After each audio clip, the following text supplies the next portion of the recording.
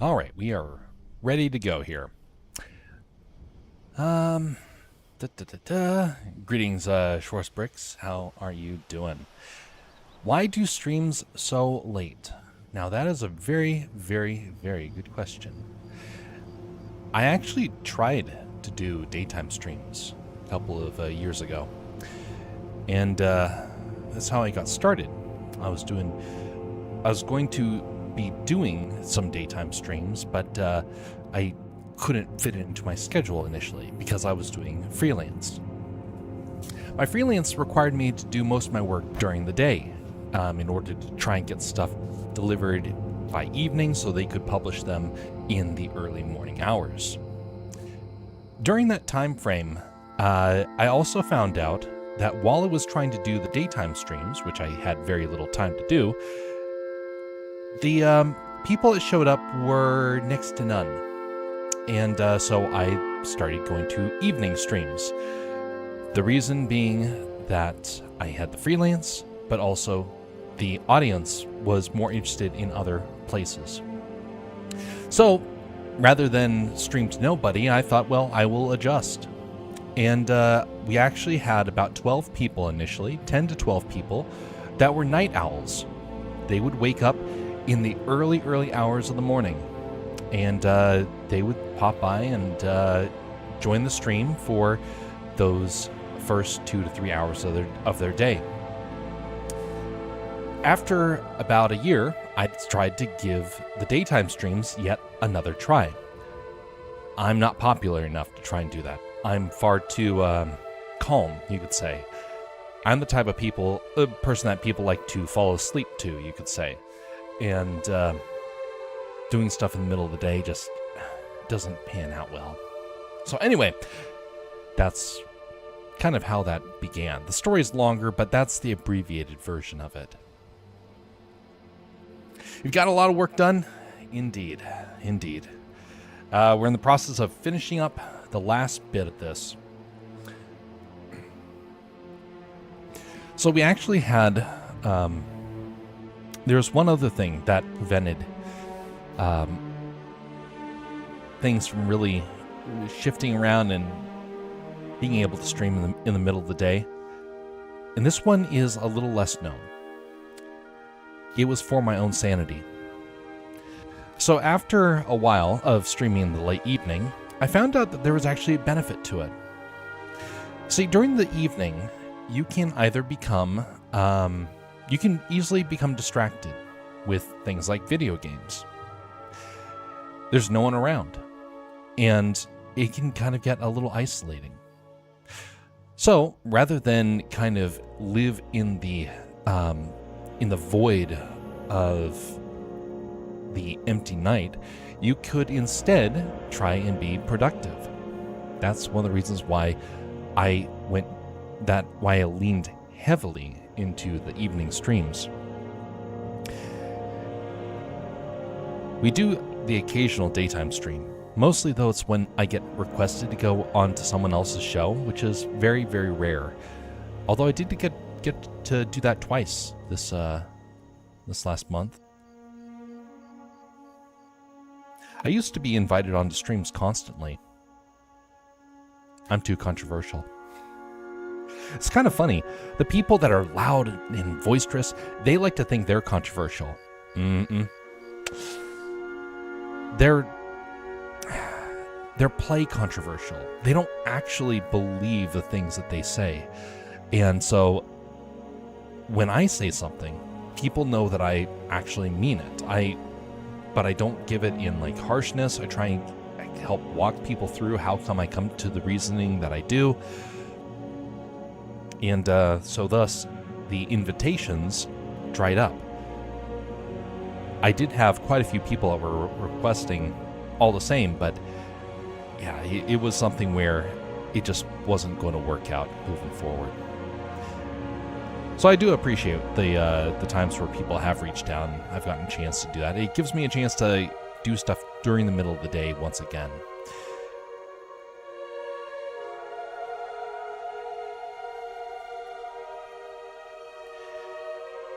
There's some animals in the wild that when pressure is put on and the ability to forage for food and whatnot is nullified, and competition is too steep, a lot of animals, some of the more cunning ones, you could say, adapt a nocturnal sort of approach. And so I kind of think of myself in that sort of way. I would still prefer to do daytime streams. I really would. There's a lot more potential. There's a lot bigger audiences that you can kind of reach, kind of justifying the time that you spend doing this stuff a little bit more. There was a stream where I decided, hey, we're going to just do daytime streams for an entire week. Let's see what happens. After the first few days, it became very apparent that I was not welcomed in that time slot. The people that were the most regular actually had no interest in wanting to be over here, which made sense. There's far more interesting, a lot bigger streams out there that people kind of have a draw for. When I am streaming in the middle of the day, the chance of actually getting an audience is usually it's not. It's like in the it's like less than half, sometimes even a third or a quarter of what the normal audience is. As such, I've gotten a chance to interact with a lot of people from around the world that have different time zones. I wouldn't have gotten a chance to do that if I was the daytime streamer. I'm only saying this because I go to sleep on the weekdays, but weekends at 12. Greetings, the one Jurassic World fan. You're just that one Jurassic World fan. Well, I think I would beg to differ on that. I think I know a couple of people that might make you not quite one of a kind. Greetings, how you doing?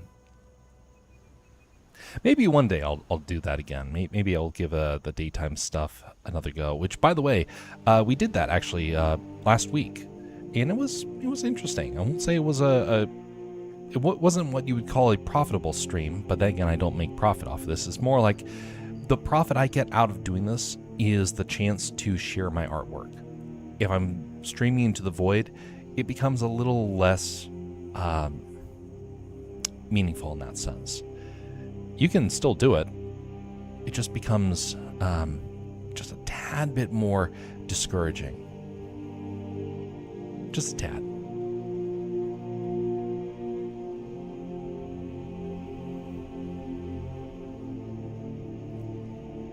Or stream at 9. Yeah, that's actually kind of a good point. Kind of a good point there.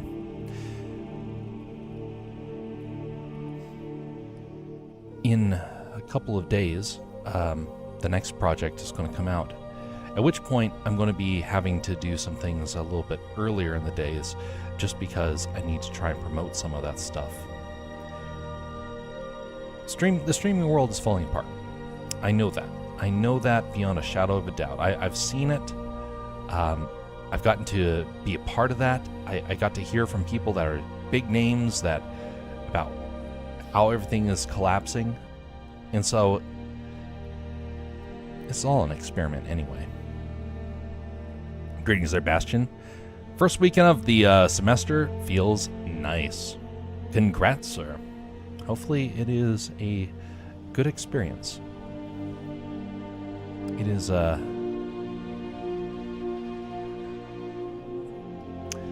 hopefully you have a field of study that feels meaningful, and that you get a chance to thrive in it.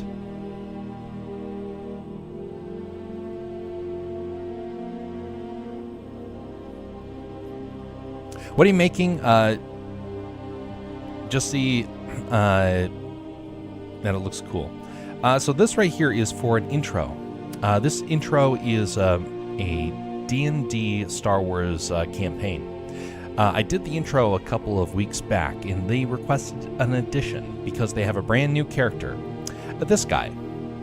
And so I'm taking the opportunity to not only draw the next part for it, the goal is to try and get better at my composition, because I need to do that for some of the projects I'm working on. I need to get better for some of those things to pull off.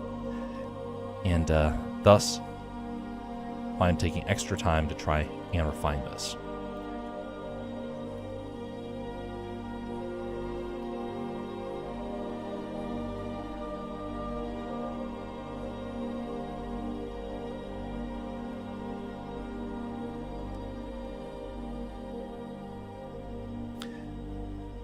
I was asked once if I was going to make a comic, and I said no.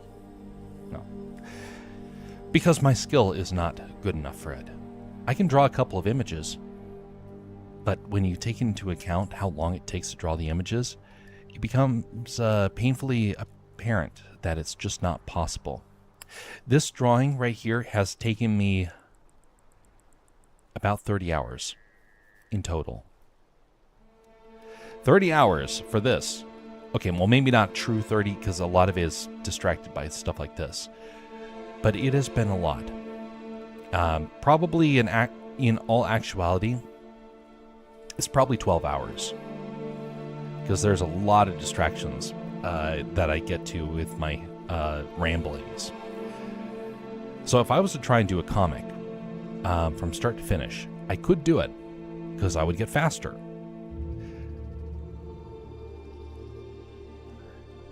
I actually thought about doing that, and I got very close to actually committing to something like that. And then in the process of trying to write the comic, I realized the story was too complex. It would have to be a massive, thick book. Or it could be just an average book if it had no illustrations. I chose to go with the no illustrations route. Well, mostly no illustrations. We'll see how it pans out. I have very little confidence that it's going to succeed or thrive, but that's not the point. The goal is not to necessarily do that. It's to learn, because the bigger projects are coming down the pipeline. I want to be able to prepare for those, and I have to get better at my writing in order to really be able to pull that off.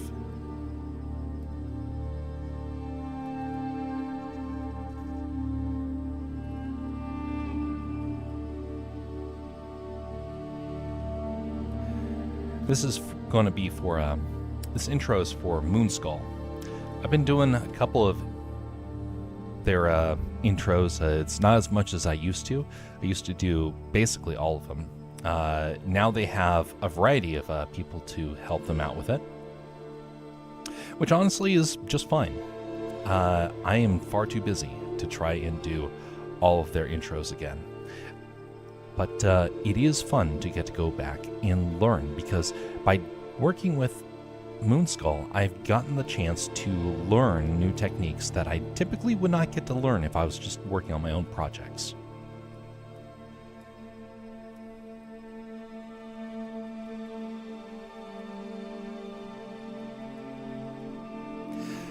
Now, I had somebody actually make a request for a comic, and that was when I really started trying to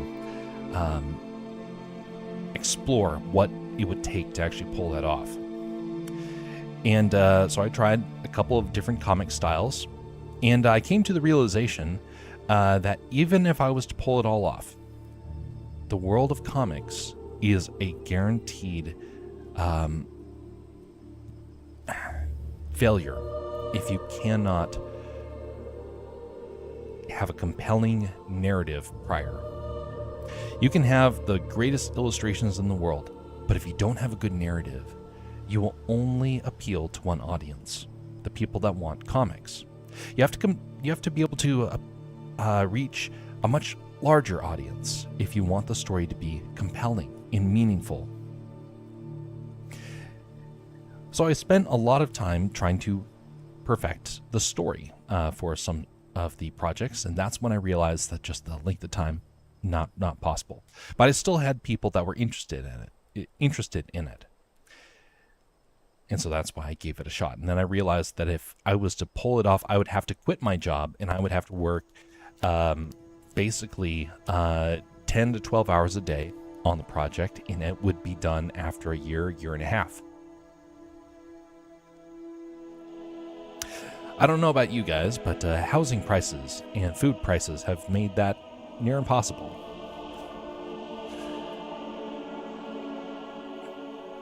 There's a guy who even reached out and said, hey, I'm going to be building a place where people, I have a place where people can come and work on projects for the cheap. And it sounded really promising until I found out that there was a lot of strings attached to it. And I was like, nope, not doing that.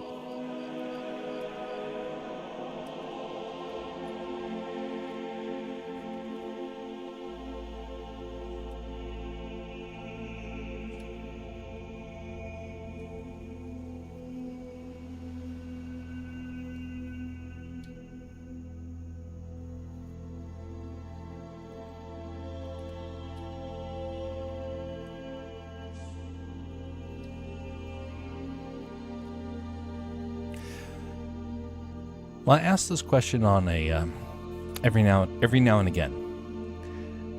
What are some of the things people have made that you get excited over? What sort of projects that really makes you think, yes, I like where this is going? Some people say that it's video games. Other people say that it's books. Other people say that it is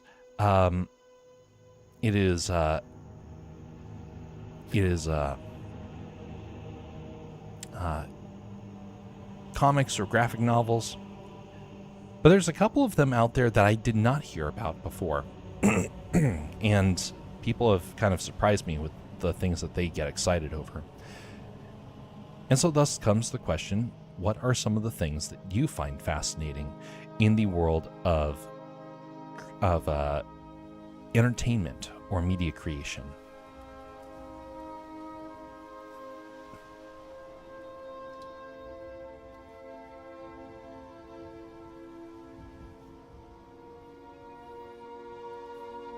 There was a guy that I got to meet. He had a project that he was working on. It looked really good. He spent a whole lot of money pulling it off. And one of the challenges was that he could not get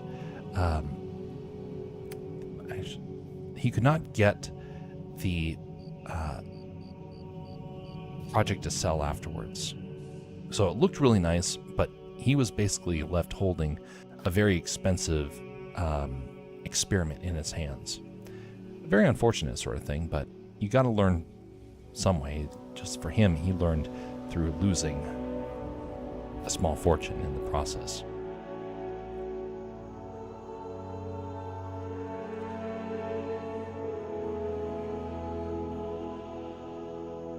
Gonna put the Alaska Man Jeff logo over here, just for the sake of it.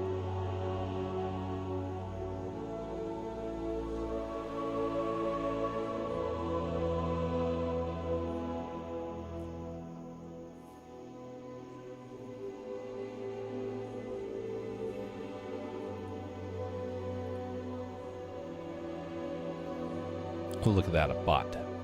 Deny.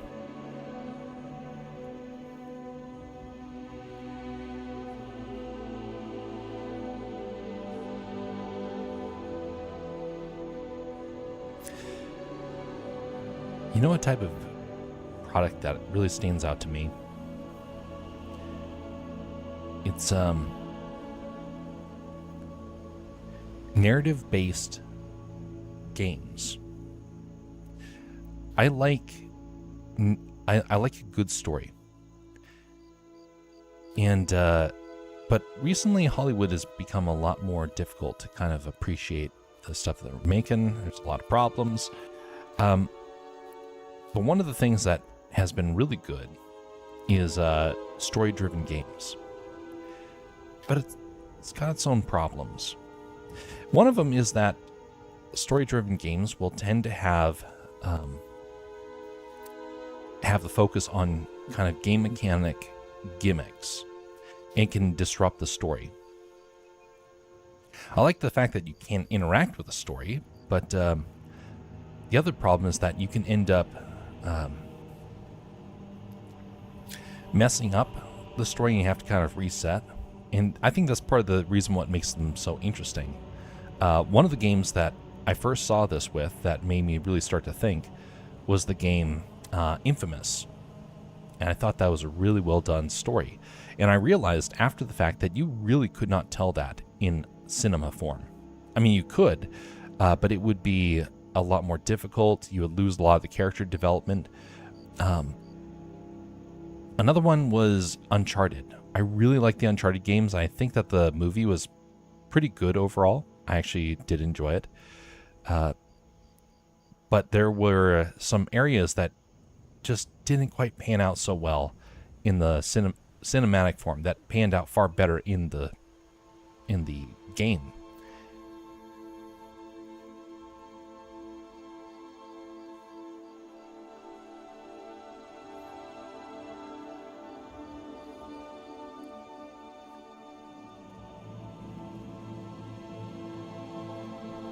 Let's make it like it was pressed into the metal here.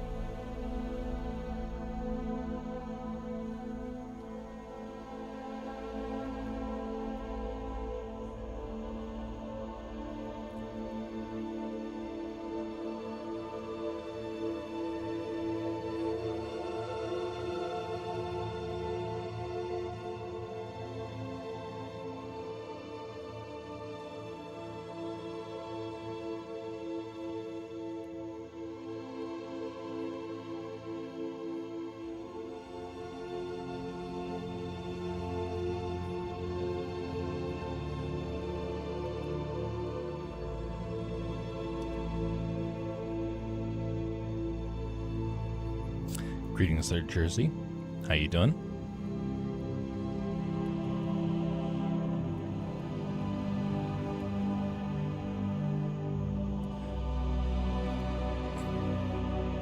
You know, there's one other thing I forgot to mention about the process of going to become the nighttime streamer. There was a guy that I watched quite a lot when I was early on in streaming, trying to get ideas for how to do things right. And I realized that, well, first off, I didn't have the personality to work with trying to do like really effective streaming. I didn't really have the patience for the making the constant videos. And so I became more of a hobbyist in that sense. But there was a guy that I watched who was more like morning time. Oh, yes, indeed. Benefits of being a late night streamer for the US and thus being there first thing in the morning for those that are waking up over in Europe. There was a guy though that he was a big time streamer. We're talking tens of thousands of people every week watching what he did. He streamed late at night, and we're talking extremely late. And kind of like my hours, but he was further back east, so he was like technically staying up into about 6 in the morning, whereas I stay up until about 2-3 in the morning.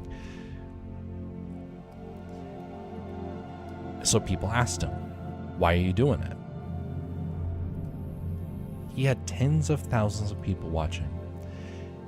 He said that when he moved to the earlier slot, he went down to having dozens. And that's when he realized the world is 360 degrees.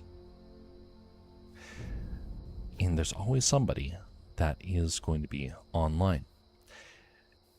And you can't compete, even if you have the large numbers. You also kind of invite some problems. And that's what he experienced as the second thing. This is the thing I really started paying attention to. He went to the earlier slot and he had harassment that was taking place.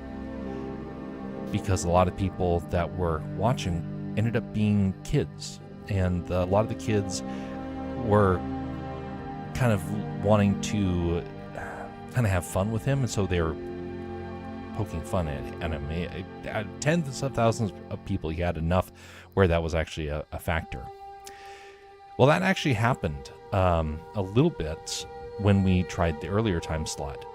Not necessarily, it wasn't like a huge issue, but it was enough to where it did cause a couple of problems. So it was like a perfect storm of things that kind of drove me to embracing the nightlife for this. I mean, what else am I going to do? Am I going to go down to a bar and during the middle of the night? I know there's some people that do that, but for me, that wouldn't go so well.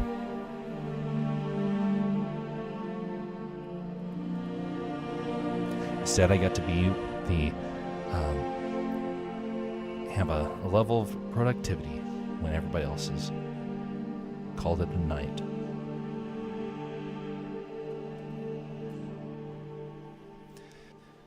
With that being said, next week, I'm going to post this, but next week I'm going to try and do the daytime stream. We've done that once this summer already. We're going to be having another one. It's going to be in the middle of the day. Basically meaning late afternoon, early evening for everybody else in the U.S. That's going to be taking place on Saturday. This is going to be not a common thing because I got way too many projects that I'm working on. But it is an experiment. And so I'm going to be trying some of that. The goal is to try and do it once a month, roughly, for the time being. And then, based upon how the projects that are being developed turn out, then that may shift. Because there's an opportunity that presents itself. And that is for production reasons. If for some of these bigger projects, daytime may actually become possibly production time with people over the internet. That'd be actually pretty neat for me to get to do.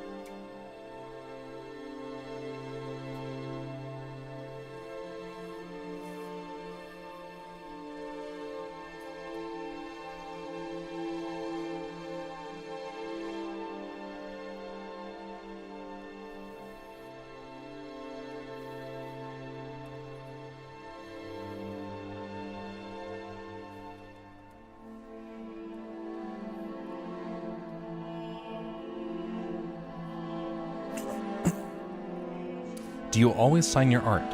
Yes, and I try and date it as well. Signing art is important for being able to help make sure that people understand that you do have ownership over it.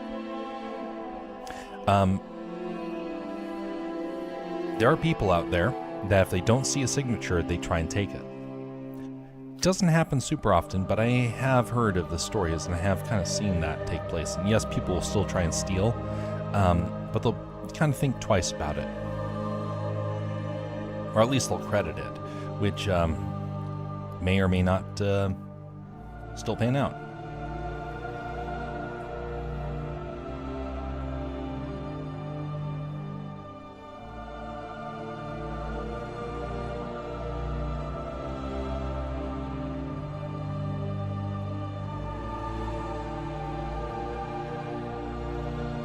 I thought that certain sites posting gives you copyright over it. Kind of depends. Especially nowadays. Let's put it this way. I am trying to figure out a piece of code. It is not there yet. It's getting close. Probably will have it by spring. Lord willing, honestly. But it'll be a piece of code that is designed to try and help protect from scrapers. So you may have a copyright on your material. Doesn't mean that it's safe. It means that somebody, somewhere, just has to turn an AI against you. And then suddenly you lose everything. There was a guy that was had his art stolen early on. I don't know the artist, but he became famous because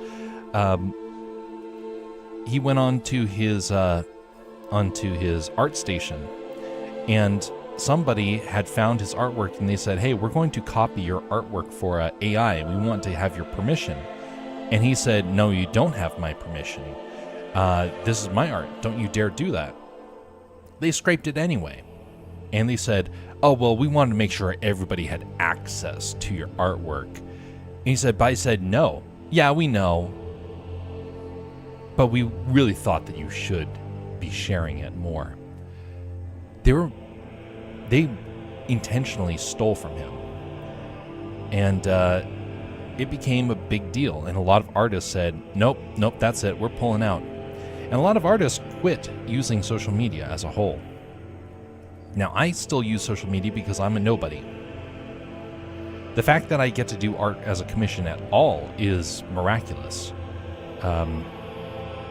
I've not told a story in a while, and I don't think it's time to tell a story again just yet. But there was a time within the last couple of years where I was a complete and total nobody. Which, by the way, I'm still a nobody. But I actually got in with the big dogs for a very, very short time.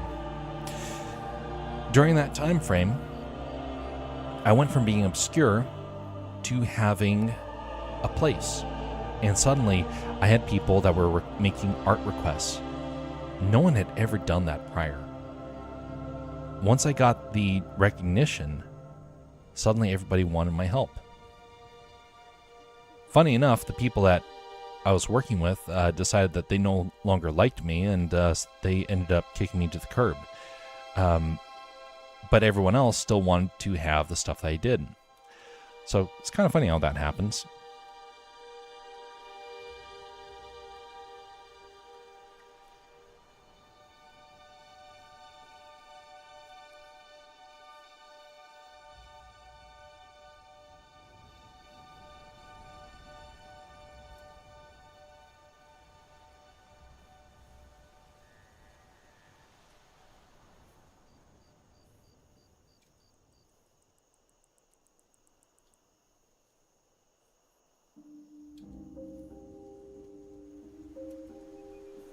What the heck? Oh.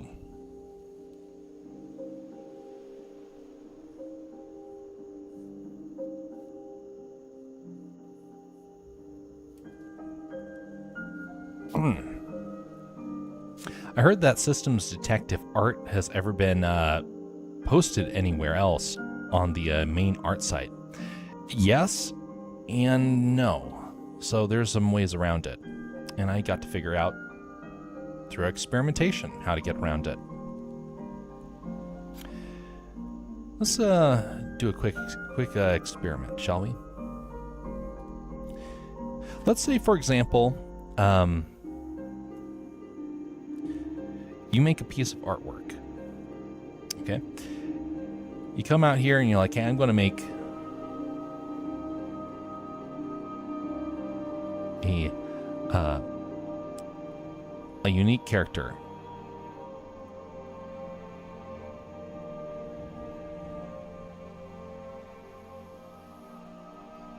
All right.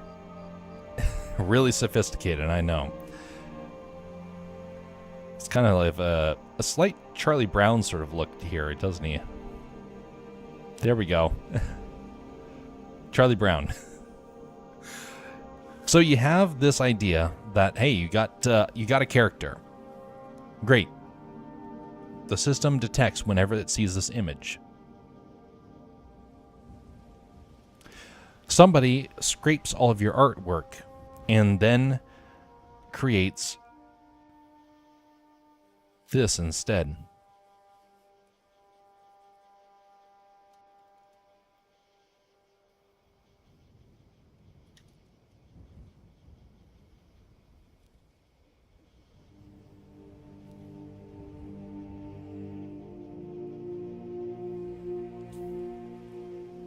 It's not the same thing. It's a different angle. And they're like, oh, well, it's not the exact same thing. It's different. It's unique. But it goes by a similar sort of name. Let's say that you named your character Bob. And this one instead decides to call theirs Bab. We got a problem. Because now, which one is original and which one's a knockoff? This is why AI has become such a big problem. This is why a lot of fan art has become such a big problem. All it takes is a little bit of alterations, and then you springboard off of the first person's success. Bob is a famous character. He's used in movies. He's used in video games. He's has a comic strip. He's got a deal with vendors to have a toy line. An artist comes along, and well, an AI artist who says, hey, I want to get in on this money. I'm going to have my own idea, and Bab is going to become a force to be reckoned with. I'm going to make a video game out of it. I'm going to get movies out of it. I'm going to make a product line off of it. Notice the problem? One is springboarding off of the other one's success, trying to claim that their success, their number 2 slot, is the same as the first. And maybe even better. Yeah, precisely. By the way, this is one of the big problems with Palworld. I know a lot of people online like Palworld. Palworld is a complete ripoff, and in my opinion, should not be legally allowed to endure until they have completely revamped the game. But even so, they've created a huge problem. A lot of their characters got their foundation off of being imitation. This is actually in legal writing to prevent stuff like this. I have actually read it because we had someone at my school years ago do a copyright violation.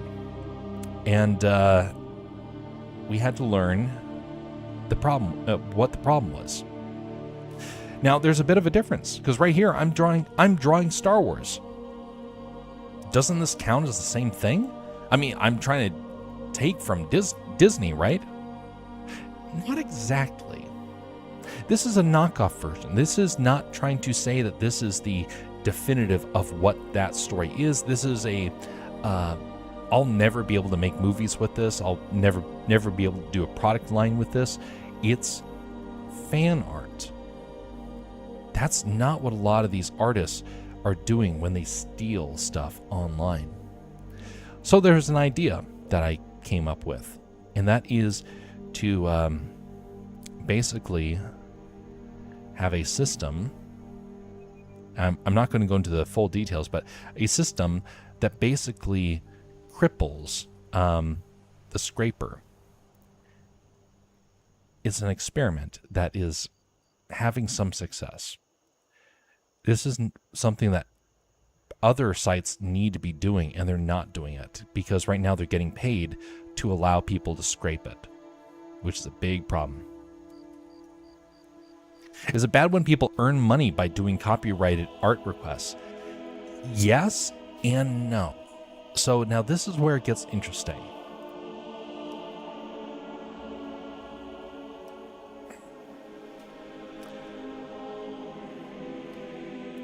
Right here I have my art scene. It's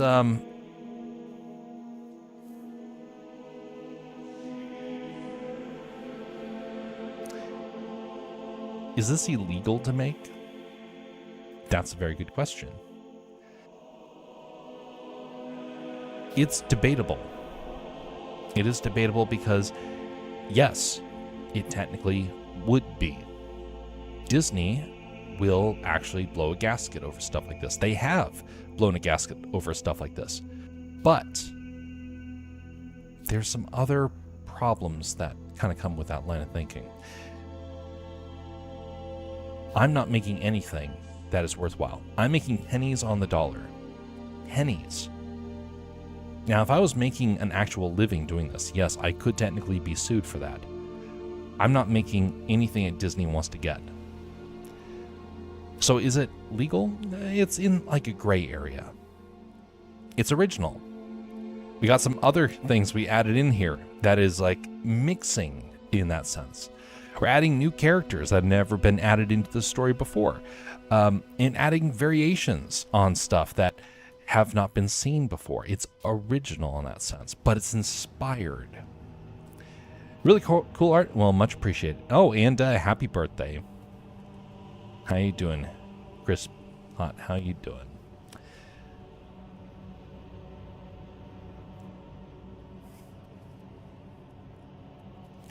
Honestly, if Disney wanted, they could come along and say, nope, that's it, you're done. And I would have to put down the pen and say, okay, we're done. A lot of people will be done if that is the case. A lot of people that have invested a whole lot of money. And that's one of the reasons why what Disney did with Fortnite and some other partnerships is kind of very interesting, because that takes the realm of power out of their hands. And actually, Fortnite got in trouble recently because they took initiative without Disney's permission. Were they right? Were they wrong? Well, Disney lawyers like to think that they did a violation, but technically they were in a gray area. They were under contract. And so Disney lawyers, being who they are, like to just throw around lawsuits blindly. But thankfully, they have lost a lot of their power. They shut down a kindergarten. A preschool. A preschool in Australia because they had a picture of Mickey on its walls. Having a picture of Mickey, a copyrighted version, because now there's a free version, is a violation. And you deserve to lose the legal battle. Well, in Disney's perspective. So you got to be careful. Online has taught us to be kind of edgy with a lot of our stuff. And a lot of people have gotten careless. And one day, they're going to learn that Disney does not play nice with other people. And they will ruin you if given the chance. So, thus, you gotta always be careful. Don't just... If someone comes along and says, hey, I want you to make a Star Wars comic, for example, you would have to say, no, I can't do that. And what's more, you're going to have to warn them to be careful, because Disney will come for them and will probably ruin them forever. That's how their company works. You got to be careful.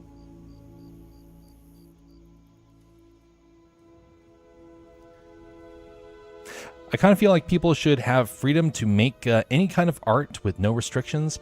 I don't think it's not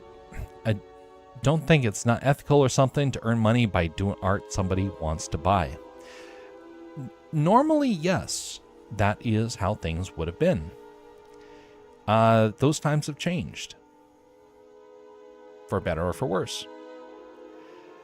If you try and do that now, lawyers will have your lunch. They will shut you down. They will steal your house.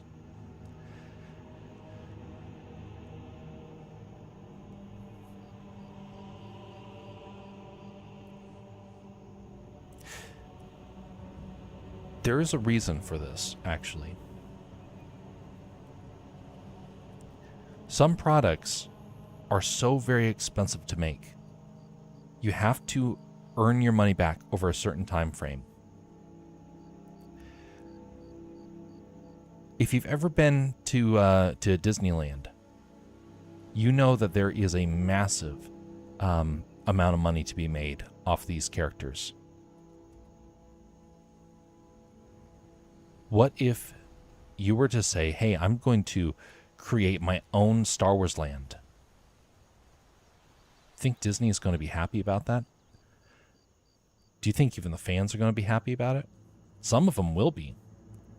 And honestly, there's a video game I would love to make with Star Wars. It's very original. I've never seen someone make a game like this before, and I think it would be really good for helping to reinvigorate the fan base. But I can't do it. Legally, I can't do it. Disney owns it. And if they decide, they can ruin everybody that is tied to it, regardless of whether or not we think that it's right or not. Now, there's a guy that I know. He has a story idea that he wants to try and create. He's invested a whole lot of money into it, and it hasn't panned out. What if someone was to come along, take his product, and because they're fans, they made a variation of it, and it's actually successful? Do they get to keep that money? Or does the original creator get to keep that money? He was unsuccessful with his product. Well, that's where it gets tough. A lot of people will say, no, I deserve that money. And it's the mere fact that there is money involved. That's the problem. If there was no money involved, no one would care. Well, mostly. There was a Star Wars short that came out years ago. It was about Darth Vader versus Obi-Wan. And when it first came out, the person who made it was starting to make a whole lot of money off of it. And Disney blew a gasket. They didn't care until it started making money. Then they cared. Same thing for stuff we make. We might not have an interest in it until it starts making money. Then we're like, wait a minute, I actually want my cut. Especially if you feel robbed because somebody tried to shut you down early on in the production. And then you're like, well, I was shut down. I didn't have a chance to even succeed. That's a very real feeling a lot of people have.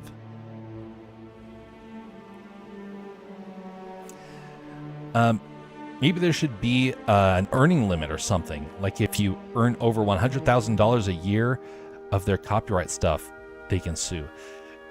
That's actually a very high number. Let's put it this way. If I wanted to, I could create a Star Wars story that could probably earn between $100,000 to $200,000 immediately.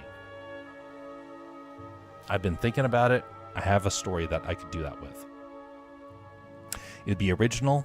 It would have a whole lot of new characters. It would have some original characters. If everyone does that, that creates a lot of problems. Not just for the people that own the product, but the people who are fans, actually. It creates a lot of extra problems as well. It decanonizes everything and creates a world of trouble. So after 70 years, a product goes into the public domain. This is one of the things that the US kind of helped spearhead, because they realized how easy it is for people in the creative sphere to lose everything.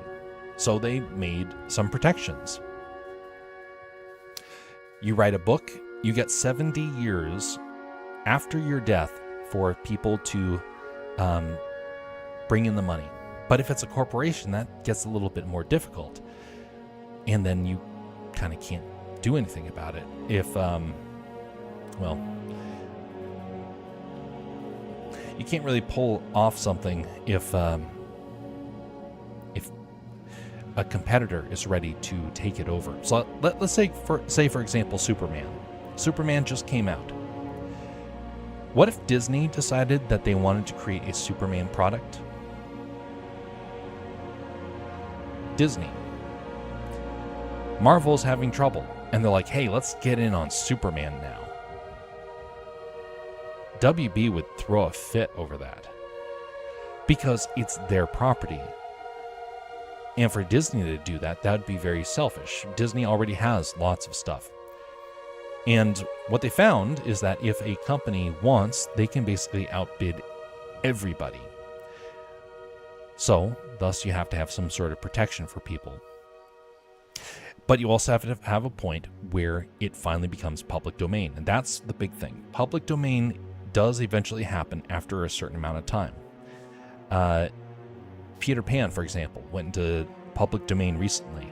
And you know what people immediately did with it? They made horror movies. They're making horror movie stuff with it. Winnie the Pooh became public domain. People started making horror stuff out of it. That's the worst possible way that a lot of this stuff could be created. That kind of just... A lot of people have said, hey, we wish that it had never gone into the public domain. A lot of fans of the original stuff are like, this is destroying our childhood. And it's creating something terrifying out of something that was joyful, something that changed people's lives. So now you have fans that hate when creatives do that sort of stuff.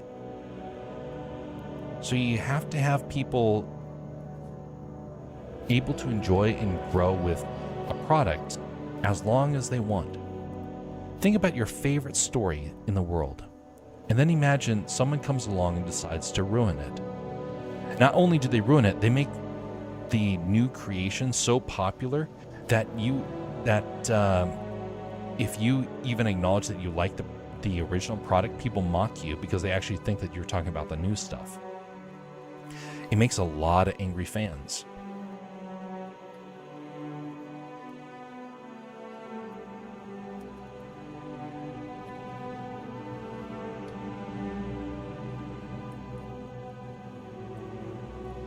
Isn't there a legal way to ask owners of copyright to allow it?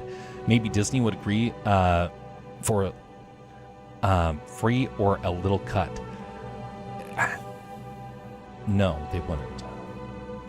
I mean, they did. They did with Fortnite, and immediately their lawyers started having a fit.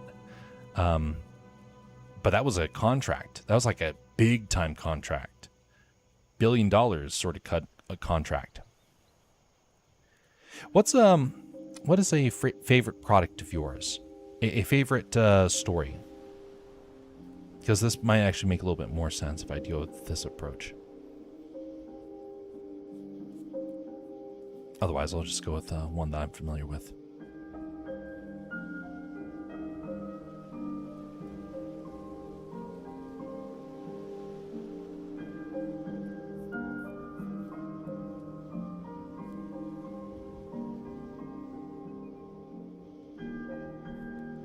Actually, wait a minute. Do I? Let me see if I have something. This actually might make sense here. Like movie series, books, games, yeah, of those likes, anything in that range. All right, the stream might glitch a little bit, so stand by.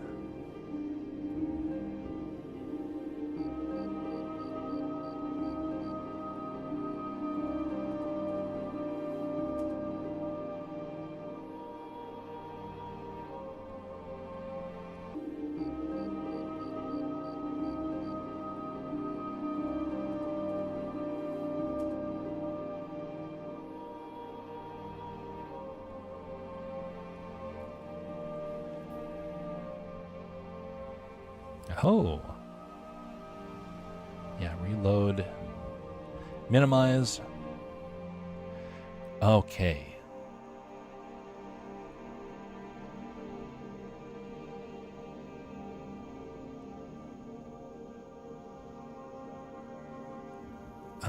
Maybe it's part 2. Part 1? No, probably part 2.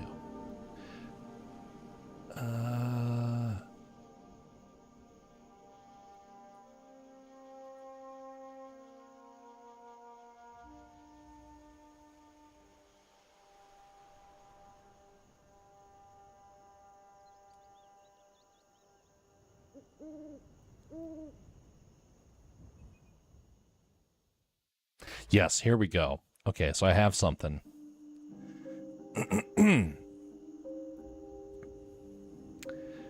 So, I don't know, original Alien movie, and the one that inspired them. Okay, well, we'll go with this thing that I just remembered that I had. So, let's go with this. So I've yet to actually see the Alien movies, come to think of it. Okay, so I want you to imagine. We're gonna go with Star Wars because I've been doing a Star Wars painting this whole time. I'm going to read a bit of the fan fiction that I wrote a couple of years ago.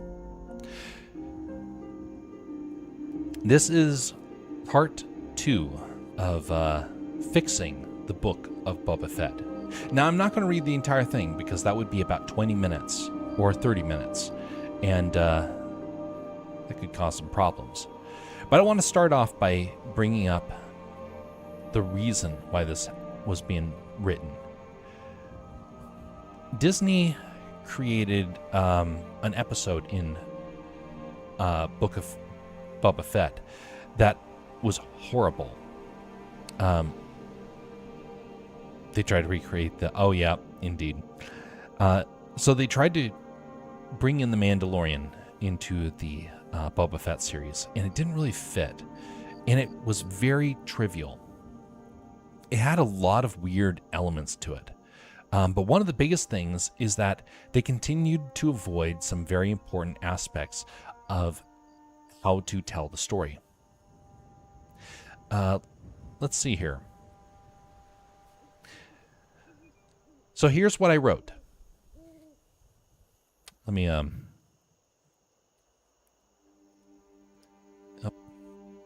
just a second, let me put this out here just so we have a visual in the background because I can't put this up, okay?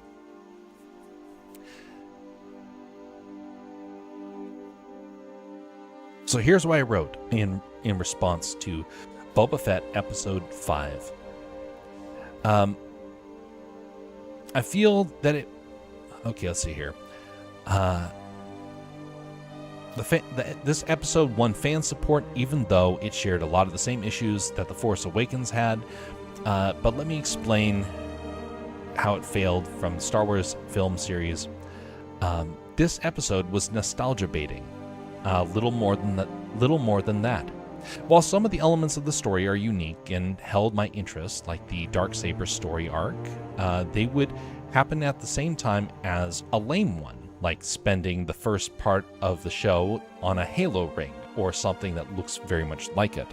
It would have been better if they had instead decided to create a shipyard, which would have actually been lore accurate. The first world was new and didn't fit the Star Wars universe. This is because planets are so plentiful and there is no justification to build a ring world, even though it is based upon Halo. It mentions it almost as if Disney is trying to cash in on the ring world concept since Halo is coming out in a few weeks, which, by the way, it was.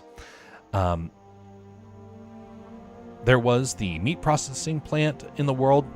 There was a bizarre series of events that took place with some of the locals, and so forth. Here I would like to try and recreate the story as I would have written it for Boba Fett Episode 5. Now this is where I actually write the write a fan version of this, how it should have been done and how it would have been lore accurate. Okay, here we go.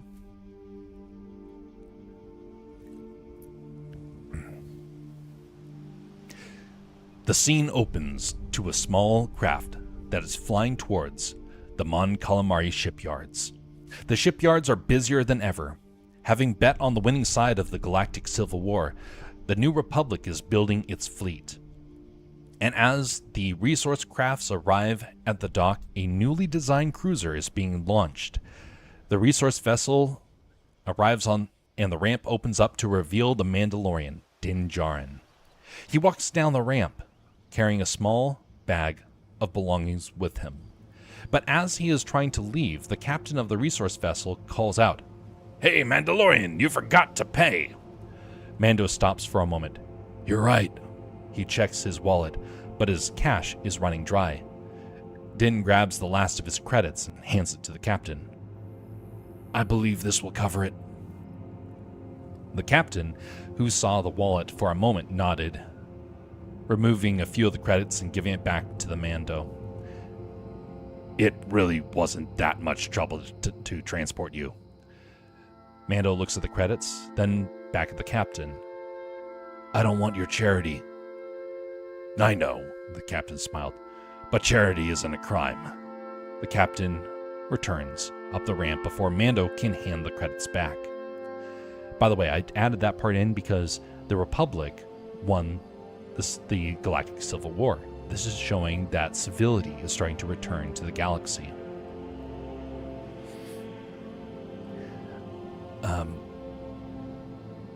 Mando turns to leave, pulling out his tracking fob. The signal is weak and starts to cut out. He checks for any damage on the device, but sees that it's in perfect condition. Curious, he decides that he needs to have it inspected. He looks at some of the crew unloading the resource ship and approaches some of the rougher figures. "Any of you know a fob repair station?" The alien faces of the workers twist in a cruel smile. "What type of fob?" Scene transitions, and Din is entering a sealed resource port, where the energy field covers an opening for small to medium spacecraft. And to the side of the hangar are several boxes with strange markings on the side of the area in a small building where a mechanic is working by himself. Din enters the building. "Excuse me. I hear that you might be able to assist with a faulty fob." "I work on fobs all the time. What type have you got?" Din places the tracking fob on the counter. The mechanic jumps back a little. What are you playing at?" "It's not broken, but I can't get a signal." "I'm not helping you fix that. I know how you bounty hunters work. I got friends here on the shipyard. I would never forgive myself if I helped you. Besides, you're at a shipyard. The Mon Calamari shipyard? Only high-end trackers have a slim chance of working here." "This is high-end." "Apparently not if it's giving you trouble." "It's no matter. You just have to, just have it here, just having it here would alert our security system to your presence. You're being recorded as we speak. You know that, right?" "Except this place. One of your so-called friends mentioned that this section of the shipyard was damaged some time back. It was never fixed due to more pressing issues. Your friends also said that that's why you're working over here, because you know the security holograms don't record this sector." Some friends. "Very well, let me take a look at it." He pops the back open and uses a magnifying glass to inspect it. As he does so, Din looks out of the window when he hears an engine of a new warship being launched into hyperspace for its maiden voyage. The room shakes, but the engineer doesn't flinch. "I see the problem." He takes off his goggles. "You're tracking a mark, but the tracker only works when the security system has been compromised." "What?" Mando says in confusion. "Don't tell me you don't know how these things work. No wonder why you came looking for help. Look, these things are hackers. They infiltrate a local security system, and since most cities have them, you'll never need to know how to find somebody. You've never needed to know how to find somebody, but now you're on the Mon Calamari security system. This system is one of the best in the galaxy, and will not be so easy to compromise. Even the Empire was unable to hack us. By the way, that is also lore accurate. Most New Republic systems are the same, but if your mark is legal and endorsed by the New Republic, I still hope you fail. What does that matter to you? Look, you bounty hunters are all the same, cold-blooded killers. The Jedi live by a code that kept them from killing without a trial. You have no such honor. Din starts to leave, but the engineer stops him. Your fob is now a tracker for the shipyard system. And now the system will find you. I would advise destroying it. The Mandalorian hesitates, then tosses the fob and shoots it. The blast propels the device far from him. Thanks for the warning. Now the story goes on from there, but I wanted to read that part because that in itself would immediately get a lot of fans excited. Because what happens in the actual episode is so insulting to Star Wars lore that it just leaves you with anger.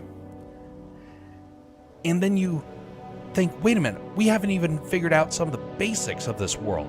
This tries to address some of those things.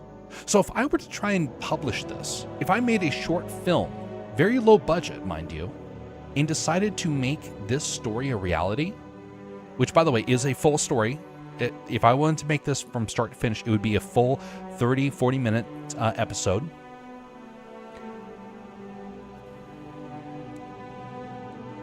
That's cutting into Disney's profits, but it's doing something else.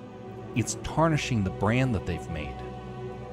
They don't want this story out there because it disrupts the narrative they're trying to push. That's what makes these companies never want to do that. That's why even if they had a deal that they struck with creators, they will never allow it. I have a character that I want to use someday. He's over to the side. He appears over there every now and again. He's a little cartoon beaver. When I make the first episode of that, hopefully someday in the near future, and it's not the final character, by the way. It's like, that's a side character. The actual character I have not drawn yet for public viewing. If I was to do that, I would not want to sell that thing because someone might decide that they want to destroy it. I want to tell wholesome, family-friendly stories. And I want that character over there to help me do that. But what if somebody comes along and says, hey, there's this guy who's making who's got this cute critter. What if we made him actually a mass murderer? And then let's hijack his show by doing that. Suddenly, my desire to want to make a good character becomes destroyed. It's really frustrating, honestly. And that's why big companies are very, very careful. They don't want their brand tarnished. That's the biggest problem. That's why my story will never make it, because it disrupts everything. Now, if I was to make a completely another world with different names for everything, and actually making a similar sort of place that is akin to Star Wars, I could actually do it, because it's not the same. They'd go off in two very different directions. I could do it. But no one's ever going to fund Alaska Man Jeff's Star Wars adventure, well, Star Conflict adventure. No one's going to do that. So thus it will never happen.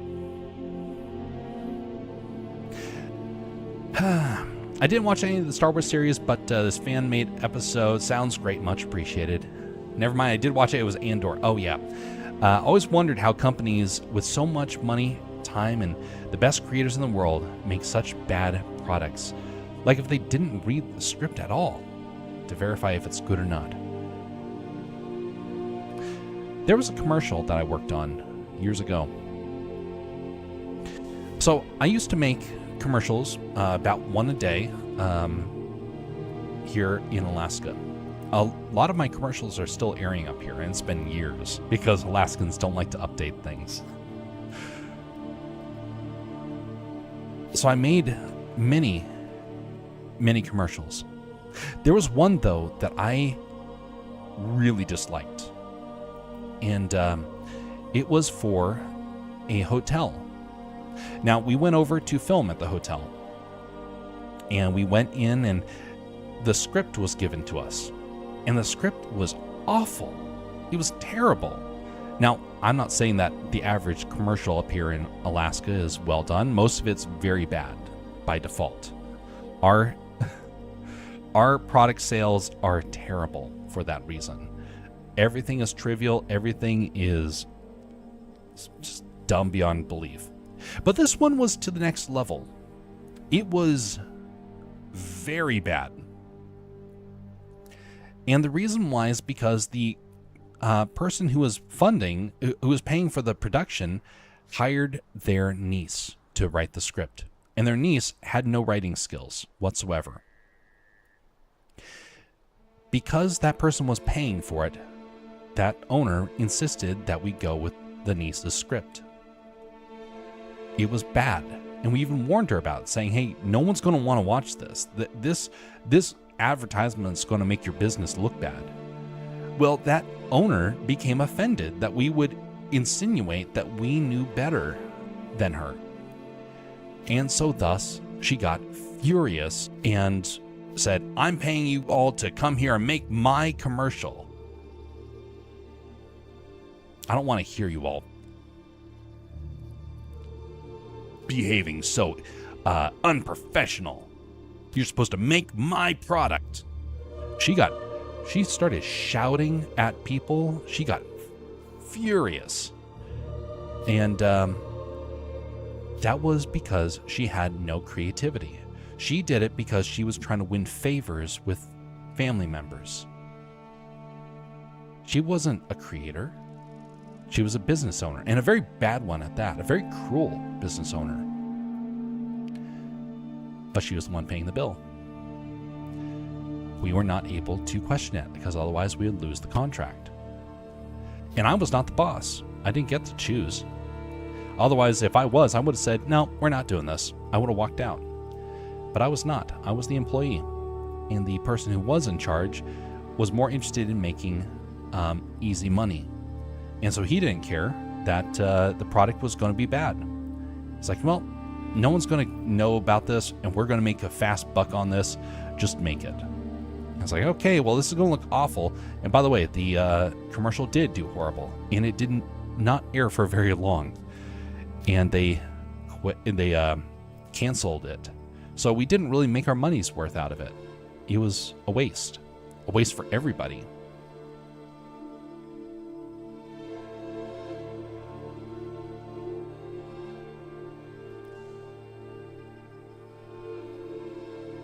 Think about that.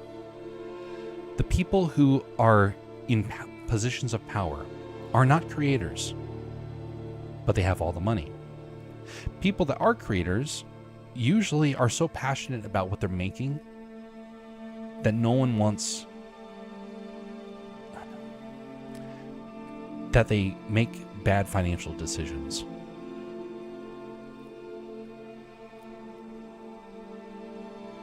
I have a story that I'm writing. I'm getting very close to it being completed.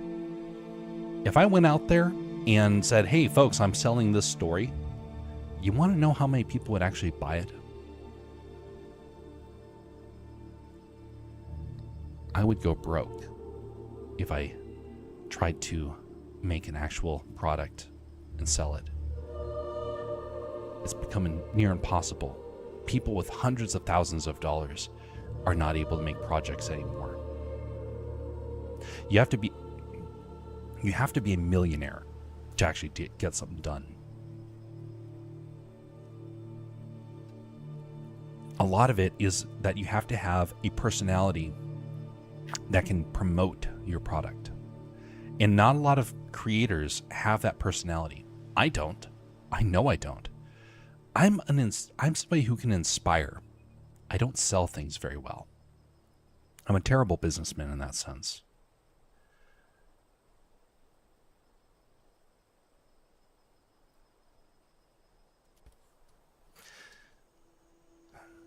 So Disney comes along and they're like, well,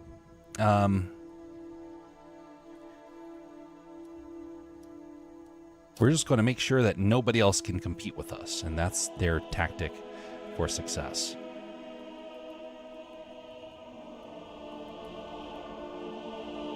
And they just sue and they cause all sorts of nonsense.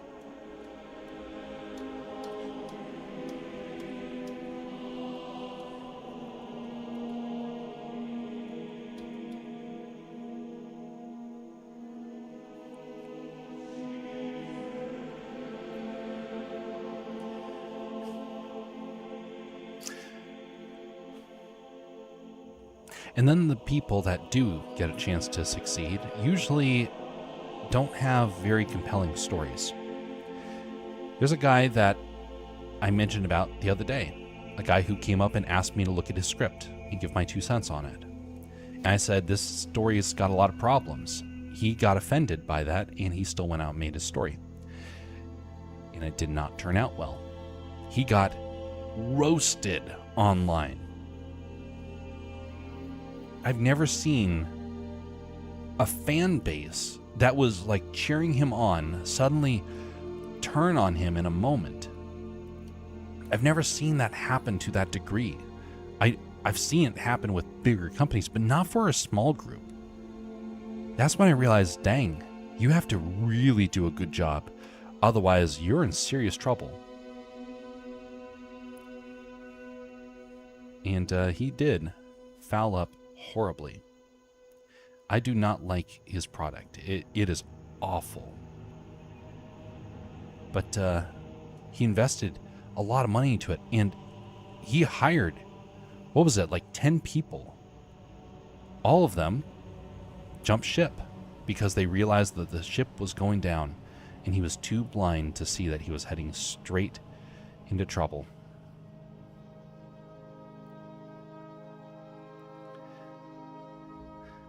So this raises the question, if you were to try and make a product, one that is good, that you've tested with fans, how do you put it out there without shooting yourself in the foot? I don't have any answer to this, by the way. I have more just theories, because if I knew, I would be doing it. I don't. So thus, I'm not an expert.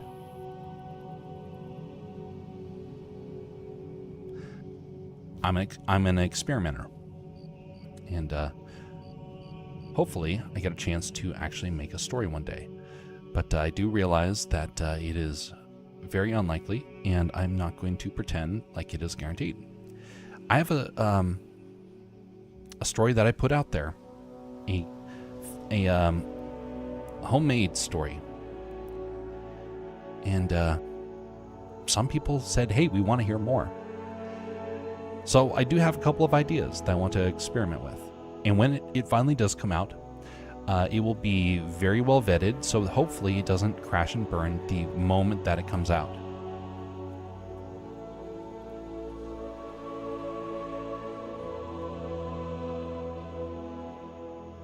But if you're a company, a big-time company, how do you figure that out? Well, you have thousands of people on the payroll. You have to figure it out fast, otherwise you lose everything. I'm not going to be redoing that wall in the back because you can tell the texture over here has gotten so much better. This was my very first walled panel that I painted, so you can see the progression of quality throughout this thing. It's been very interesting. Anyway, we're going to call that good over there, and we're going to come back and do some details for this guy over here, and then we're going to wrap up this shot and go on to the touch-ups for the other stuff. But anyway, if you're a company, how do you solve this problem? You need to test. And a lot of people will spend all their money testing things because they don't understand what makes something good. They didn't get into their position because they're creative. They got into their position because they make money. And they only know how to create if it's money.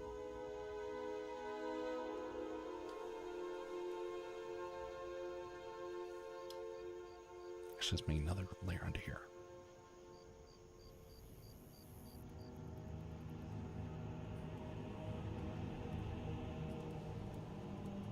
Yesterday I watched second worst movie I've ever watched, ever with a friend, and it was very hyped about it. Even though I said the movie had bad reviews from critics on YouTube and I was very hesitant to watch it and expected it was terrible, I feel like we had more fun making fun of it and cringing about it than actually watching it. I know that feeling. In summary, we had they had a great series to work with. Previous two movies were great, but the script was so terrible. There was no goal, doubtful. There was reasons for anything. So here's something to remember. Poor character development, if it had any, and stupid scenes. I feel like they wanted to spit into fans' faces. Yeah, that's a very real problem. You know, a lot of people that are in the media industry are ideologues. They have an agenda, and they don't actually want to be making stuff. Honestly, they want to be changing the world, but the way that they change the world is not very effective.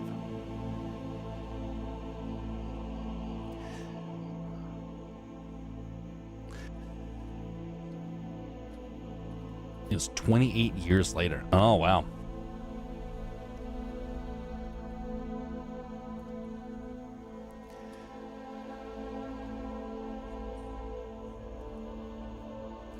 Whole recorded with iPhone was just a big cherry on top, of which we commented every time.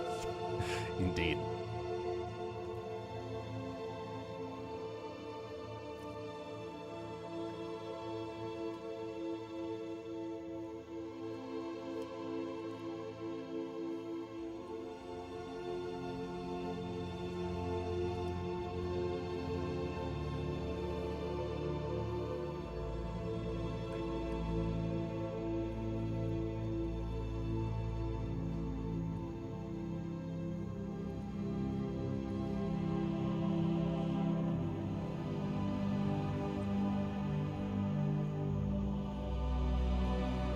So here's a question.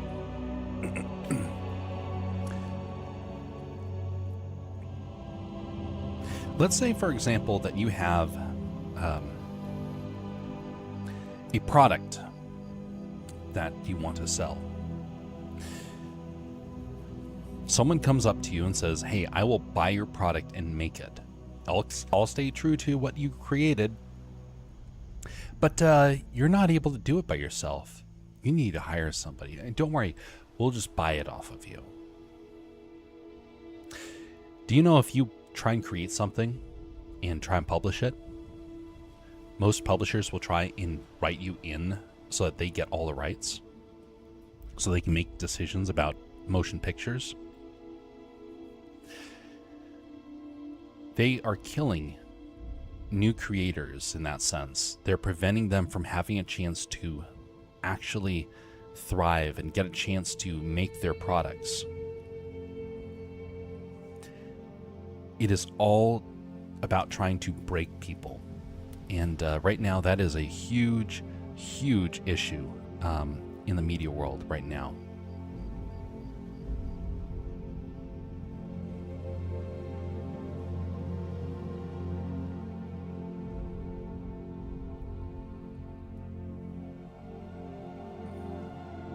If you want to have your own creation really prepared for the big screen or for a book, you have to do it secretively, in a way.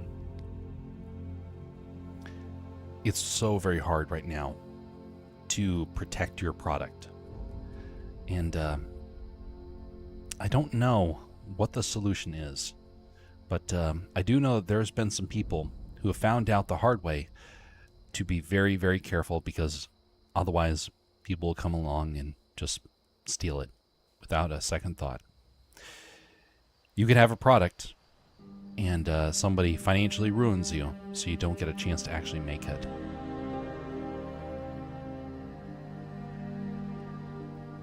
There was a film, I won't mention what it is because honestly they might actually still continue, but there was a company that I actually was trying to look into work for at one point. They made actually a really good story. It was compelling, it was meaningful, and then in a moment they went under. No warning, really. It was all very weird. And it turns out that big companies realized that they had potential, they had talent, and so they gutted them. They made it so that they could only make stuff and send it to film festivals. They couldn't sell their product on the big, on like some sort of network. They were gutted. A couple of years later, all attempts to try and do this sort of stuff disappeared. A lot of people that were trying to get into the industry failed, and a lot of folks just gave up at that point. There's a guy out there by the name of Young Ripa. He's the one that I've kind of poked fun at every now and again. He's got issues in many ways. But one of the things that he's got a big issue in is denial. He doesn't like to think that somebody else has actually done something that he is kind of following in the footsteps of. But alas, that is indeed the case. A lot of people are actually were creating stuff long before him, but he wants to be seen as like a great, inspiring creative, and that he's changing the industry, when in the end he's just following the footsteps of giants, and kind of failing at that, in my opinion. So I bring that up because he said a couple of months back that he was doing what no one else could do. He was reshaping the industry. And it was very easy to figure out that he was not, actually, and he was kind of 30 years late. There were people that had already done it back in the 90s. And he was acting as if somehow he was the great originator of it all. No, he was very, very late to everything. And so thus, a lot of the stuff that he's trying to make is built off of vanity in many ways. And I don't think that his products are very good. His products are, in my opinion, very mediocre. Maybe they're not bad, but they got problems. And a lot of them lack morality. And I have a big issue with that. Because if you don't have morality in your products, well, you can get into some dark areas very quickly. And he's kind of done that. He's made some big mistakes. And he doesn't realize how he's alienating people.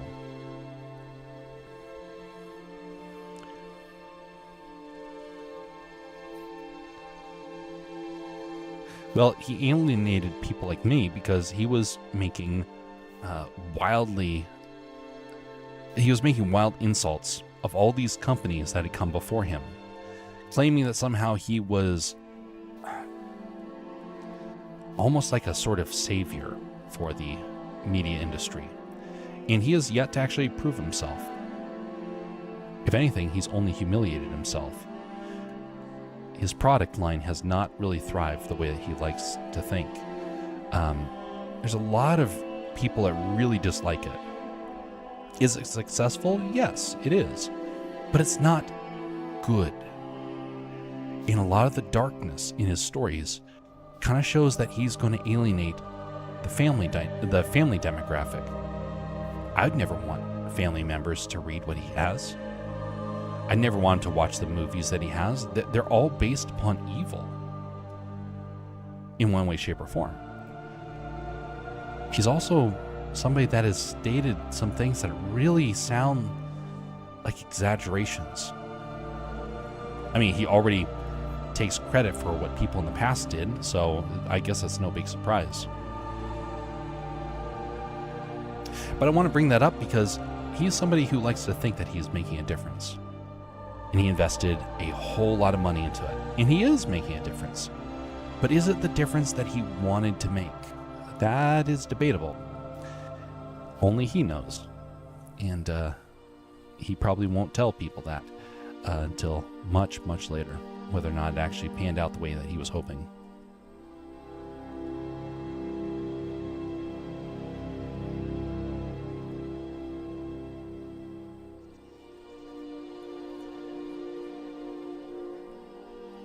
But don't discount what other people have made. Realize that you're one of many. So how do you get started then? I mean, he's somebody that has been wildly successful. He's also not been wildly successful at the same time. I have a friend that's been more wildly successful than him, and he's a nobody. And when I say wildly successful, I mean that percentage-wise. Percentage-wise, he's made more. Maybe not actual dollar amounts, but percentage-wise more.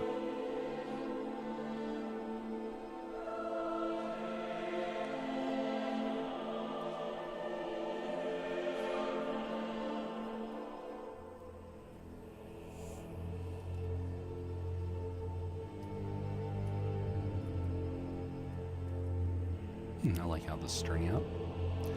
Let's merge this down. Double check that it only dealt with that area. Oh, I forgot to come over here and correct this. Where's that? Here we go.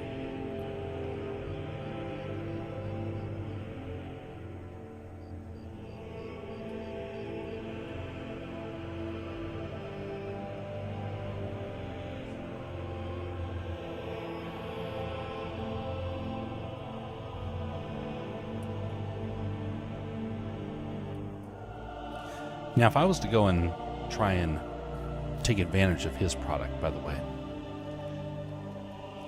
because he's had some wild success in terms of sales. Let's say I want to basically do a knockoff version of his most popular character. Actually, wait a minute, let me just move this to the front. It's going to be more reliable here. So I want to make a knockoff of his most famous characters so far. I could do it. It could be successful. I think I need to separate that here. Grab this side and layer via cut.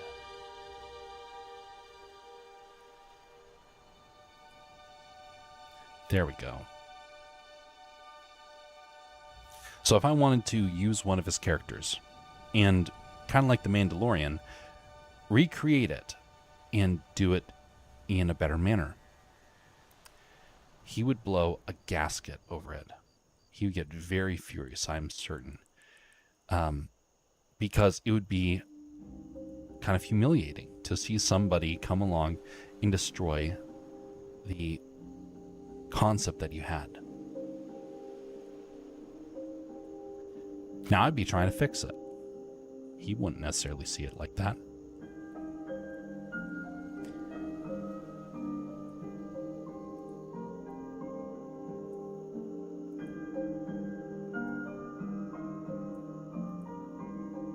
We're gonna add a little bit of debris over here when it's said and done here.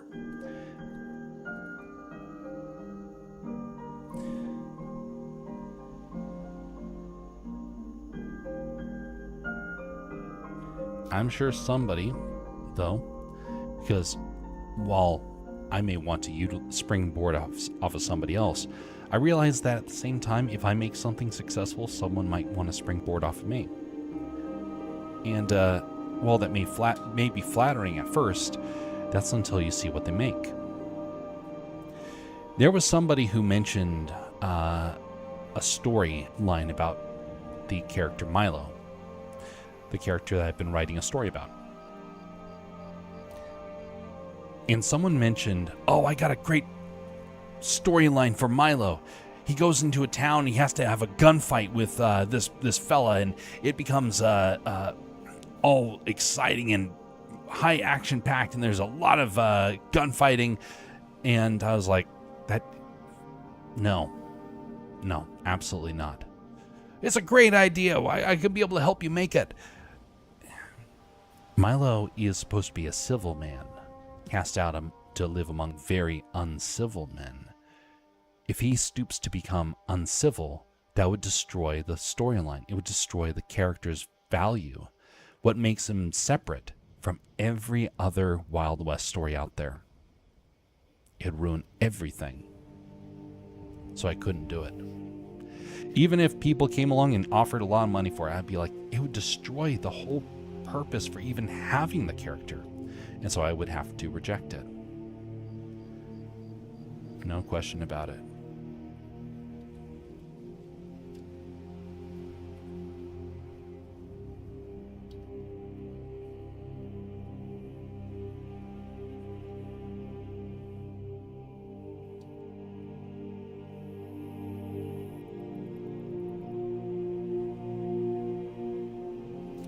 Why is that not coloring? Oh, that's why. This one right here.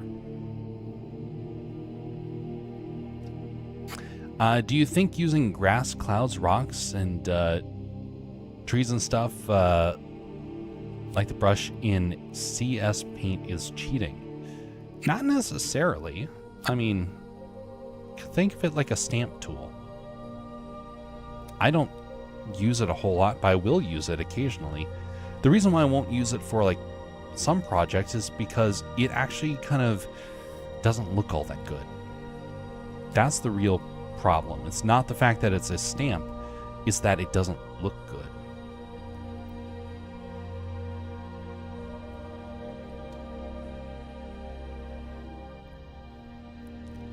Let me give an example right here, because I've actually had to do this process quite a lot over the last couple of years.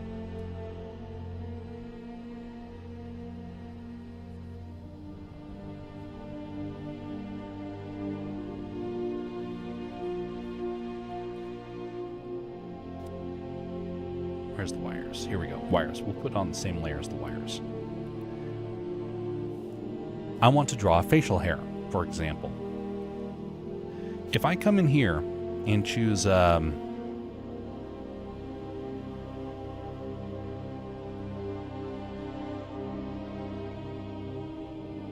see, where is it? Oh yeah, it's under scenery.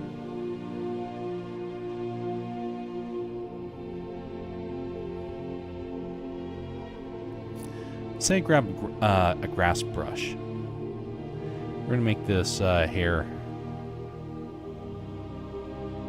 reddish brown.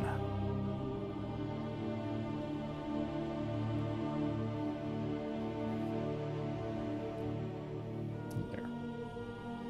All right, we're going to start off just by putting some facial hair on this guy, because grass and hair brushes tend to be the same in many cases. So we're drawing a beard, okay? I know, beard on a robot, weird. But that's actually what the final product's going to have. So we got a beard on this guy. Looks interesting. Let's darken it up a little bit. Pretty fast, right?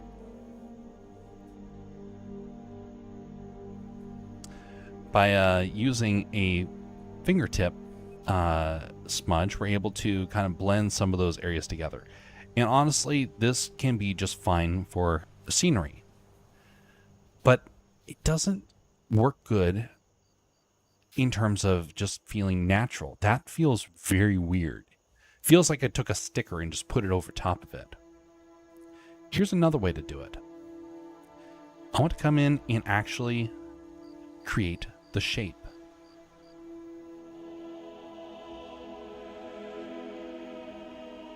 So notice what I'm doing here. I'm just doing short little stretches. By the way, I do the same thing with trees, with rocks, mountains. I'll do the same sort of technique.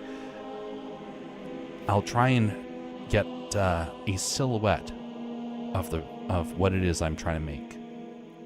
And we're not going to have it go completely all over the area. We're going to have it have a little bit more form. And now I'm going to start coloring some of it in. So notice that this is not taking a whole lot of time. I'm being very quick with it.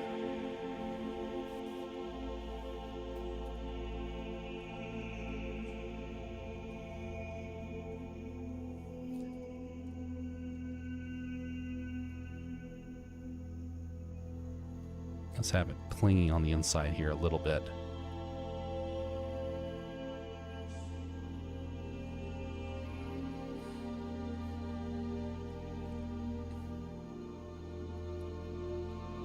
Have it reach out a little bit like that. And now let's add in some highlights and some shadows. So we're going to come in here and we're going to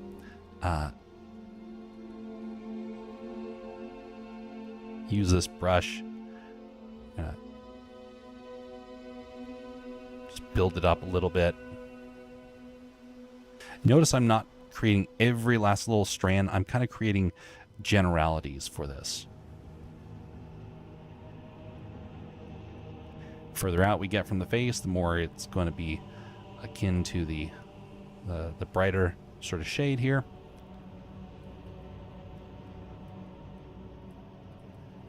Fill in some areas a little bit more along the outside here. And now come in with shadow. Amount of paint.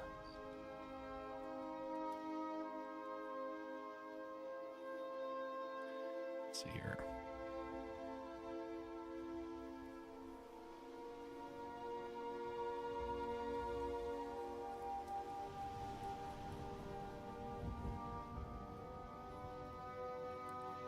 Have maybe some extra lines out there to help break up the hair that extends out.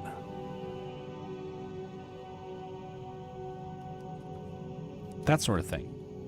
So now, which one? Well, actually, let's even just add a little bit of extra shadow on the inside and add some highlights right there. Just add a little bit extra dimension to that. So, thus raises the question, which one turned out better?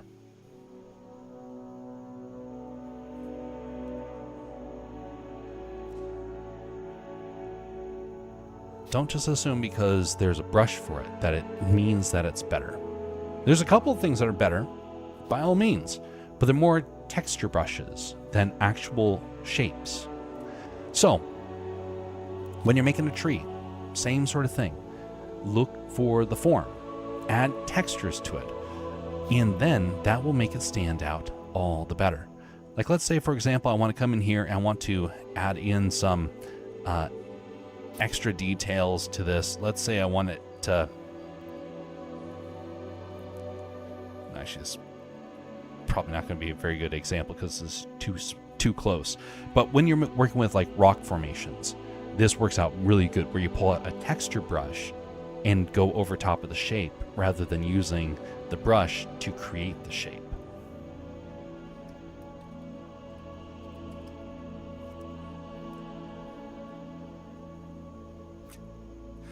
All right. Here we go. Wires. Actually, I'm going to color that one. Put it as yellow.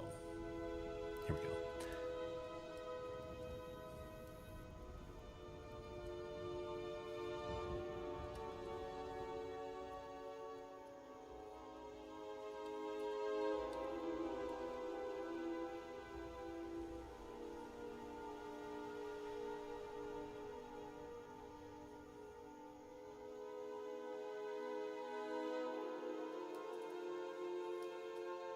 We'll have it where it's just red and blue down here.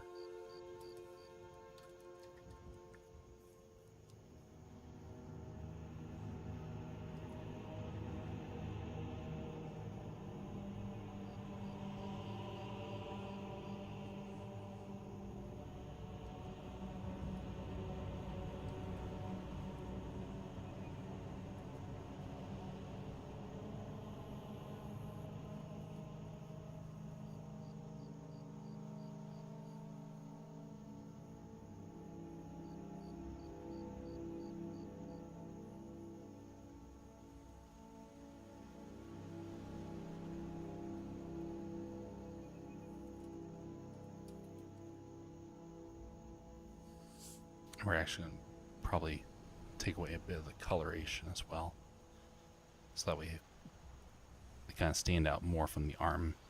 It's like these are the ones that have had time to weather. Um,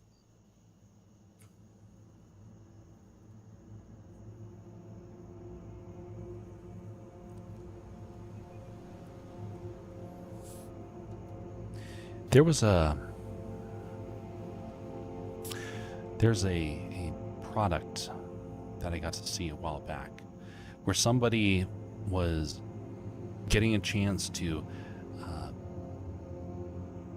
create something original using an old story.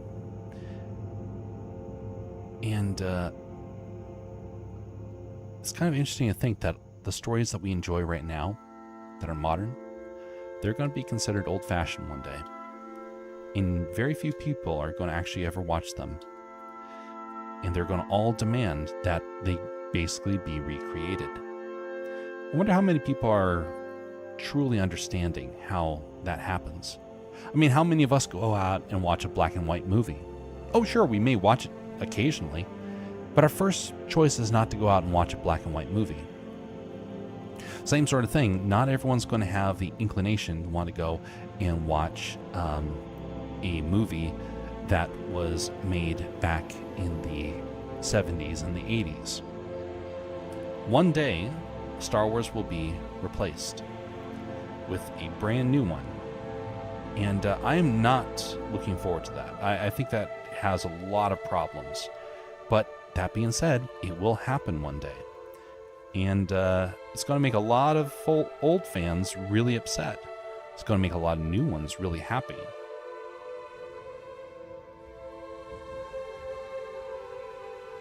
So who's right?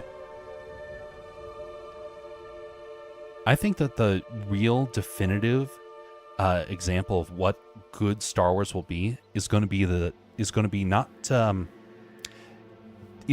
version that's probably made in 20 or 30 years. That's going to be an incredible version, if done right.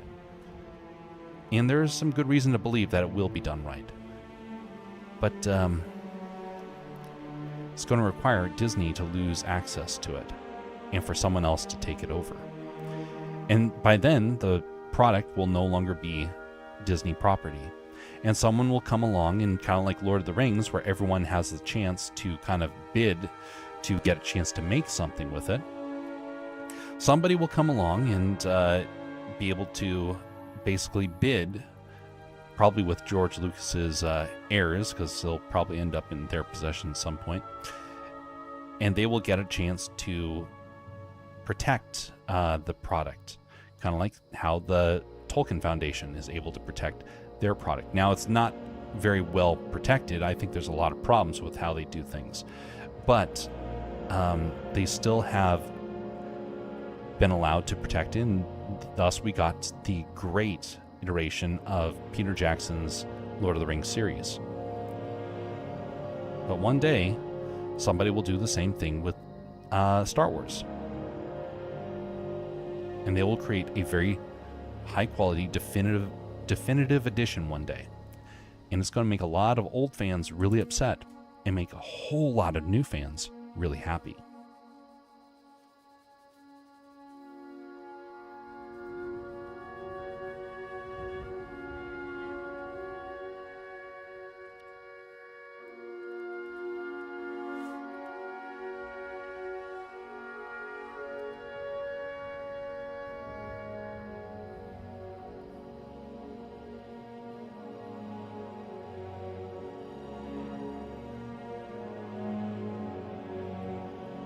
This is going to be the last little bit that we do for this droid, because I could paint on him all day, all night.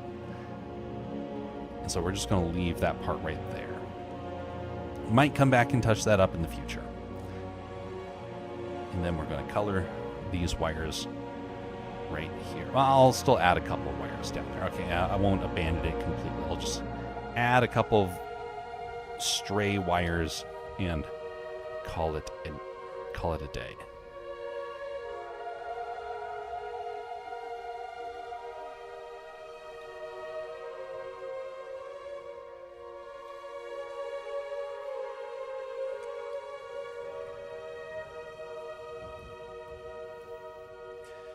I had an argument with a fellow creator in which he was trying to defend his stance to basically hate on the Hobbit movies. And it's really weird because that's when I realized that he was a bad filmmaker. Because he had said previously about how great the film series was. Well, that was because somebody was challenging him on it on social media. The moment that he got behind closed doors, he came out and said how much he hated it. I was like, buddy, you just told the whole world that you love it, and now you're saying that you hate it. What gives? Well, turns out that he actually really disliked it, and thus he had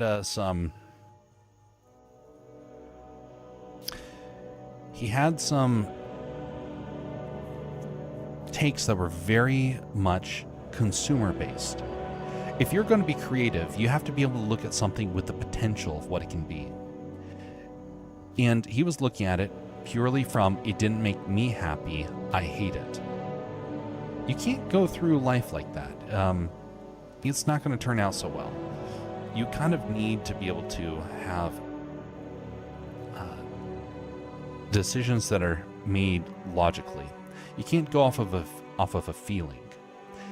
Otherwise, you're going to lose horribly one day. And in a way, that's what he experienced.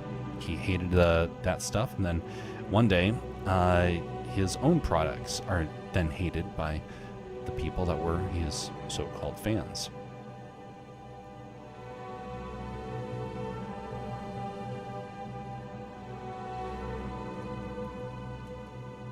We're calling that good. Okay, we're going over here for one last pass, and that is for this area over here. We're just going to add a little bit of debris, and then we will call this good enough.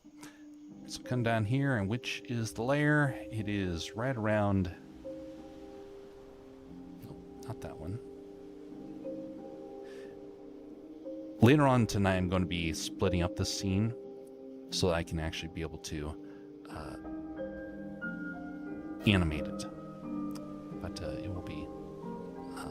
this is going to be a complex one to try and piece together.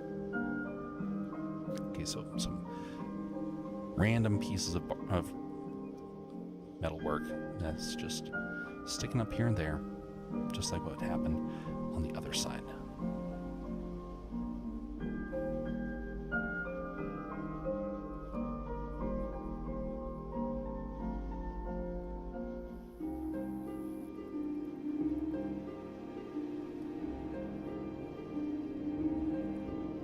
Animated like in animate as in animate.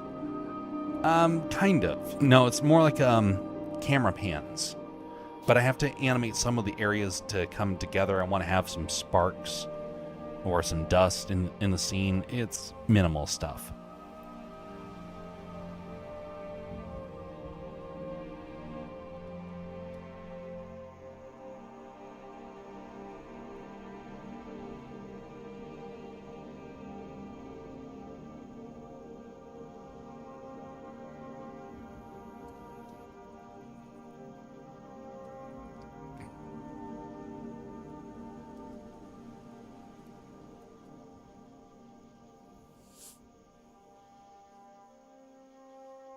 If I could, I would animate these scenes, but the cost would be huge, and that would not be something that this very, very small production would want to pay for.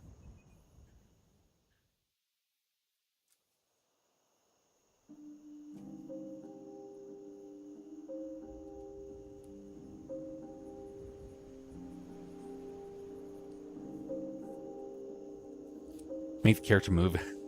That'd be nice. I can't actually do it. So I did that with an old one. Let me pull it up actually, because this is actually pretty interesting. Oh, wait a minute. I know how this is going to work. Let me try and bypass this. Hey, it worked. I bypassed it. All right, we're going to come over here to right here. Caster and right here. Caster and hopefully it is in here.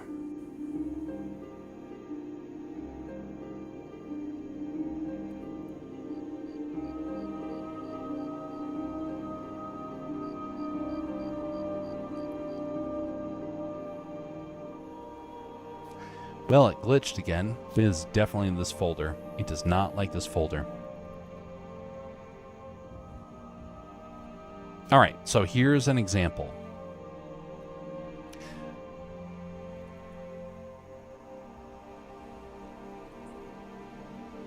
All right, let's actually have the scene change, because I have the scene for a reason. Restart it again. Yeah, that was... All right. So we got theater. And just a second, the theater's all messed up. Here we go. I gotta get a better transition for that. Yeah, I definitely need to get a better transition for that. Anyway, this right here is an intro that I did for the D&D campaign Strange Winds. I was given a couple of characters to work with, and I was supposed to make this in a very, very short amount of time. It was an interesting experiment. I wish I could have gone a little bit better, but you will see what it looks like right now.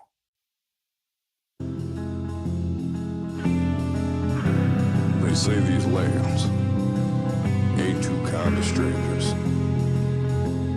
But I am here, and you will know my name. A stranger rode on the winds, they say, spelling secrets that'll light our way. In these lands of no mistaking our claim. Winds of change will blow, let come with me. I'm a stranger in time, but they ain't taking what's mine. They may own the dirt, but they don't own my mind. I'm a stranger in time, yeah. Whoa. I don't know the sides, but I know what's right. May not know when, yeah, I go with the wind. Don't know my name, but I'm making a change. Braving the strange winds. Notice what the animations were. They were kind of simple, but there was a couple of them that actually turned out pretty decent. And of which, the one that probably turned out the best was, do I have it pre-rendered? I don't think so. Yeah, no, I didn't have it pre-rendered. So it was the wolf scene. So the wolf transition. So each of these had a very simple animation done. This used a system that I figured out how to do when I had to abandon Adobe After Effects. Adobe After Effects has the system of puppeting that you can do. I didn't have access to After Effects anymore.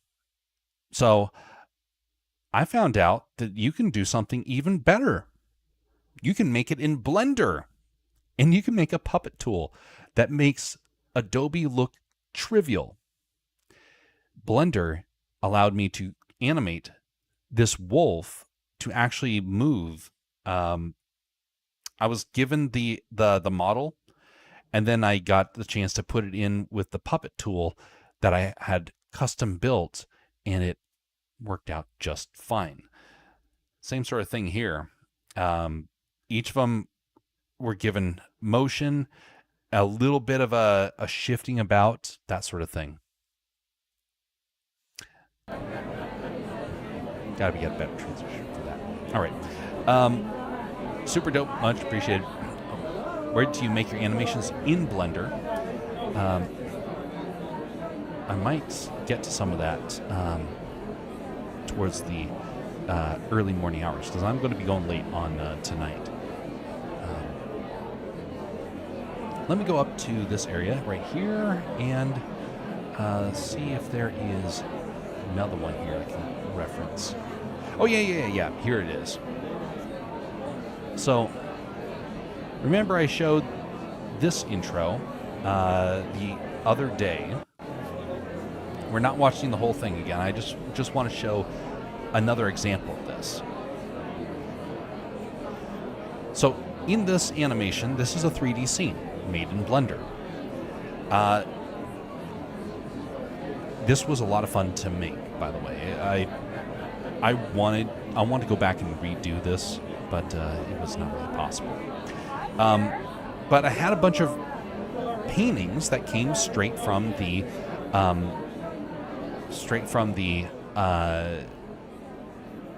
game, and I got to do things like this, where you'll see there is particle effects, the shards of wood that are flying out, and the motion that takes place. That was done in Blender. Same thing over here. There's the glowing light.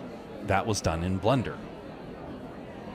This one right here, there's floating characters all around the place, and those were done with Blender.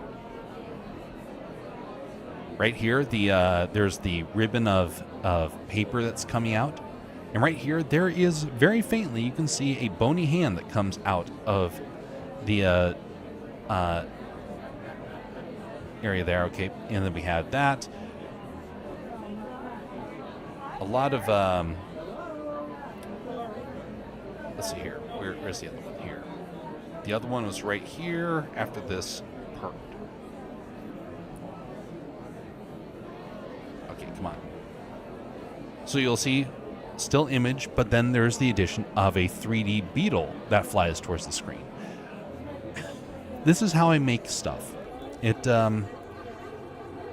made to be fast. It's not made to be super high quality. I hate that fact, but no one's going to hire me to make the high quality stuff. Believe me, I tried. I did try and do high quality stuff for some folks a while back. They blew a gasket. They did not like it.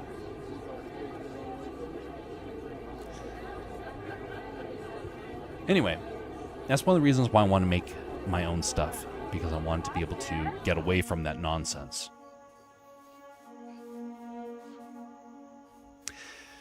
So when I have projects that I really get passionate about, I decide, well, I'm going to just make it myself.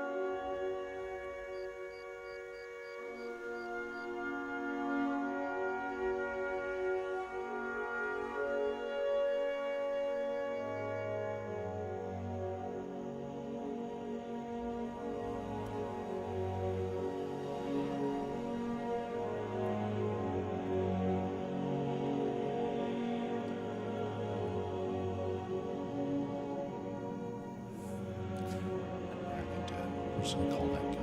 Okay. Come in here, and what is that layer? Too many layers. I'm going to grab this one and eat away at it. There we go. Just to break up the shape.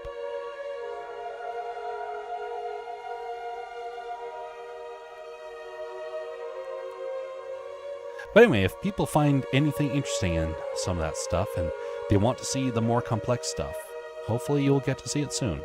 And hopefully it's something you enjoy. And if not, I will try and adjust and do better for the future. Can you animate in Clip Paint at all? Yes, you can.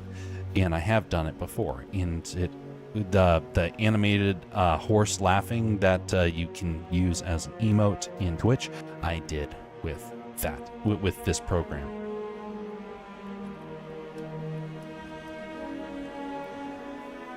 All right, we are good to go. Anything else? Last pass. Going around here. Anything else? Anything that's necessary? Nope. Nope, nope, nope, nope. Oh, yes, yes, there is. You can barely see the hand. Okay, let's come in here. Wait a minute. No, it's not that. I want to come back to the back layer. There we go. I just want to lighten up this area so the hand stands out a little bit.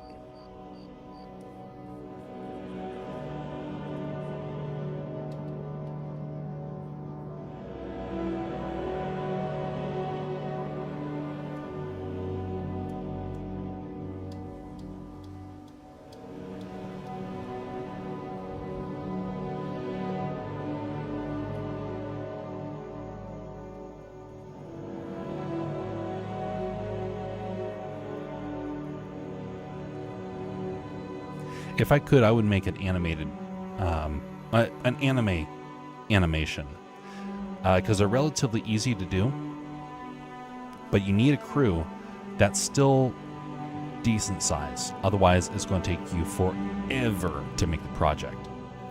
I did one test animation in Blender using the frame-by-frame drawing method. Yeah, that one's a struggle to try and do, so that is indeed impressive if you're able to pull it off that much, because a lot of people get very frustrated with it. How do you play with overlays over the whole painting and making edges darker and centers brighter?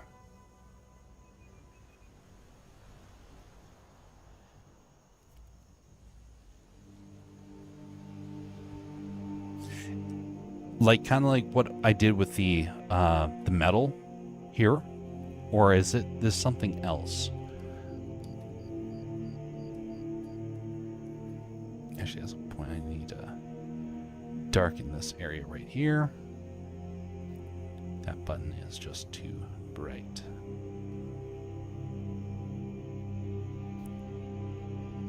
Bingo.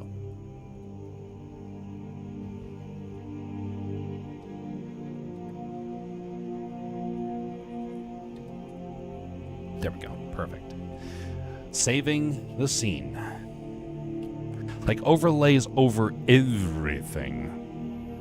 So let's say you want to do an overlay over this. I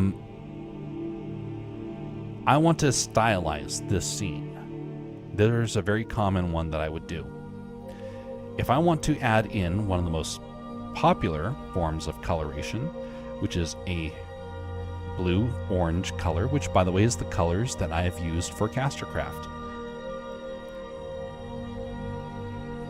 Okay, let's see here. We want to have something along the lines of this. And then we want to have another layer with this.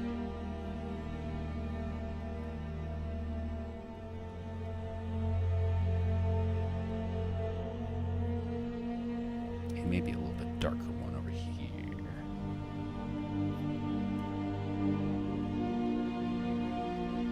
So notice what that looks like. This is just using a faded airbrush over top of it. Now let's just look at the blue for right now. What if I change this to soft lighting? Notice what that does. It makes it a little bit cooler. You can use hard lighting, and it kind of makes it like they're almost like in a mist. You can use add, and now it looks like they're glowing. But here's where it comes in real handy. Let's say that we want to add in an overlay, maybe not an overlay. Let's see, which one?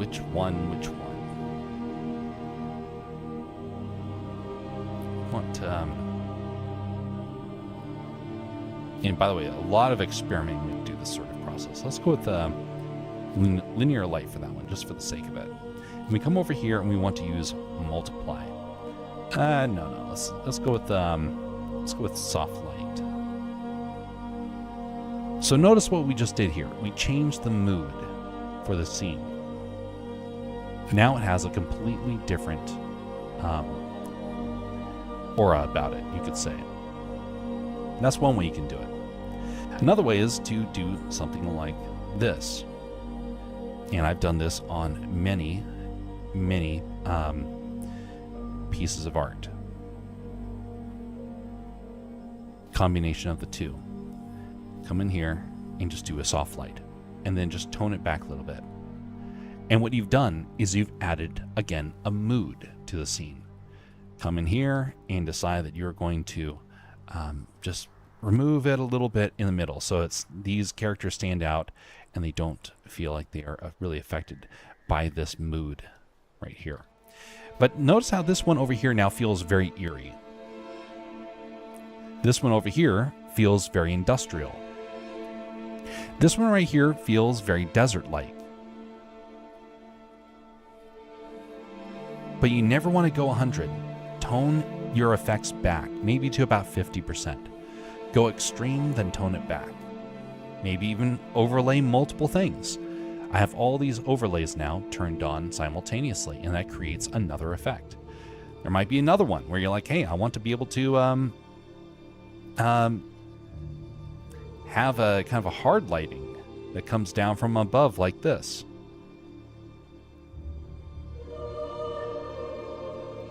So then you get a kind of a colder light. You're like, okay, I'm gonna have it like that, turn it onto soft light, and then you come in here and you start to erase a lot of it. And what you've done is you've done lighting with blend modes from your scene, and you are able to add in all sorts of neat effects to that.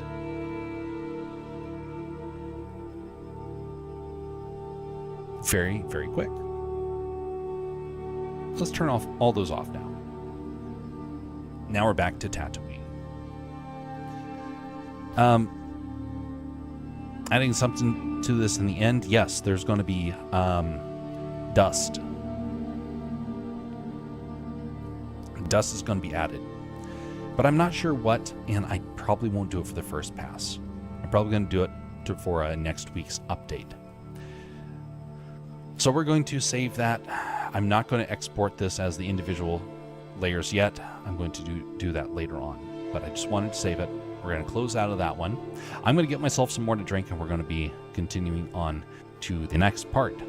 But let me pull up the next piece so that can be in the background while I get things around. Drawings. Here we go. All right. What are some of the drawings that need to be updated?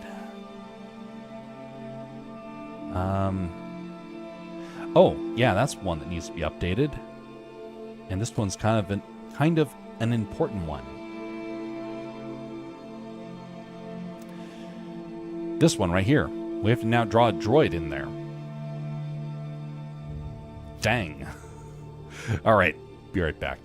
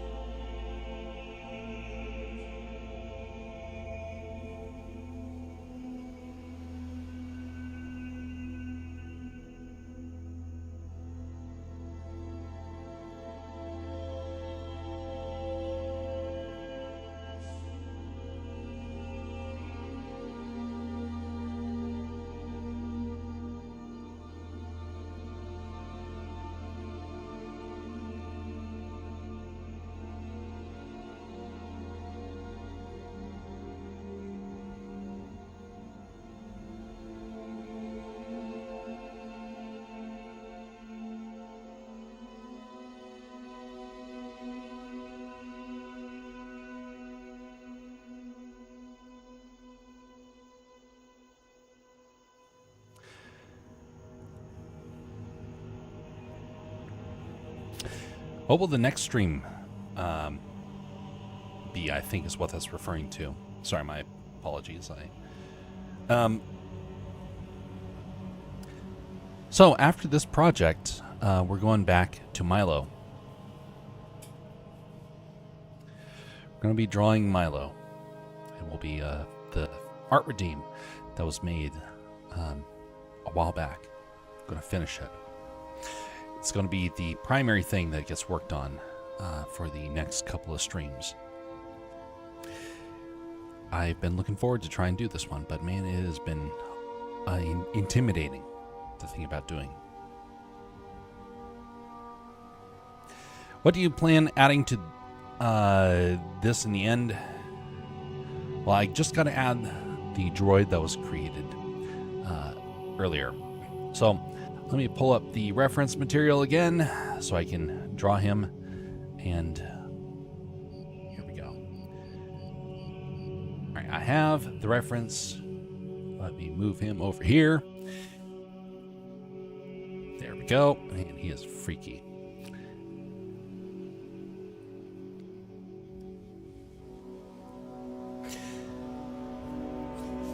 Sorry, I don't know English well. Hey, you've been doing pretty well.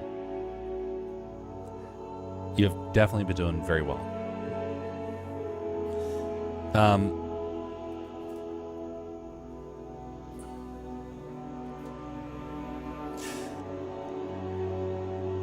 There are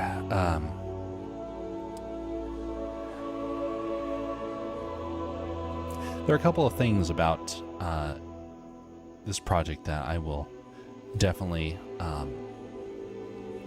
Should I replace this astromech with him? No, wait a minute. I think they're still using the astromech.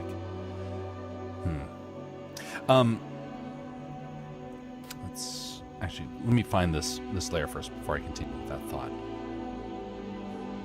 So I've put it back here behind all of them. So right back here, new layer, new color. Use another color. Let's go with white. New sketch layer. And for this, we actually need to have a background so I can be able to draw on. Here we go. That, and actually let's put him over top of them for the time being, and then we'll proceed from there. Okay, there we go. Now I have my sketch layer. All right. So,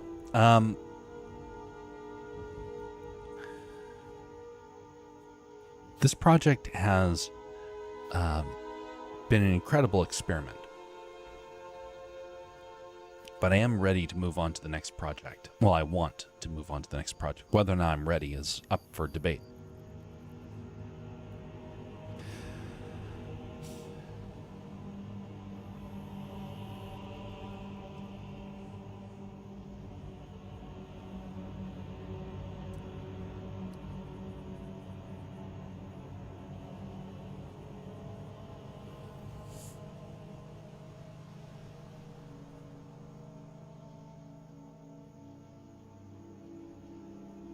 What sort of personality are we going to give this guy?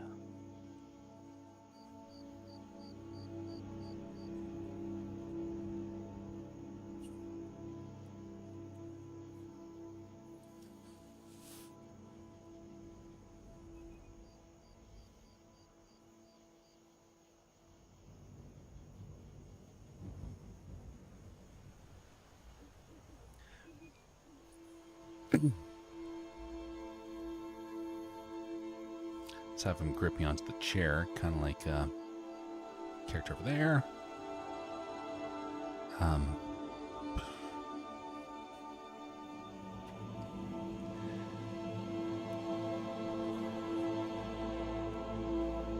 By the way, I figured out finally all the problems that were. Well, I figured out a lot of problems that were happening with the website. Man, that was a difficult thing to try and hunt down. But everything is up and operational again. I need to add a couple more sound effects to it. Because right now I still have all the classics, but There's a couple of other ones I've been wanting to add in.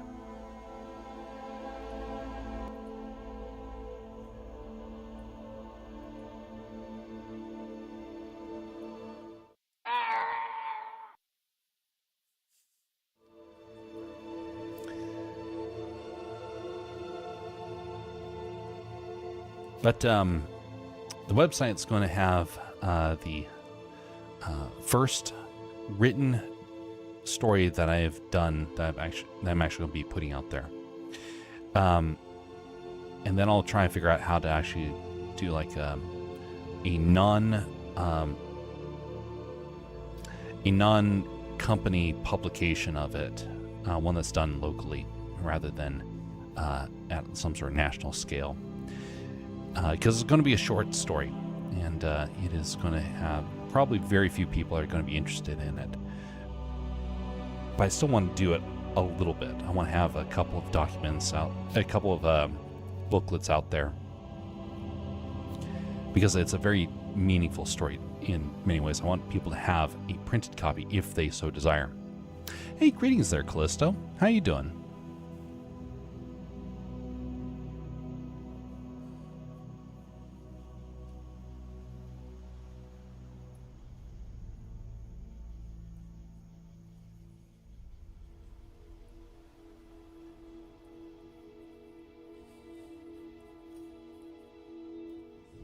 I had a little trouble finding the Castercraft website link at first. Maybe you should add the link to video descriptions. So technically it is in the YouTube and the Rumble side. I don't have it on the Twitch side. I should do that. I definitely should do that. Doing quite fine. Have you had any major life updates? I know you had a lot of decisions you had to make a couple of weeks back.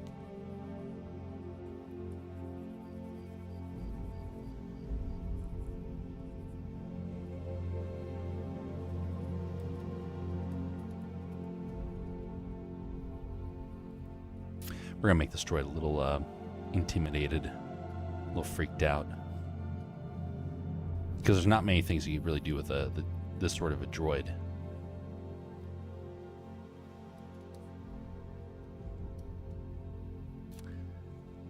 Let me pull up the actual drawing that I did of the characters, so that way I can make it consistent.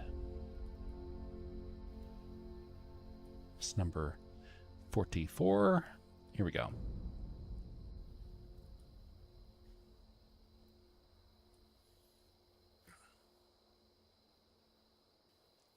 Is the robot face damaged, or is it looking like that? No offense to the droid. So it's not. I was going to have it damaged. I was told not to go that path, and so right now I'm just trying to figure out the silhouette while I try and figure out the proper pose for this thing.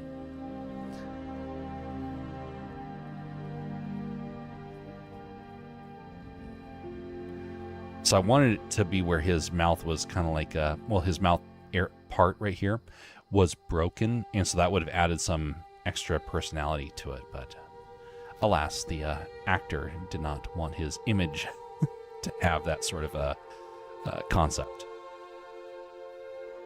Understandable. But it is a weird droid to kind of select, because while it's interesting from a lore aspect, it's kind of a restricting sort of droid. I found a surgeon, surgeons who are okay with removing a tumor next week, so I can start my new job in October.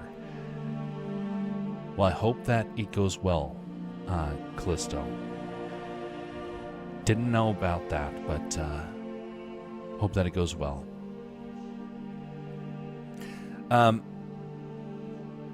Is everything okay over there? So things have been going decent. It's been a bit slow. Slowly getting back up to speed.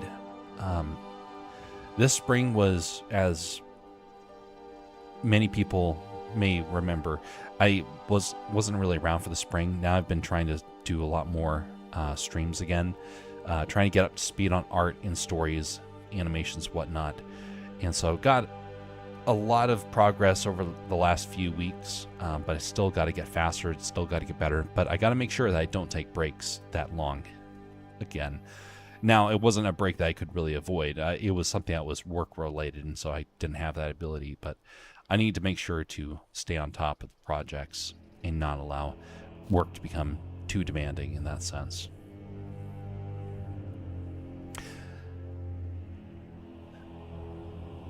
How's little Miko as well?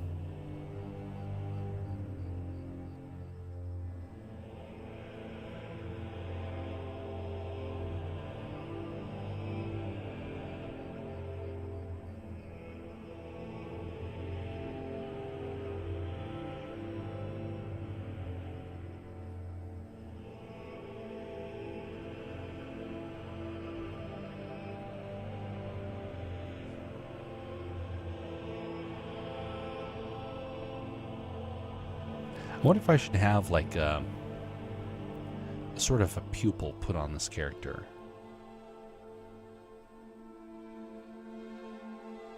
And not like an actual pupil, but something that kind of insinuates that there is the ability to see out of his eyes here. Because they're kind of like radio dishes in a way. They're really weird.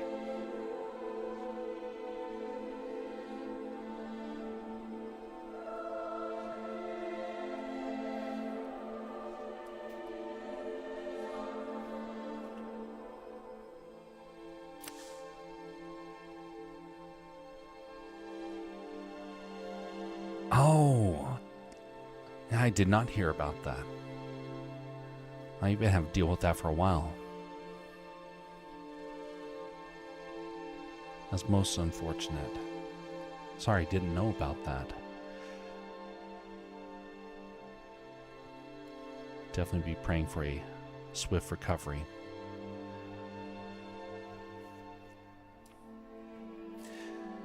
There's a lot of people have been having some health things over the last couple of weeks, last couple of months, in a lot of circles I know.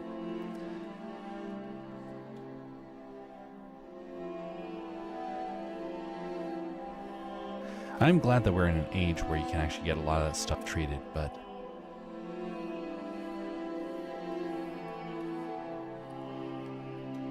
still doesn't make it any easier. Miko is okay. She had an extra lunch this morning because she was running a lot yesterday on the beach.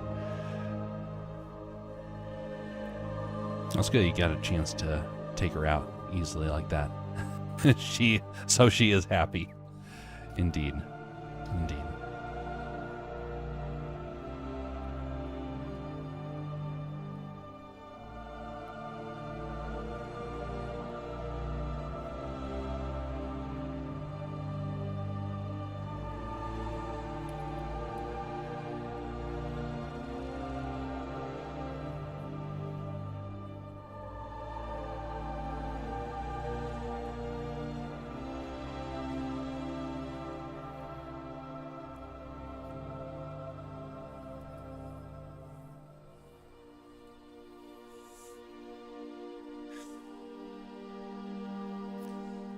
I wonder with the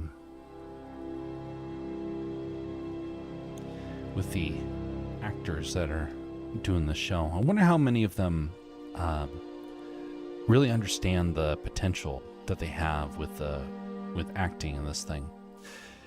Not a lot of voice actors really consider the potential that when they are performing, they're treating this like a game. And there's very good reason to actually treat it kind of like an audition for bigger stuff. There's a guy that I know, he was trying to become an actor, and he got a role because he knew the people that were on the inside. He was not a good actor, and it showed. He did his project. It looked horrible. Unfortunately, it has. Unfortunately, some people don't learn about stuff like that, and so he wanted to become an actor, But then when he kind of got in off of just knowing the people and he didn't really take it seriously, because you can know somebody and it pan out just fine, but he knew people and he didn't take the project seriously. He treated it like a game in many ways, just one where you're acting in person, and so thus he'll never get another acting gig, quite possibly. Maybe he will, but it's going to take a while, and it's going to take him learning some acting skills to be able to really take him to the next level.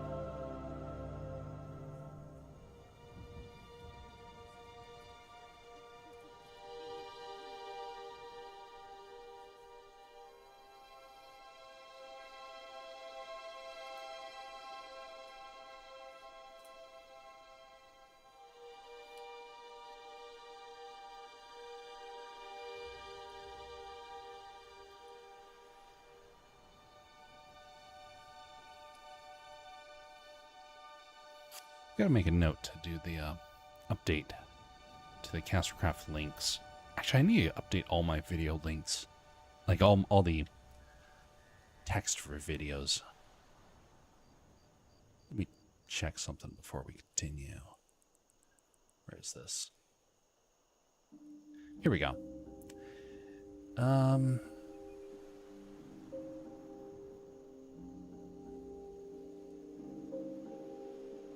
Oh, look at that.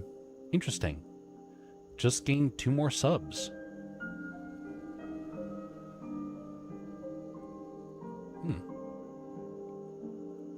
Very nice.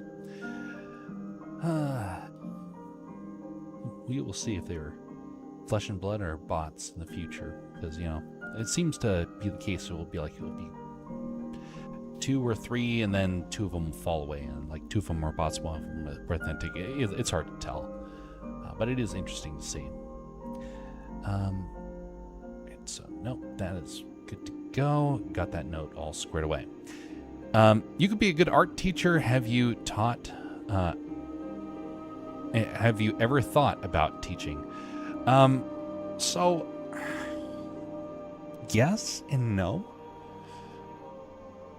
So my art teacher, well, my film teacher actually, told me something interesting.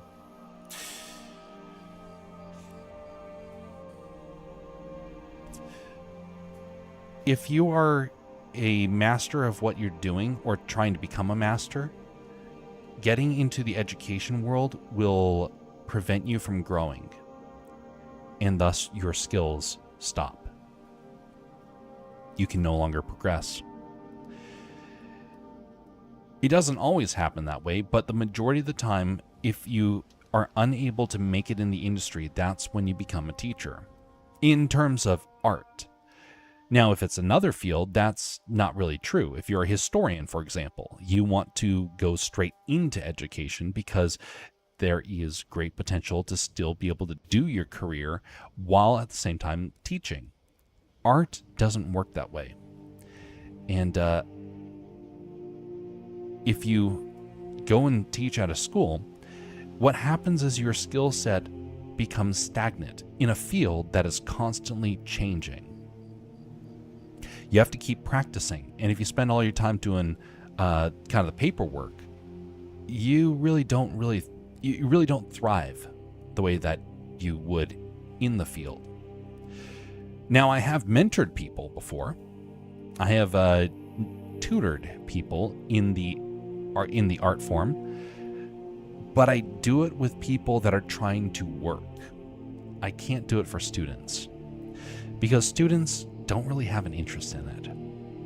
And the longer I go forward with that, the more I'm starting to realize that's the case. There's a lot of people that want art tips and tricks, But the people that really want to know something, and the people that you can like take actual mentoring sessions and whatnot, those sorts of people should need to be working on a task that drives them. Besides the fact that there are many art courses out there, many legit teachers that have been in the industry for decades, and they have real skills. I got mediocre skills. I really do have like I'm at the, compared to where I want to be, I'm at the close to the bottom. It may not seem like it, but I am indeed close to the bottom. And so, there are some things I know pretty well. And there's a lot of things I'm still learning. One day, I want to have the ability to hire artists and have them learn on the job. So in a way, you could say it's similar to being a teacher, but instead you're teaching them life skills on how to treat it as a business and learn along the way. Because I would have given anything to have been in a position like that back in the day. I was told, nope, go to college, and I regret it.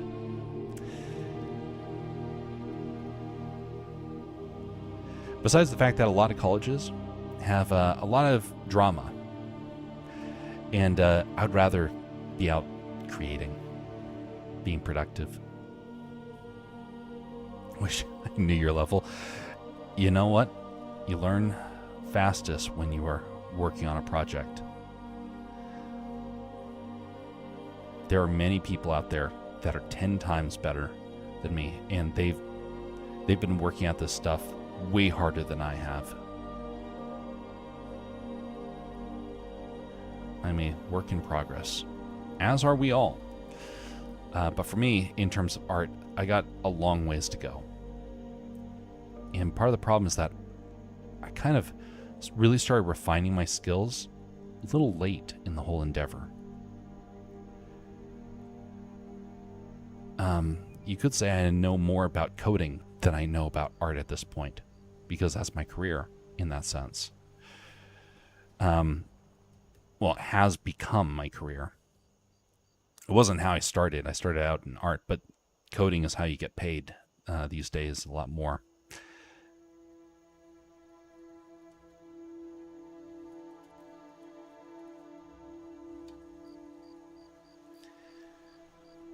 Right, now I want to have this loop down like this.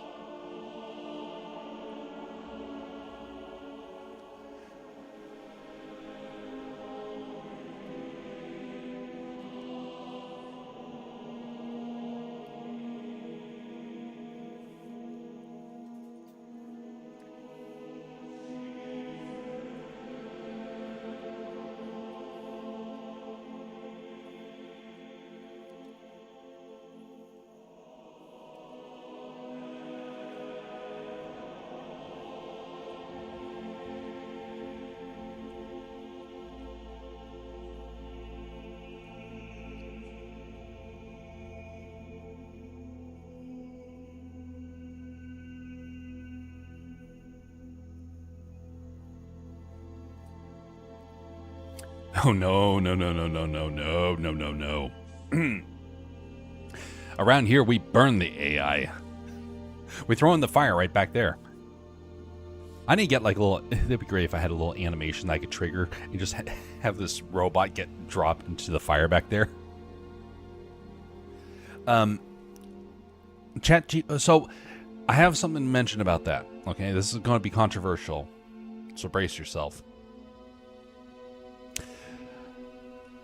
You mentioned that you saw ChatGPT making a very good quality games and programs.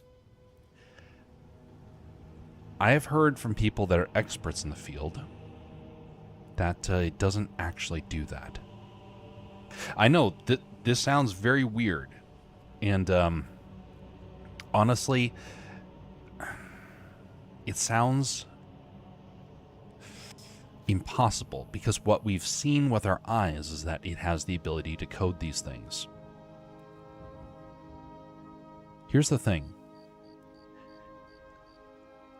Everything it's been able to code and create can be found on a GitHub. In other words, there's free code out there that it's scraping and basically creating it on the fly.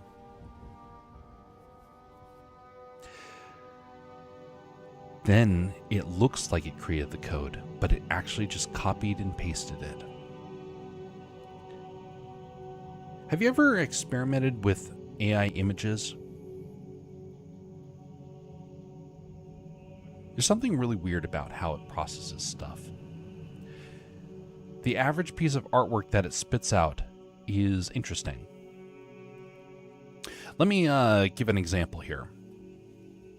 Let's say, for example, so we have our character back here from a while back. Let's say, for example, you're saying, hey, I want to have sunglasses put on this character. And you tell the AI, put sunglasses on the character, okay?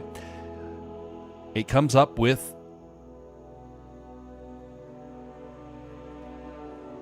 this. Okay, well, that's not very refined. Okay, here. It comes up with this. And you're like, okay, sure, those are sunglasses. I want them to be more refined. Maybe a different frame. And then it does this instead. Like, wait a minute, now they're not sunglasses. Now they're just glasses. I want a different type of frame. I want the frame to be square. And then the next iteration comes out like this. I know, sunglasses it can do, but hear me out here. What just happened is actually a flaw in the data set. I have found this flaw because I'm a very creative fella. I think way outside the box when it comes to stuff. And so I think about, hey, I don't want to have just sunglasses. I want to have sunglasses and a fancy hat, and I want there to be a parrot on their shoulder. And every time that I've tried to do this, the AI starts with a design that's correct. It puts sunglasses on the character. But then I say, no, I want a different design. I wasted a lot of credits doing this one. I went through all the different iterations to try and force the design to change, and it didn't do it. Which makes a very interesting question. Why did it not do that? Oh, a couple of days later, well, a couple of weeks later, you go on and you say the exact same prompt. You say, I want square sunglasses. And guess what? It does that. What just happened? The data set got updated. It couldn't give you that because it didn't have an image of the sunglasses in that pose. I requested an image to be made of medieval attire. It was supposed to be someone in medieval attire in a castle. It gave me the exact same clothing every single time. It would not add the armor that I was requesting. It wasn't adding the leather grips on the hands that I was requesting. It did none of that stuff. It gave me the exact same character. Oh, different colored hair every now and again. Sometimes a different face, but the same pose. The same attire, the same sort of environment. There were so many things that were the exact same. And I said, no, go with something completely different. Every time it went with the same design. Why? Because the data set was very minimal. It can only make it if it sees sunglasses in this style. If you say, hey, I want those sunglasses to be a completely different shape, you need the data set to be updated. Otherwise, you have to go in and you have to create your own design that maybe the AI has never heard of before in order to get what you actually wanted. This has been happening with code everywhere. And I actually have someone that works in the coding industry who has encountered this firsthand. And he's mentioned that they've spent more time fixing the code that the AI creates than it has actually been helping. Because it's actually getting stuff from GitHub. It's been data scraping other people's code. And their other people's code does not work well together. And so then they have spent all their time reconstructing it. That's why it's actually a scam. Because it's not actually able to overcome this one very, very difficult thing. Elon Musk claims that they've made a breakthrough. We will see. But right now, it's not really looking like it's actually happening.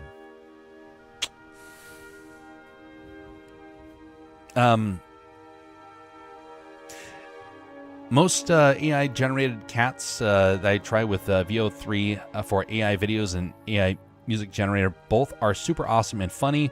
Yeah, but don't you think it will improve a lot in just a few years? There are already lots of articles that AI will outsmart humans in the decade. AI was way worse like a year or two ago. Asmongold did an incredible example of why this doesn't actually happen. By the way, in terms of people that are like really super smart out there, Asmongold is definitely on the upper scale of that. Let's go over the example he gave, because he put it into words better than I've been able to make it so far. Let's bring up this a little bit more. Okay. Let's say that you have your people on levels of intelligence.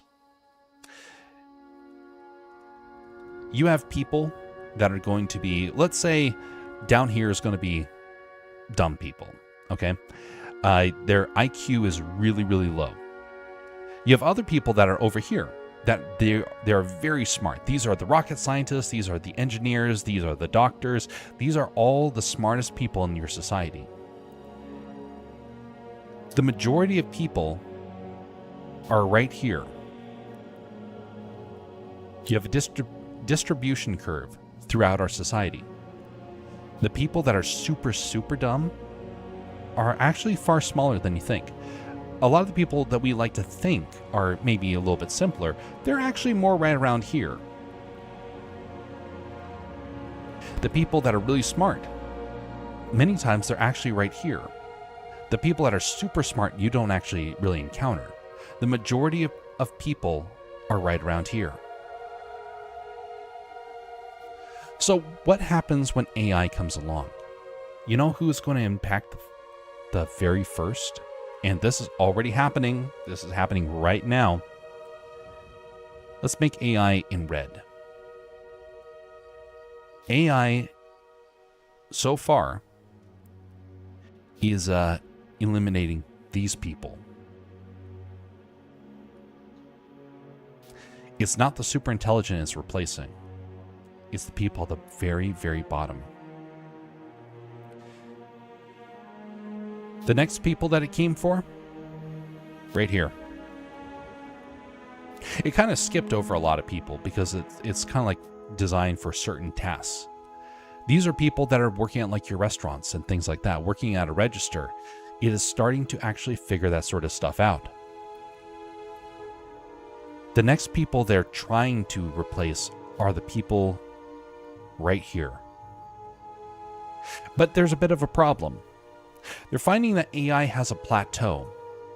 Its improvements over time have been slowing down. Sure, compared to last year, it is way better. Compared to 2 years ago, it is infinitely better. We got a problem. The amount of effort it is taking to make AI super smart, it's not panning out as much as it used to. The amount of improvements over the last year are actually fairly minuscule compared to what we have experienced over the last 5+ years.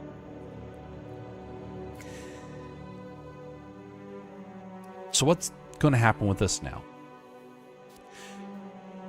Will it outsmart humans? Not necessarily.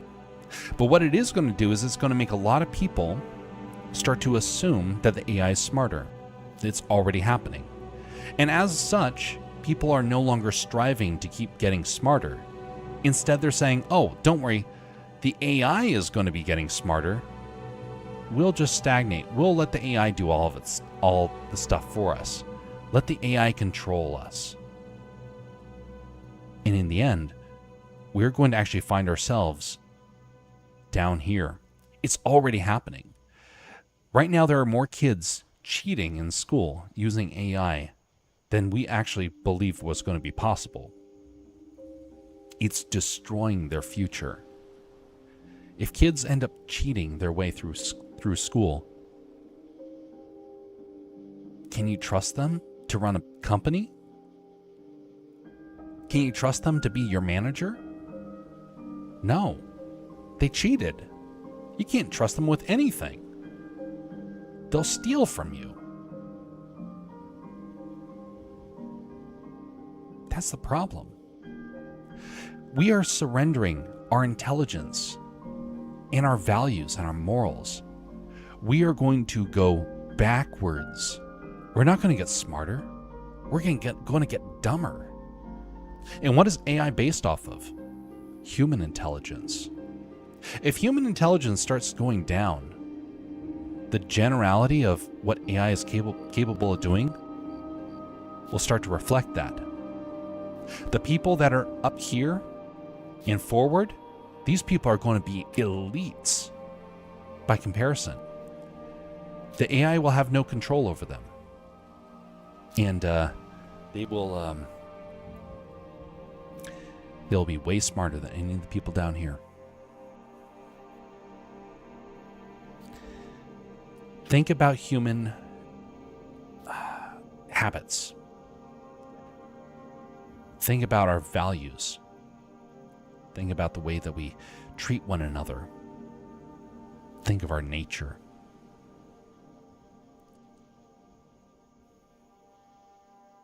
AI is going to destroy the lives of millions. It's already starting.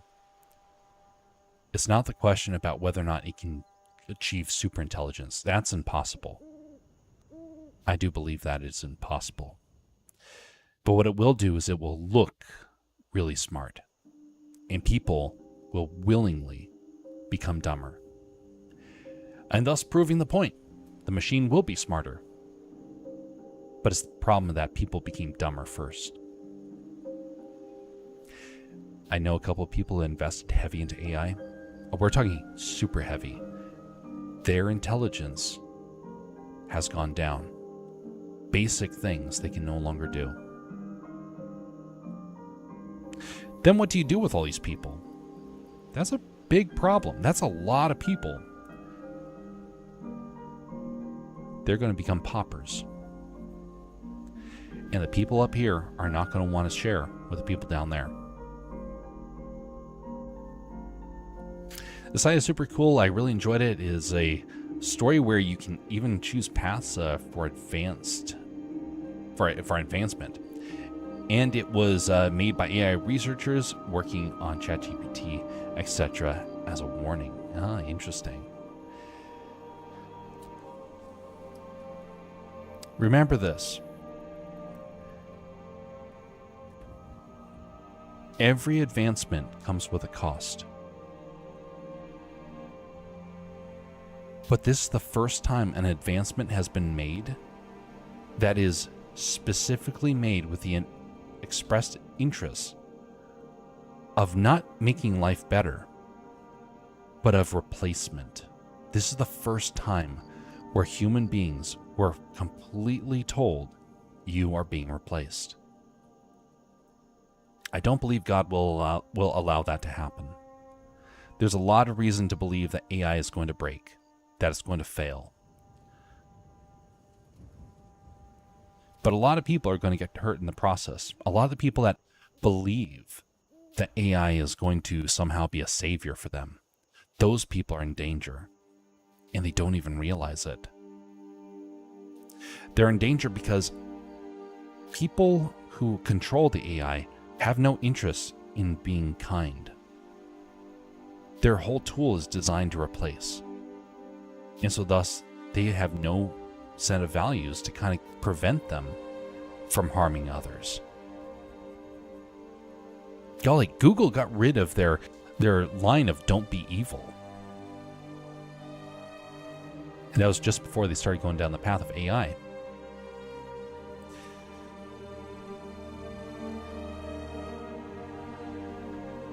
That's why I keep saying that AI is the tool of tyrants, because it'll make everyone dumber and make everyone reliant.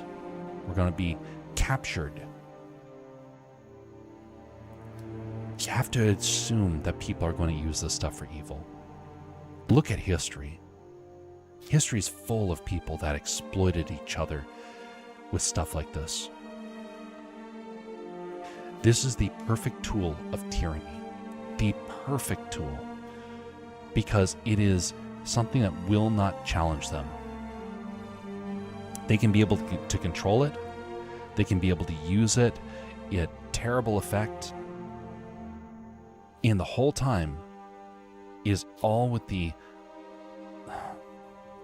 basically using the brains of everyone else around to generate it.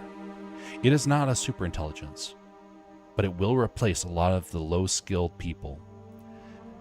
And that's the real concern. I still care about those low-skilled people. I know some of them. I know people that are already losing their jobs. I have sympathy for them. These companies, they don't care. That's why we have to resist, because the AI is designed to replace us. Well, not me, but because I've already made my my war against it. But the gimmick is running out. And the people that are supporting it, there's a reckoning coming. You can't just cast everyone aside and expect them to willingly surrender everything in their life for a machine.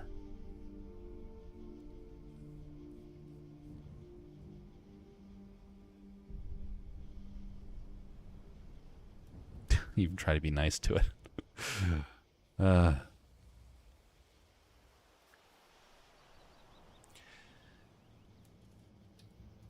I will indeed be the one that wages war with the AI.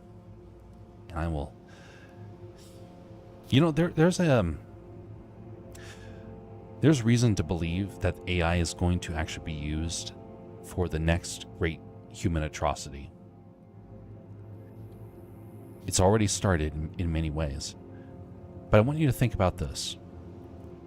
Use common sense for this one. Don't use an AI. It's kind of weird that we actually have to even think about that. Let's say, for example, someone takes over a nation. Let's use the nation of... let's use the nation of England, for example. Let's say, well, no, we'll use the U.S. Okay, even though we're like torn on it.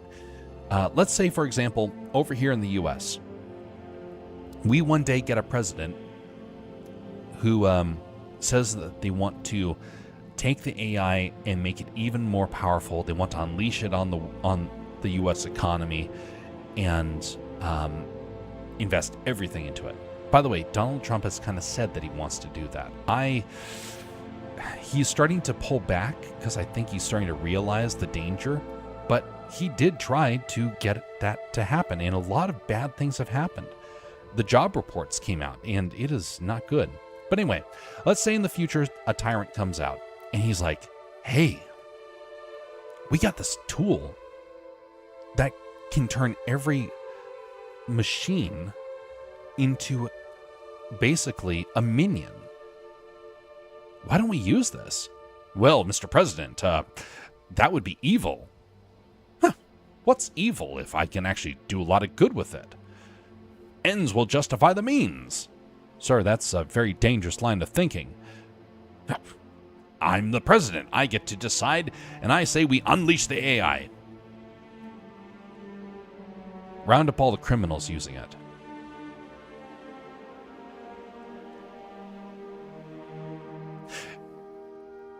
The following day, everybody who took an Uber that used an AI suddenly brought them to a police station where they were arrested on site. Homes that had AI embedded into it locked people up. By the way, this did happen. This did happen the other year.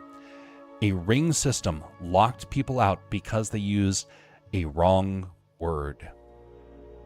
This was in 2022, I believe. You're locked out of your house. Oh, well, you have to show up at the police station now because we have some questions.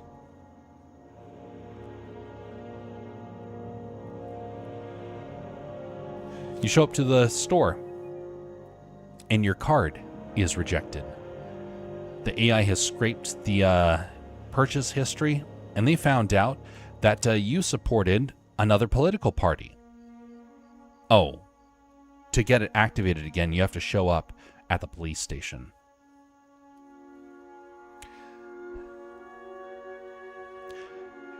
Your home robot, which you bought from Tesla,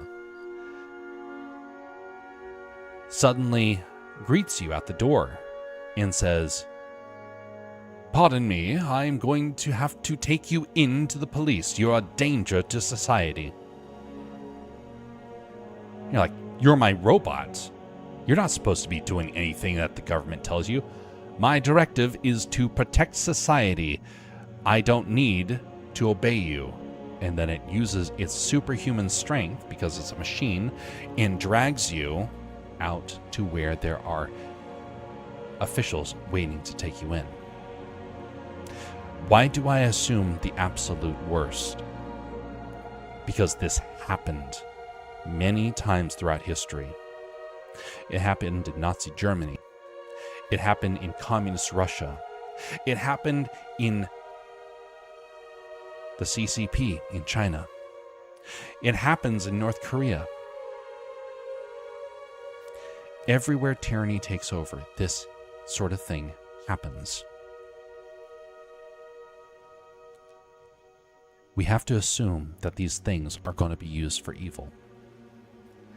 And when you can have immediate control, you can have an entire army of robots using AI at your disposal, able to control the world.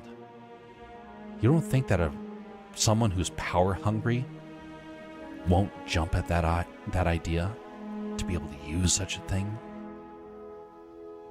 Ooh, you have the ability to control everything. You never have to worry about another problem again.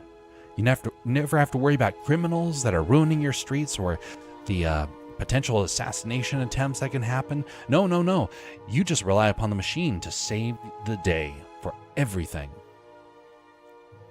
See the slippery slope. Every AI enthusiast is like, their eyes are glazed over. The AI has already taken them. They're like, no, I don't. No one would ever do something like that. You're stupid for thinking that. Have you been seeing what AI-powered drones can do? Just wait till the terrorist attacks begin using those things. This is the world we are in. Welcome to the future. It is exactly as the Terminator warned in the Matrix. In the interactive document I shared, AI Industries got very heavy investments from the US government because they were scared that China would win the AI race. Yeah, isn't that interesting? The AI race that China's been doing, they actually only are able to pull off because they've been stealing our tech. So we're making the problem worse in that sense. Kind of ridiculous how that happens. But yeah, it's like we are willing to surrender. That's how tyranny begins. We're willing to surrender for a little safety.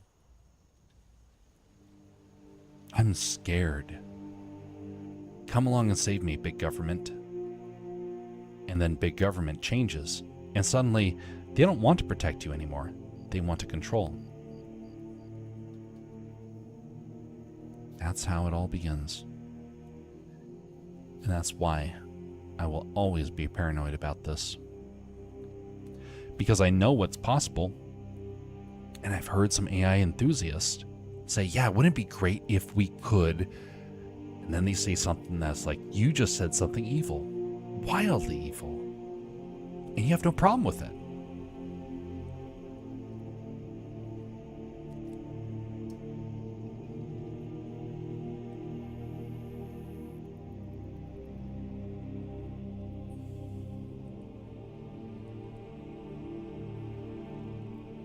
Oh yeah, I remember that.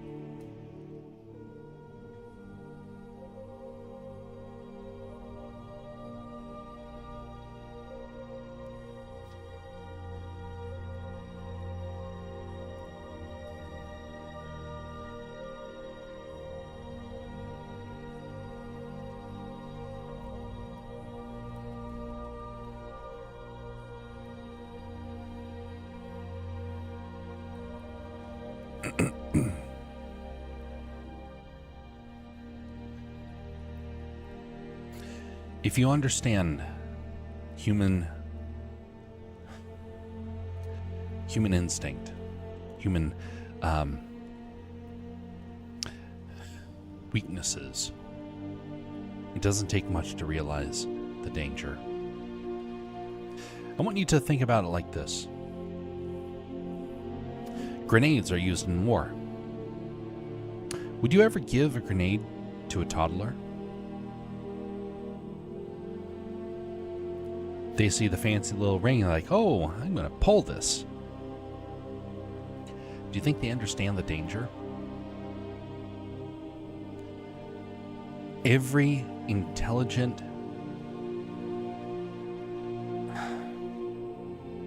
and wise person I've met has all said we are scared stiff of what AI can do.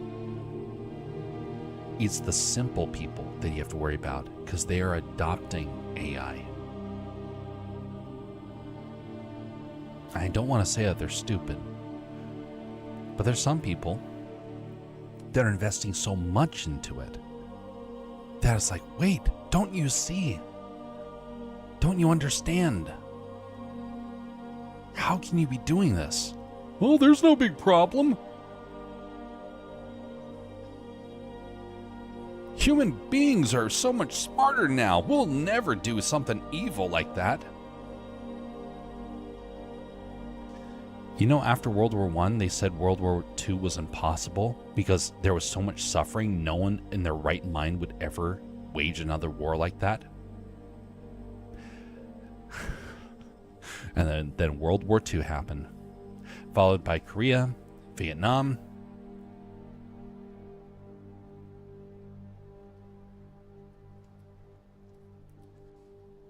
War happens, tyranny happens. Evil is going to happen. Mankind is not capable of becoming smart enough to avoid that stuff because it's not about smarts. It's about wisdom. That's what it is. Still kind of hopeful for the AI, but I might be a bit naive. Kind of like what I mentioned the other conversation about communism. Try it on the small scale and see what happens. If you're hopeful for AI, Think about what you would do with it. And then start to wonder, what's someone else going to do with it? What about your neighbor? What about your most hated enemy? What would they do with AI? What would you do with it against your hated enemy?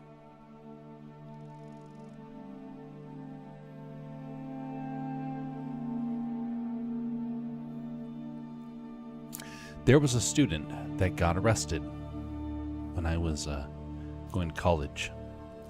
He was arrested for making a pipe bomb.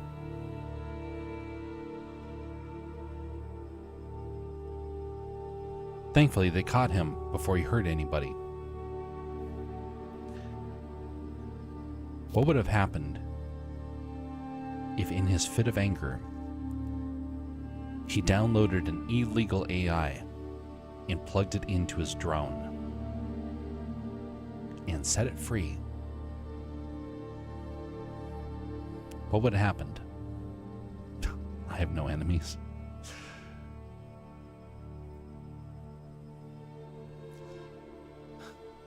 If you're a student of history, you can very easily know where this stuff will go.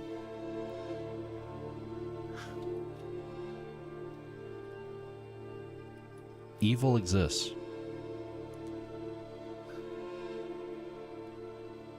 And we have a very narrow window to try and stop it. Think about the thing that you fear the most in terms of what is happening in the world right now. And then think what would happen if they were empowered with an army of robots, all AI driven, able to execute the will of the tyrant. See, if we get something out of it, we don't want to challenge it. I know a couple of people that have invested heavy into the AI. Many people. I don't think it's going to turn out well. Honestly, I really don't.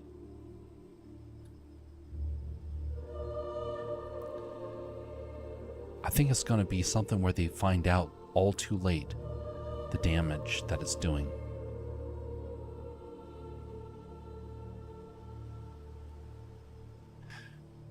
You can't change how nature is set up. And we're meant to be the ones in charge of our mind. And there's some reason to believe that AI actually has a very dark future.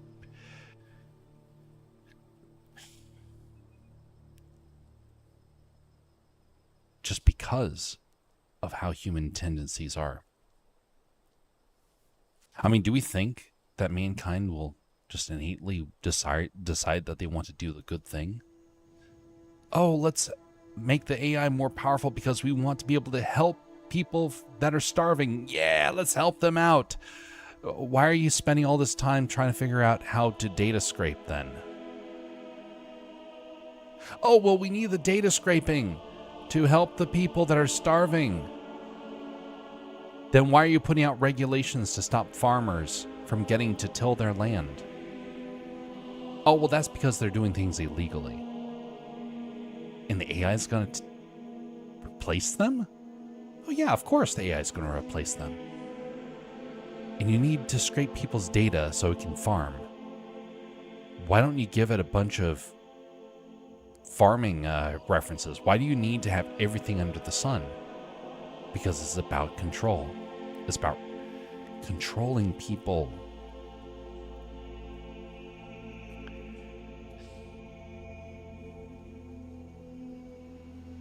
It's not about trying to help people.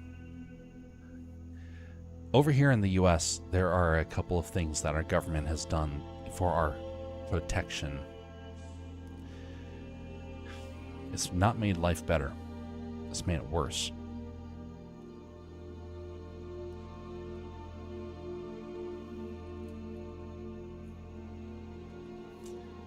Americans have been getting very frustrated with it. It's been growing over the last couple of years. Americans are like, wait a minute, you were given power to do this and to do that, and now the power is never disappearing. AI will have no restrictions. It will do whatever the government tells it to.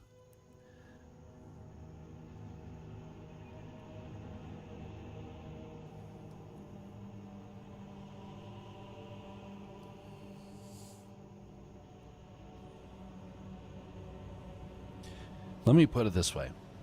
If something bad doesn't happen, I will be dumbfounded.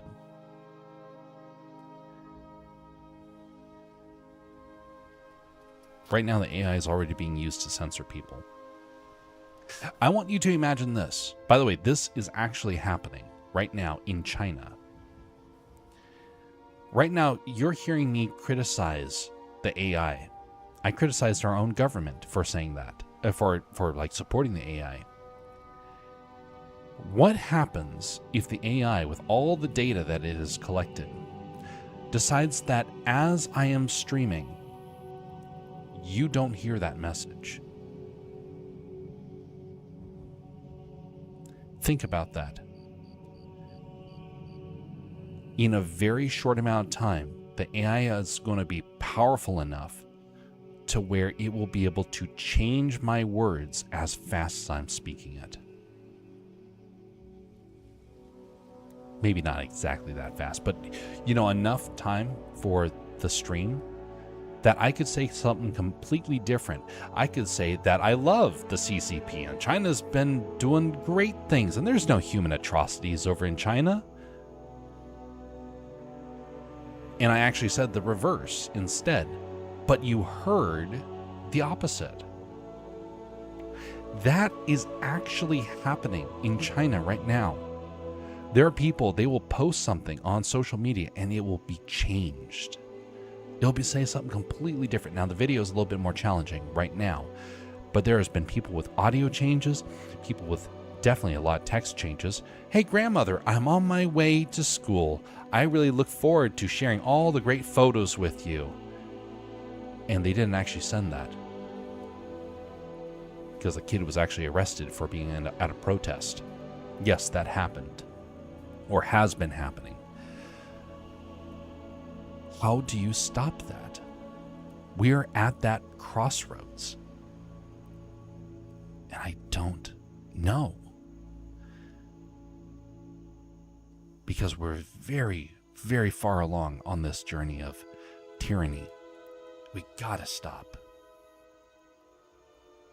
I was hoping Trump would figure out how to stop that. But then he had all these tech people that came around him and suddenly, nope.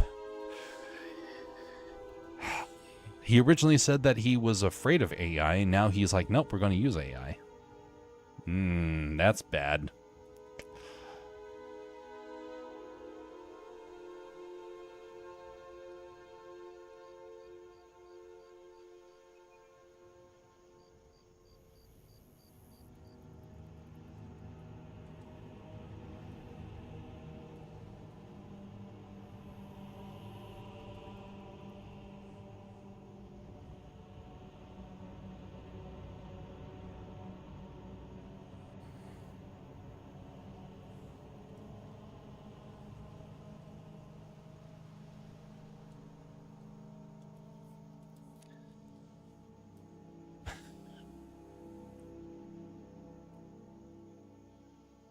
This is one of the reasons why I'm such a big advocate of helping out our local communities. Because very soon we are going to become the only way for people to really have any sort of interactions that feel genuine.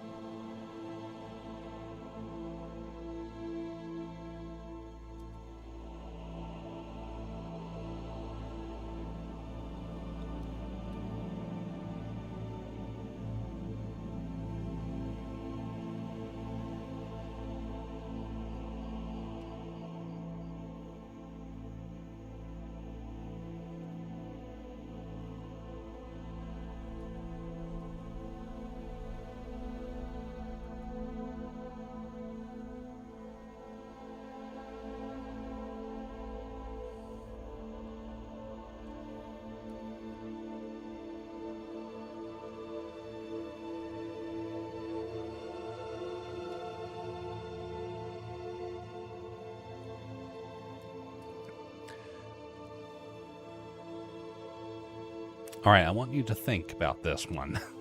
I want you to think very long and hard about this one. Okay, the AI doctors would be cool, though.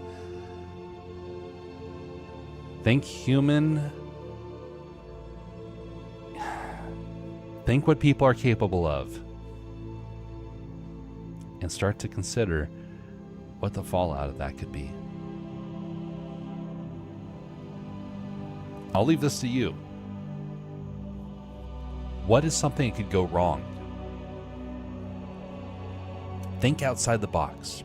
Think based upon history. Think what is happening currently in this world. What could go wrong?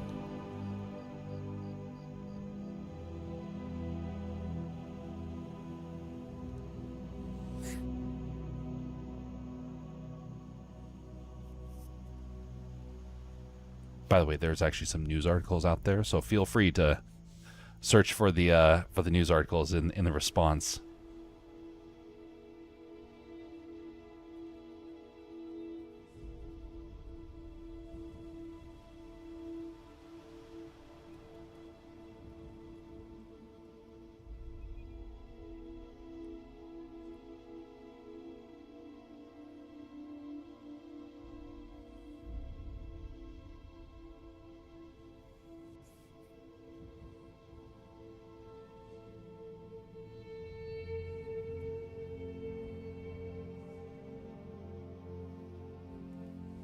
Oh, look.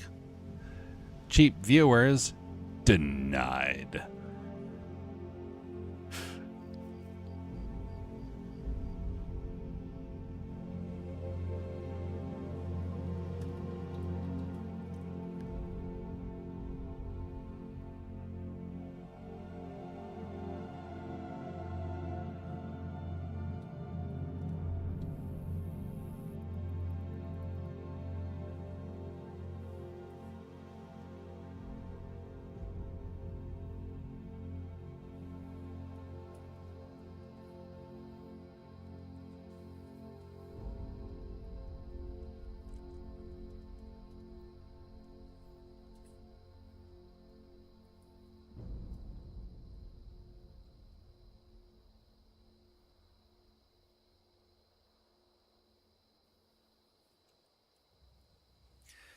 There's a guy that I know who, wrong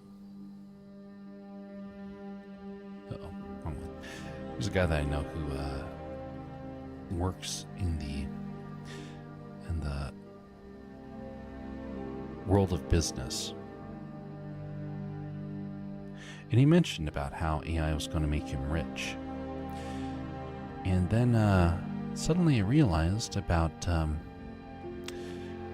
couple of months later, he suddenly realized that if he was using the AI, his boss didn't need him.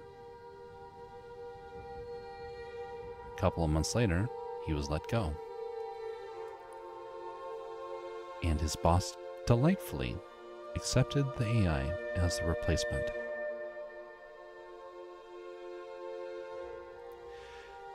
Well, you can imagine his frustration and bitterness that would grow. Suddenly he became staunchly anti-AI.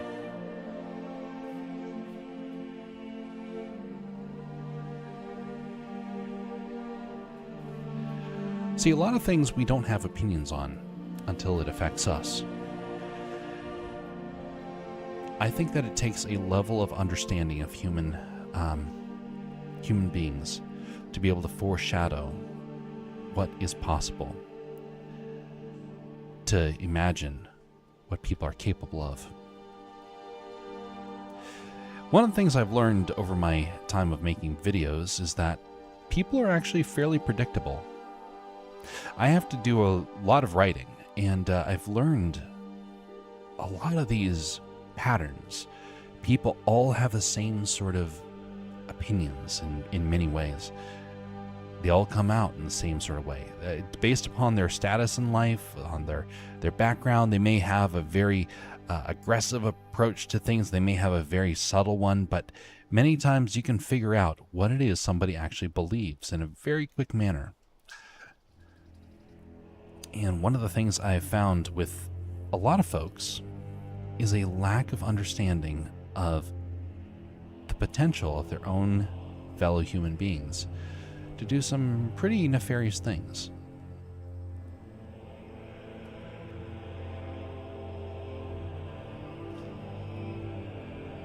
You have to be able to assume that when given the choice, human beings will gladly conduct the next great human atrocity. There's a lot of people have been actually studying this phenomenon because there are a lot of folks throughout history that have for a horrible dictator done some of the most terrible and barbaric of things. And they did it all under the argument of, well, I was just following my job. I was told to do it. You can't tell me, you can't come after me. I was told to hurt all those people.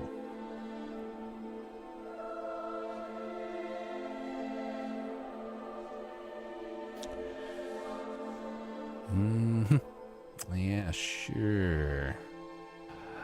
You can't come after me. The AI told me that it was beneficial to get rid of these people.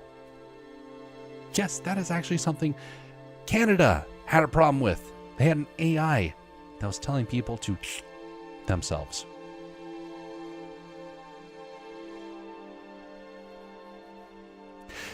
There's more good than bad in people, though.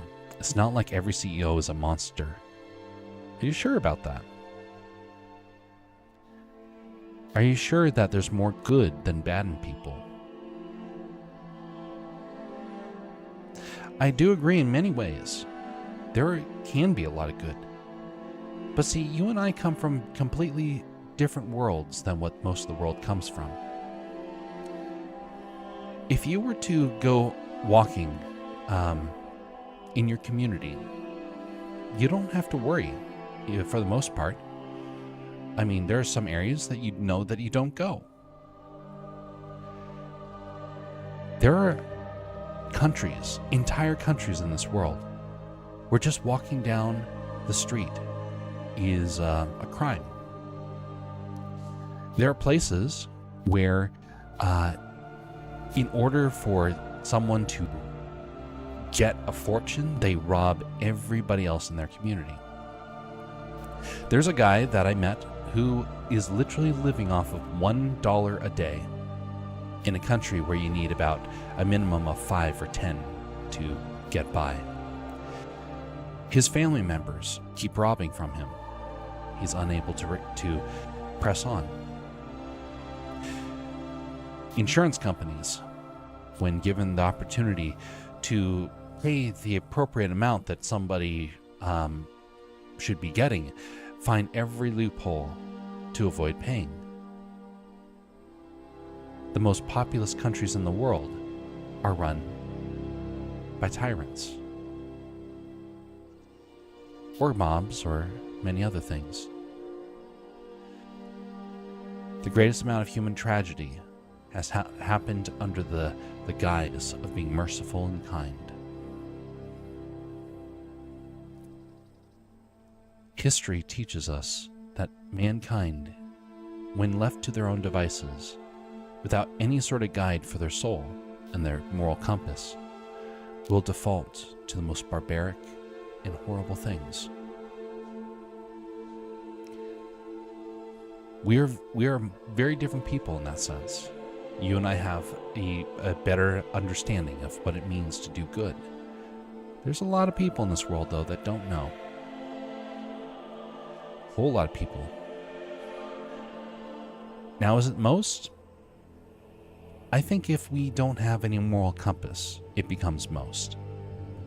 Otherwise, if we do have a moral compass, most of us become good. What happens when the machine becomes our moral compass? Will we be good, or will we be selfish?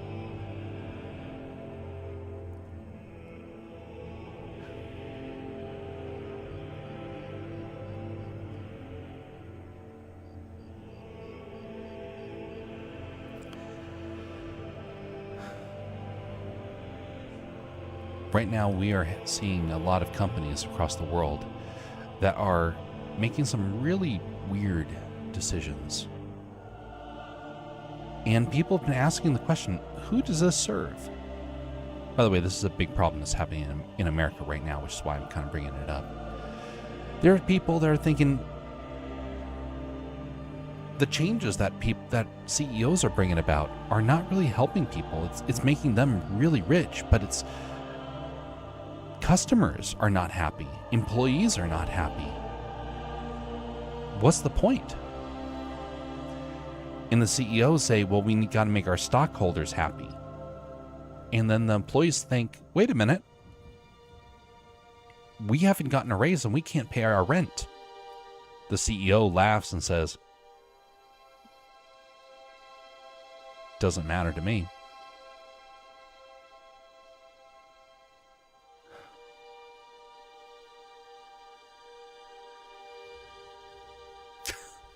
Greetings, Inertia. How you doing?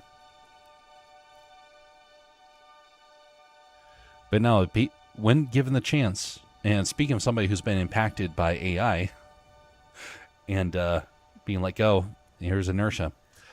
But yeah, it's something where people, when given the chance, they will do terrible things to one another.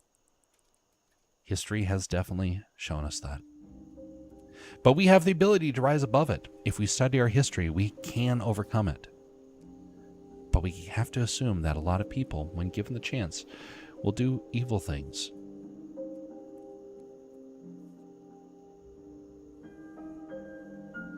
Not because I want people to be evil. I very much want people to be good and to be honorable. But how do you make it happen?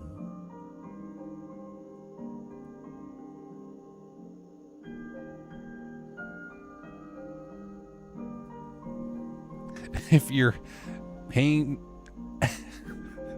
if they give me you're paying for the technology BS, I'm down committing a Joker.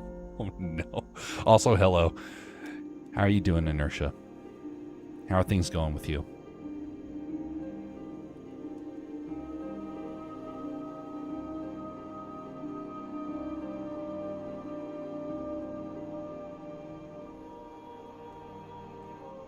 We're on to our next drawing for tonight. This one's going to be a lot faster because it's just an addition to a scene that already exists.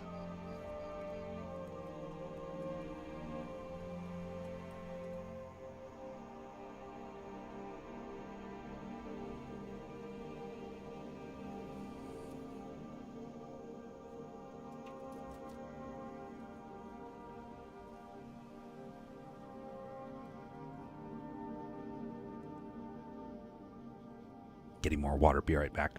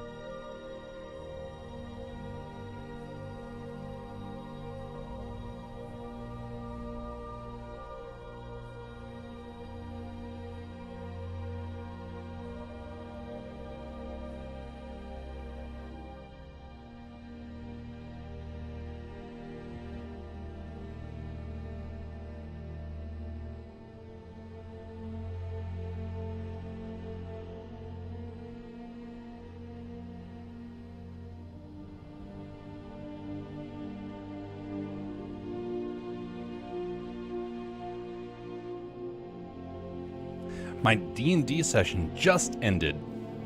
We had a prisoner's dilemma. I made a compelling argument that forced everyone to work together. Ooh, rolled a 20.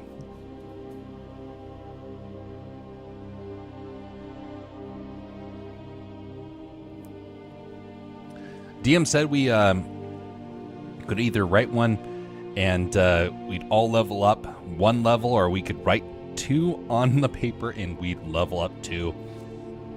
If all 3 of us wrote 2, we all get none. I still have not done a campaign myself in any way, shape, or form. I kind of want to be like a special guest during like one of the Moon Skull streams. Just be a special guest, a character that's just there for one episode, just so I can kind of get the experience. I don't think I'll ever actually do a legit campaign because they just take way too long and I've got way too many projects. But I would love to do a cameo during one of these streams.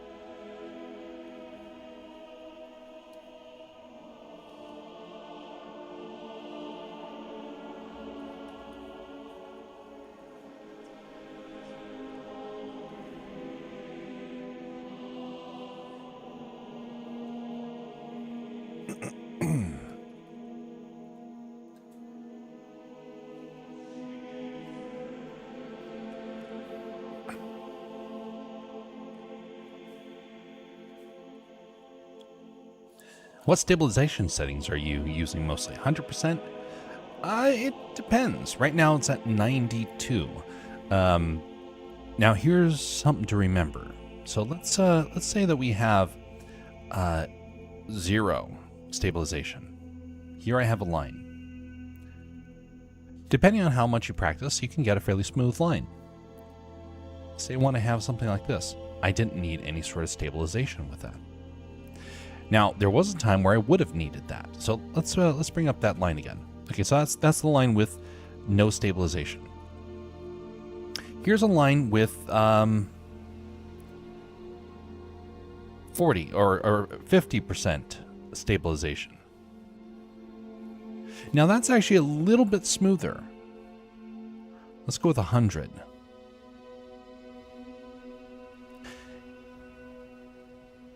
In this sort of situation, it doesn't really make sense which one you should be using. But what if you were trying to do something like this? You want to do a curve like that. Okay, look at that. I wanted to get like a circle sort of thing. But notice there's a bit of a problem. Actually, let's do this an actual circle. Okay, I'm doing a circle. That's my circle. Let us move it down to 50.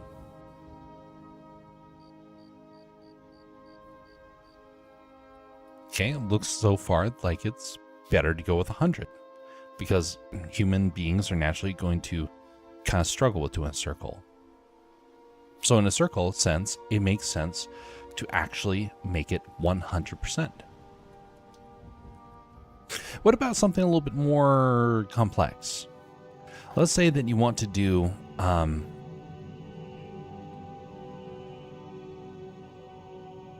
something like that. Let's move it up to 50. You want to try and imitate that.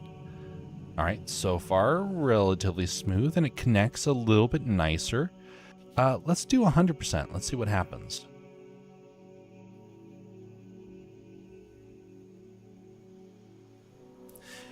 Notice something's off. And it's not because I was trying to exaggerate this. When you are working with stabilization, you overcorrect. And it becomes a problem. If you want to try and follow a certain curve, if you're doing it like that, no problem. The moment you try and bring it back and connect it, that starts becoming a problem. But notice the 50% was actually a lot better. There's a problem with the stabilization. And what I've found is putting it between 50 and maybe 70 or 80, that's the best. Because then you're able to actually get kind of the best of both worlds. It's stabilized, but it's not overpowered. It doesn't glitch the way that the 100% does. And so thus you're able to make some nice, smooth shapes with relative ease. So anyway, I suggest 50 to 80 or 90%. Do not go to 100 and avoid 0 for the most part. Try and have it somewhere higher than that. That's my advice. If you're doing sketches though, avoid stabilization. Maybe put it to 3. It doesn't impact your drawing at all. Put it to maybe 6, 7, 8, 9, 10. It doesn't really impact it, but it makes it a little bit smoother, just a little bit. Hopefully it made sense. I use 70, I always use 100. Everyone's got their style. I prefer having it less than 100. I prefer having it probably around 20 actually. But when I'm trying to do line art, I try and have it around the 70 to 80. On 100, the PC kind of forgets where you went. You know, that actually does happen. The party started arguing on who should get 2 levels. Me, I'm a sniping rat person. Then I got all I need is my poison tip arrows. Kind of sounds like Twitch from League of Legends. All right, 1 and my slaves can get 2 levels. I don't mind the wizard being able to cast fireball multiple times while I'm AFK. For sketches, I'll just turn it off. Yep, precisely. Everyone's got a different style and a different approach. I gotta say, for my style, for example, it keeps changing. It changes a lot. And it kind of changes based upon the project.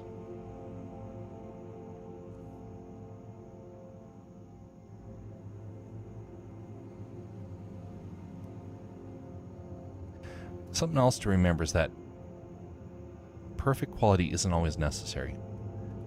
Like that. I just wobbled a little bit. No need to go and correct. No need to go back and correct that. No one's going to notice. Except you all, because, you know, you saw me make the mistake.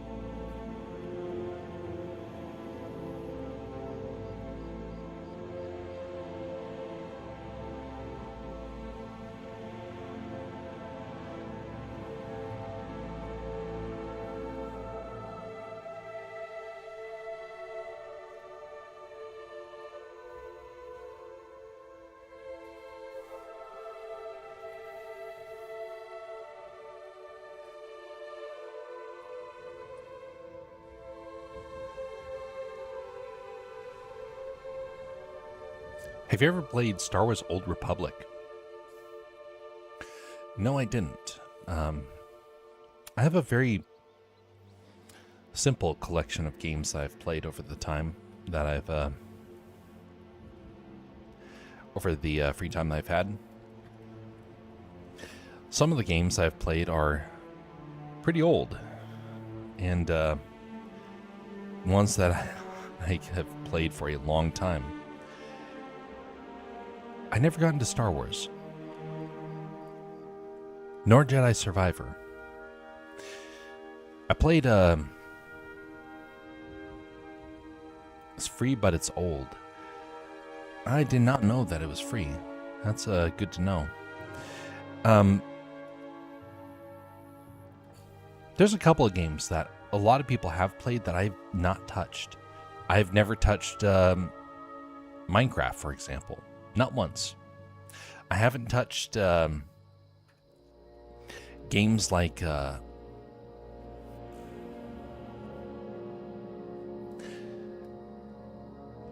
sports games. I don't really do any of that, although I have done it in the past when I was like visiting people. They would pull it out and we'd give it a try. I kind of got dragged into games. I didn't really go out and try and find new ones. And so, like, for example, I became very big in League of Legends, but that was because I was basically dragged along to play it. I wanted to do older games, and then along comes this other game, and everyone's like, "Hey, we're gonna be doing this. You should join us." So eventually, I did.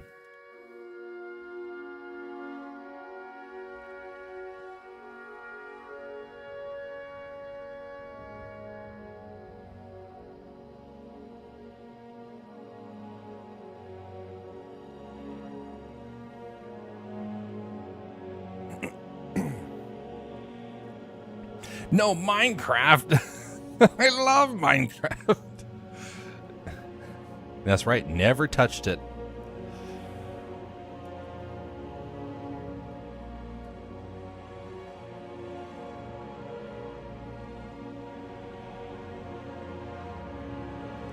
I love putting villagers in boxes and smelting their robots for steel. Oh my. Amazon will build itself.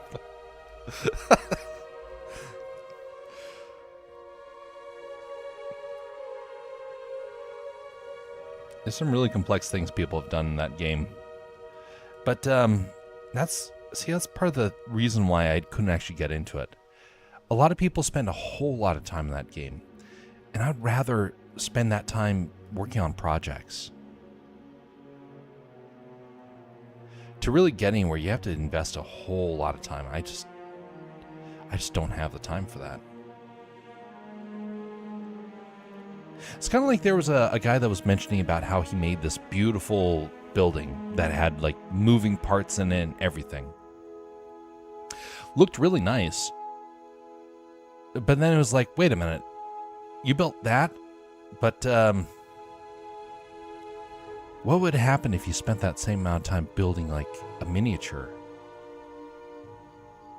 You could actually like use that for all sorts of neat things. So that was how I kind of approached it. I wanted to do the things that were actually like came away with having made something. If I played the game, I kind of wanted to challenge my strategy side. And so I wanted my creative side to be for stuff like this, and so thus I made my choice for that. But I do realize a lot of people have some really neat projects they've done in Minecraft.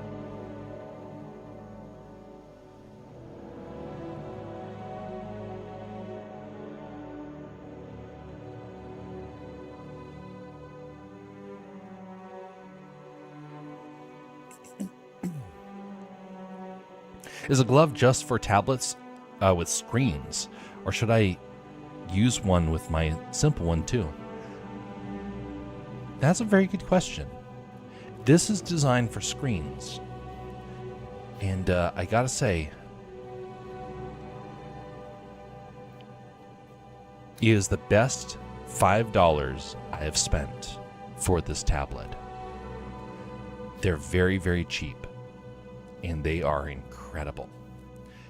It helps your hand to glide, because otherwise sweat will start to build up, and it will start to cause your hand to stick to the surface.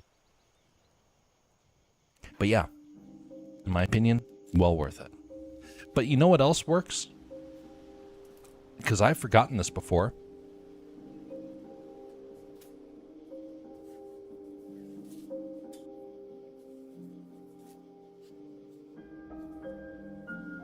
Paper towel.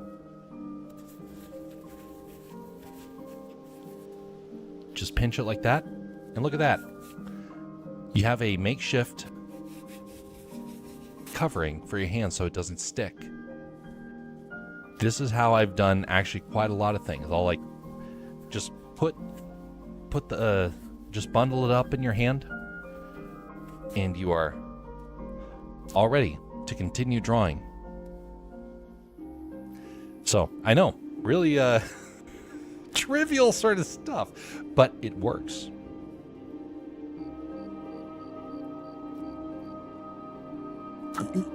Wow. Precisely, I know. Top-notch stuff. The game itself is boring. Objectives is to slay the Elder Dragon, and you can achieve that in 10 minutes. Speedrunners. I mean, the goal of the game is to have fun. Yes, indeed.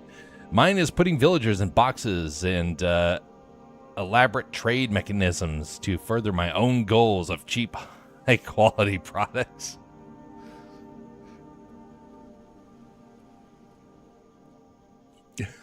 Indeed.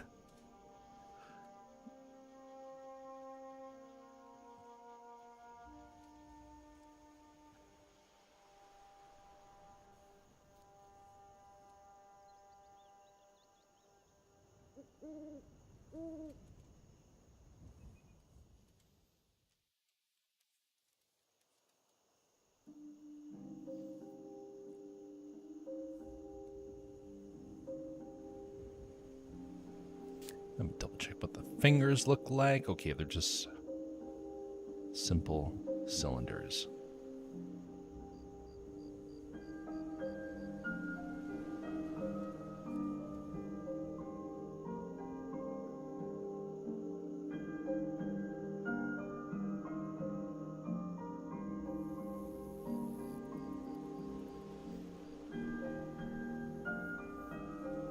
I like recreating real-life buildings in smaller scale. Yeah, it makes sense.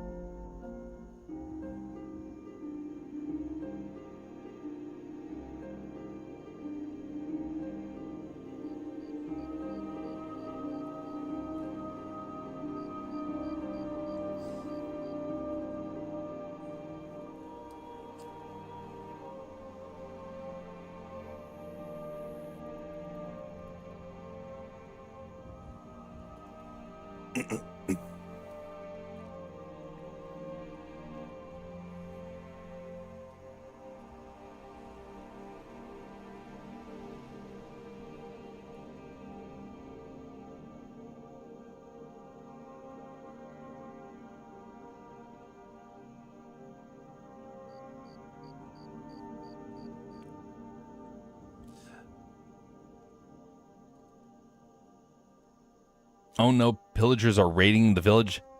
Quick, player, help them. Me watches it unfold and he's the mechanics. 1.72 best version and never played on a higher one. Guys, look at my new pillager farm. It's 90% effective.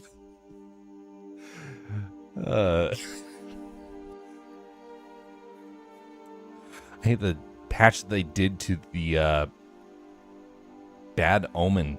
You can no longer get it by killing a flag barrier again and again. So you found an exploit, is what I'm hearing.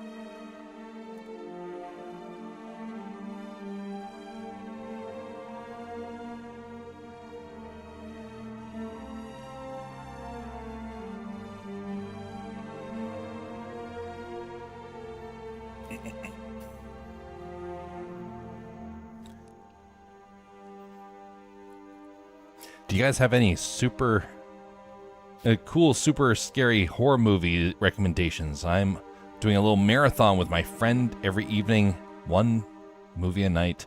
We're looking for a scary one, not an exploit, a feature.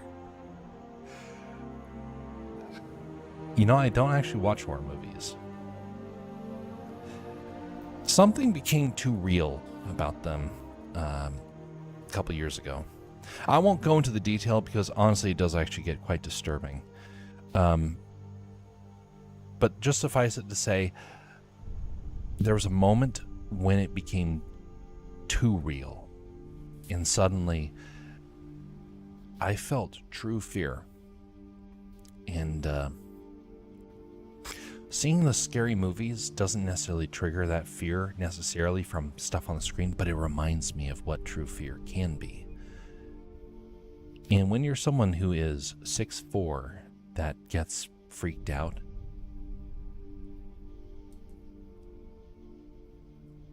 it's not something that you want to go around trying to recreate. We should put it that way.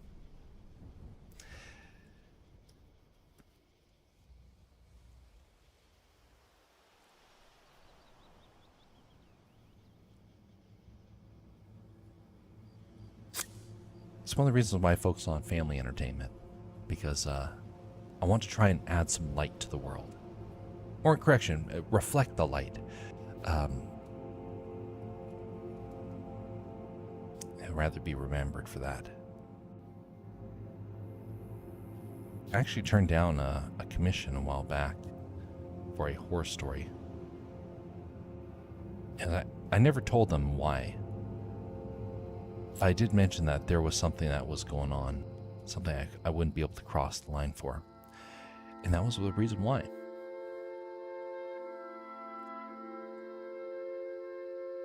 I don't know why, but I love scary movies. Silly games and documentary books, a weird mix.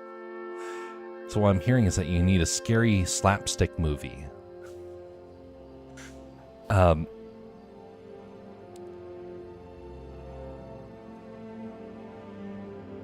They punched the guy.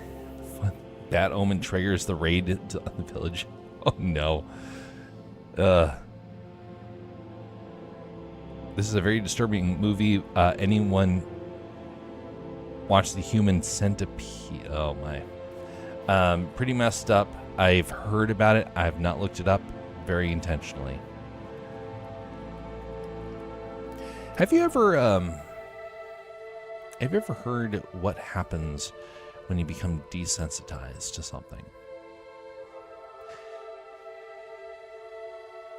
There was someone I listened to. It was a stream where someone actually became desensitized to something, and they started to freak out. But it wasn't over fear or anything. It's more like they could tell something had changed in them. And one of those things was related to the need for human psychology to escalate things. And there was something where that escalation was starting to impact them in these sort of things that they watched. I've always been very careful about media and there's been many times where I'm like, I should have been even more careful. But there's always something that's going to come along and be like a shell shock for us. For me, that shell shock happened when I was in my early 20s, and it did its damage. It definitely did damage. I don't like slasher movies. I like being scared, not disgusted. That's a good distinction there. That's a good distinction. I know that if Bastion Explorer was watching right now, he would be saying that his favorite story is Five Nights at Freddy's. I know some other folks that they would say it's dinosaur movies that are their favorite sort of variation of that. I will say, though, the one type that I can't see even just remotely of is anything that has to do with evil and corruption gone rampant. And I'm not talking about like there being an evil fellow in the story. No, I'm talking about something where it's so purely evil that it disgusts you just to see it. And then you start to realize that it's a real thing. And that can trigger something.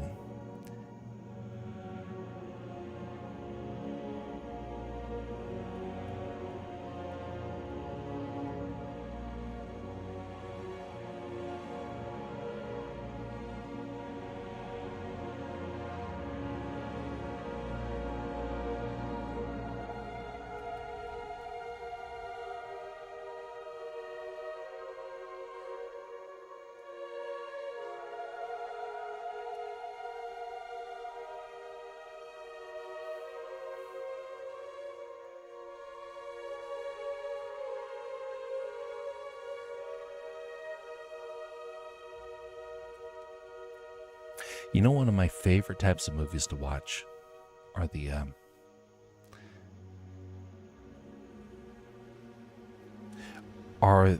stories about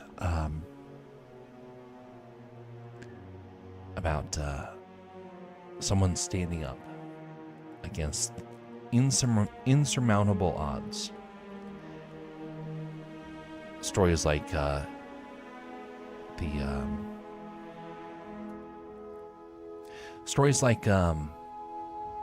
Dark Knight. Stories like Gladiator. Those stories are, in my opinion, some of the best out there. But then again, I do realize that a lot of people actually really can't stand those movies, and I can understand why.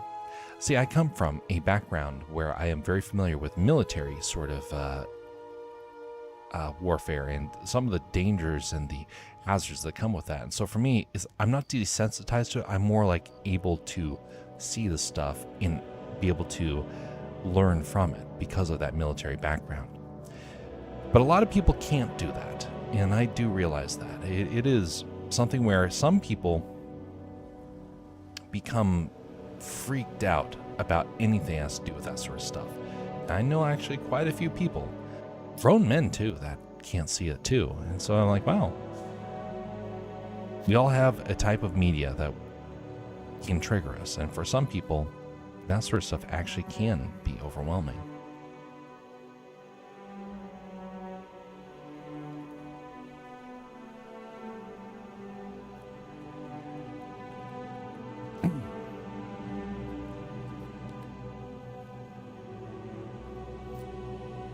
I love monster movies the most. Not a big fan of paranormal stuff. Nothing terrifies my grandfather.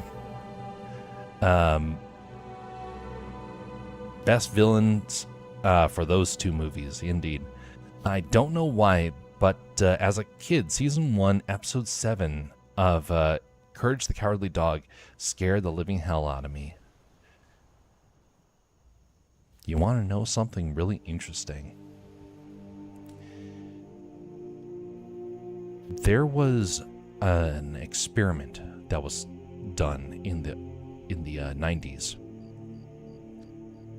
I heard about this a couple years ago, and it makes a lot of sense. Cartoon Network and Nickelodeon both were wanting to experiment with brand new styles, and someone came along. I think it was somebody who was insane, but they changed the industry. See, up until then, animation was at its pinnacle. It was beautiful. We had the best animated movies that had ever come out. We had Beauty and the Beast. We had Lion King. We had Aladdin. We had Tarzan. We had The Prince of Egypt. We had Balto. Yeah, I put that on the list. All those films were incredible. And then somebody came along and said, you know, everyone's just so over this beautiful artwork. We need to make it grungy. We need to make it disturbing. We need to make it gross. And they're like, what? Make it gross? Yeah, you have to shell shock them. And there was actually an intention to make media disturbing. This happened in the late 90s that this finally started coming out. I was living in Japan at the time. I was unaware of the transformation that was taking place here in the US. Rugrats was one of the introductions to this new art style. SpongeBob was also. Now I know a lot of people will question SpongeBob, but there is actually some good reason to believe that it is part of that sort of art style. Courage the Cowardly Dog is one of those as well. Cow and Chicken, same thing. They were designed not to be aesthetically pleasing, not to be moral lessons, not to be something to watch and learn from. They were meant to shock and scare, because that was the philosophy of the artist that created that style. When was that? In the 90s.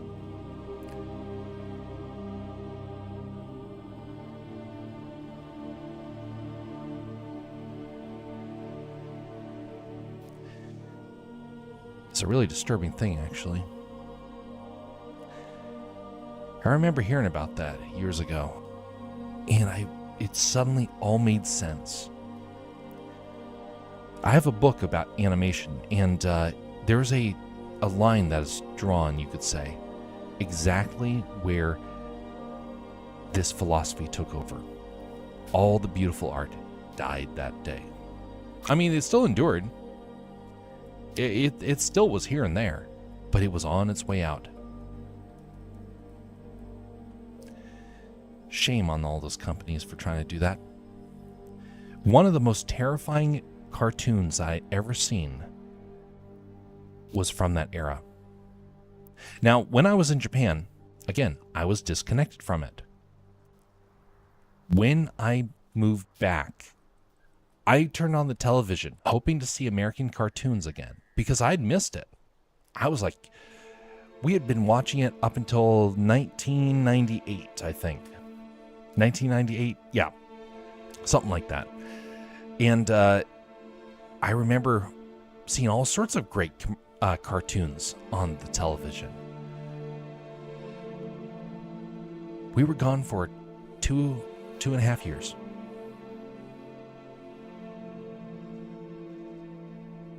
We came back in the year 2000, 2001. I turned on the television and I just about vomited. It was disgusting.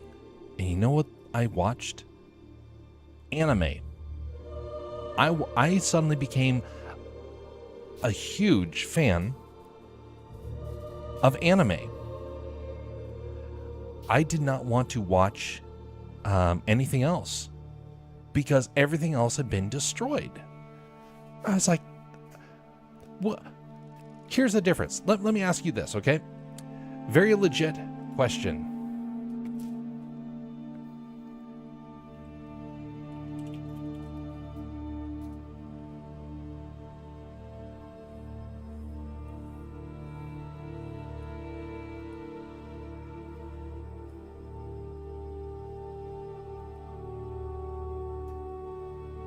Okay, stand by just a second. This illustration's almost ready.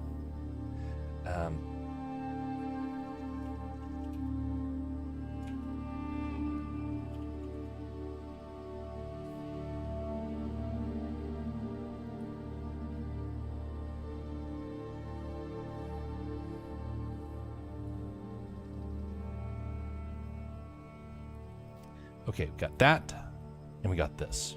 All right, ready? Okay, open up image. Here we go. You are a child. You'd go to your television and you turn it on. You're flipping through the channels. One, you see this. You see this on one of the channels, and you're like, ugh. You become locked on it. And I remember the sensation as a kid. I was like, I want to look away. I want to look away. And I couldn't. I was like, what is going on? I was experiencing trauma, a form of trauma, shock, and fear. Because this is what makes this sort of art style so insidious. It's designed to make you so disturbed you have to keep looking. Then you look on the next channel and you're like, you flip the channel, okay? And instead you see this. Which one is more beautiful? Which one is more artistic? Which one is funnier? This or this? I just came from Japan. I wanted this over this. This looked to me like the industry was dead. It looked like a monster had taken it over. This had hope. This had beauty. This had adventure. And that's went for almost anything that was coming out from Japan at the time.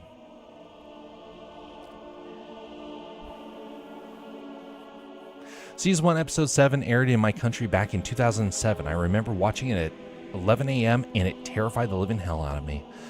I never watched any anime outside of Pokemon, if it's considered an anime. It is indeed, and it's a pretty good one. Picture this, right? Your parents out of the house for work. You're bored, so you turn on the television to watch cartoons to sleep. Then boom, psychological horror. It is psychological horror. That's what I can't stand about it. I'll expand upon the story in just a moment. It was oh my goodness. Maybe that's why I like horror movies now. Oh no. Oh no.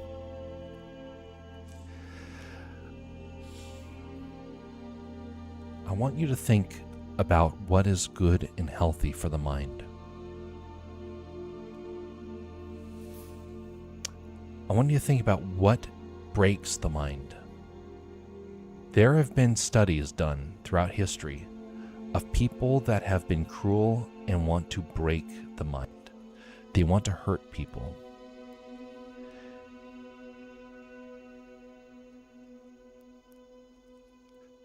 Those sorts of people, they have no love in their hearts.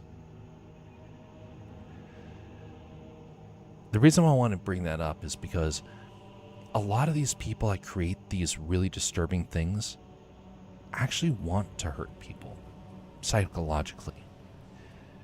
I was disturbed by that stuff, and I was told by someone that was a supposed friend who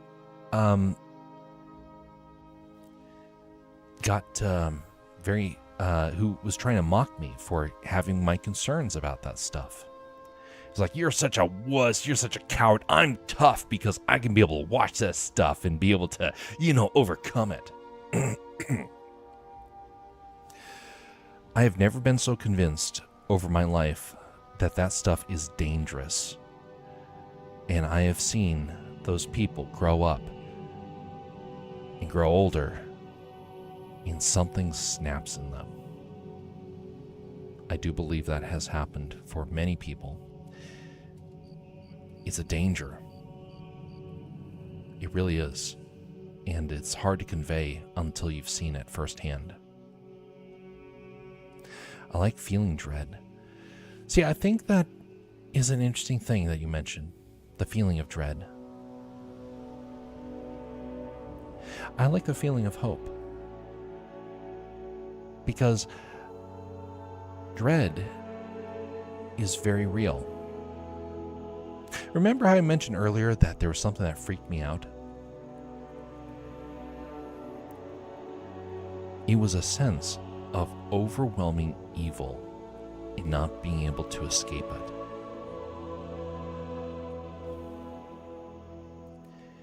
It seems trivial in a way until you've experienced it, and then you're like, wait a minute, and something inside snaps.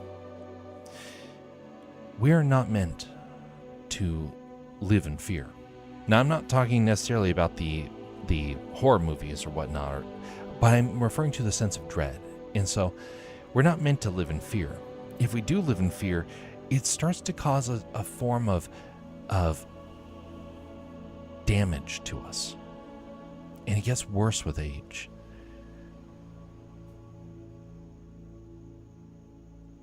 We have to be able to look at the how this stuff does impact us. Because I think that far too many people don't think about how that stuff can continually bring damage upon you. There was a guy that I knew. He was watching those sorts of cartoons. He started to get... He wasn't necessarily violent, but he was starting to become far more inclined to behaving a certain way. Now, I just knew him as a kid. I didn't really think too much of it at the time, like what was going on with him.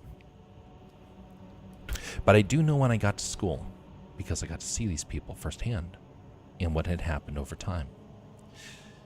And something did indeed become very, very apparent.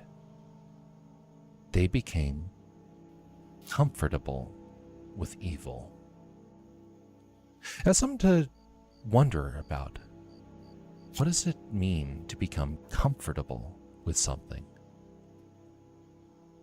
It means it doesn't worry you. If you walk down the street and you saw someone getting mugged, that would worry you. You would jump into action, or at least you should jump into action. You'd rush over to make sure the person was okay. If you're a fighter, you want to go in and help protect the person who is getting mugged. But here's the problem. What if that happened every single day? Would you have the same instinct to rush to help? The same desire to want to protect? Or would you start to feel just a little bit inconvenienced? A little bit troubled?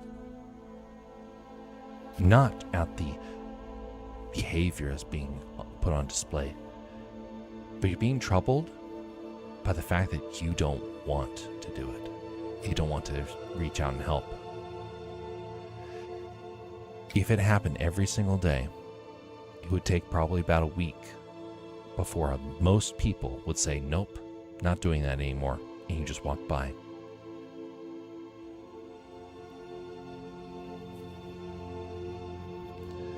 What happens if we desensitize ourselves to evil, and then one day, we see evil?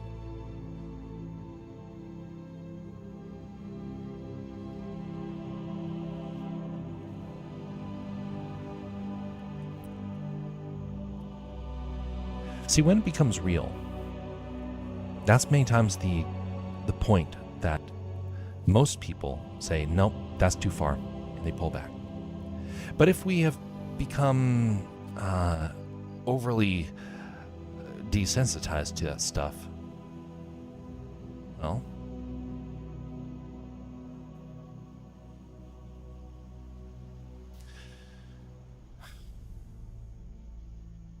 are we even going to recognize it? Are we going to recognize that change in us?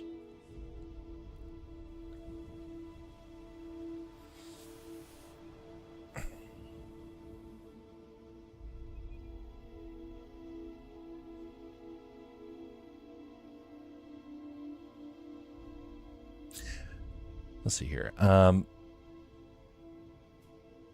Only had Cartoon Network and Disney XD on my TV, so I mostly watched American cartoons with a mix of local ones. Oh, I mean, hope is cool, but dread lasts for longer. There's truth in that.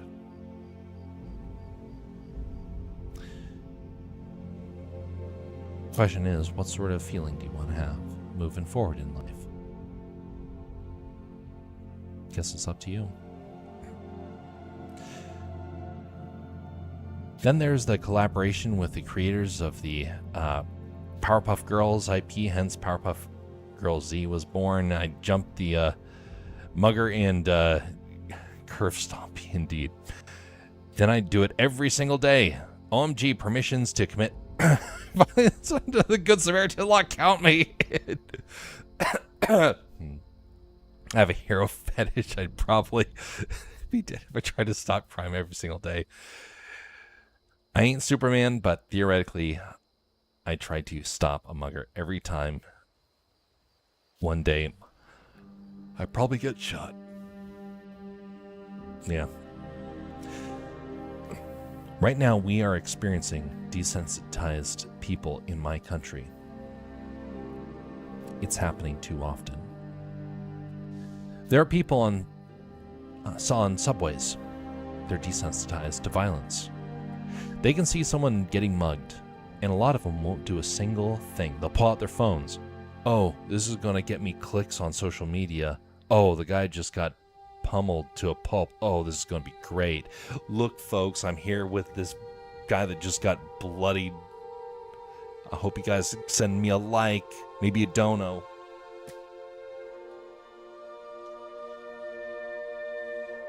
Desensitized. I didn't think that that was going to happen to our culture a couple years ago. It has happened. It's infuriating to me how cold people have gotten.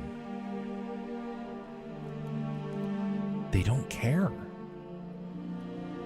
They've lost mercy. They've lost love.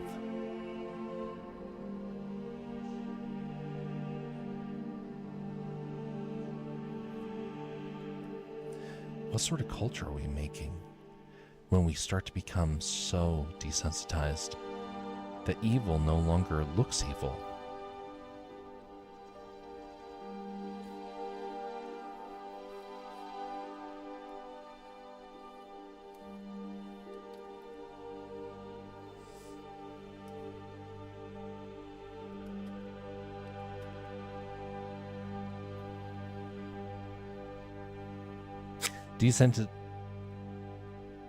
Desensitization is a defense mechanism, so it's mostly good. Better to be desensitized than traumatized. It's like when a little kid sees a dead pigeon and gets traumatized over it, but older people won't even take a look. Sounds fine, until you're having to help somebody who has been traumatized, or somebody that's in severe agony.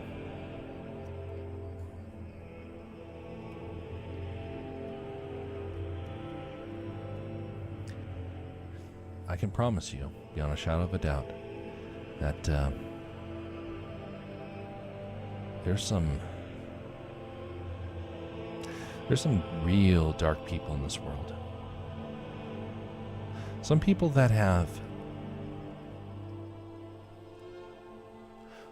who have been recorded giving this statement. They were asked, some very dark, evil people were asked why they were targeting children. In the response, they said,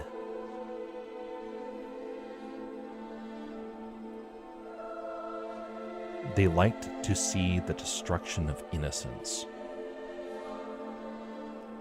I've been thinking about this ever since. Destruction of innocence. What does that mean? The Bible warns us about becoming too familiar with evil. One of the things that God tells us is to be innocent as doves and shrewd as vipers. We're not supposed to be cruel as vipers. We're supposed to be shrewd. But we're supposed to be innocent. The reason why I think is because the more familiar you become with evil, the more appealing it starts to become. The more it starts to seem nice and maybe even welcoming at times. It's something to remember that there are many people in this world that, for a laugh, want to see someone hurt. There's some people that, sadly, start to then take it to the next level.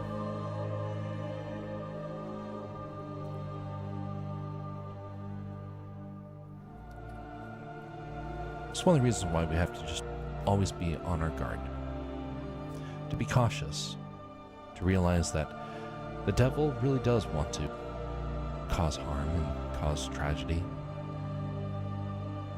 It's his chosen purpose, you could say.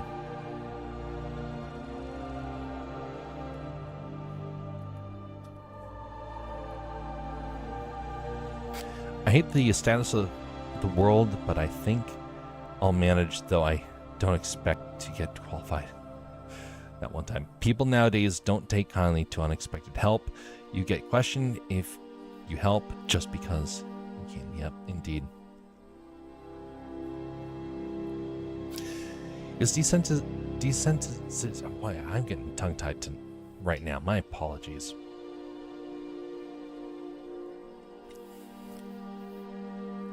Desensitization. Is it evil?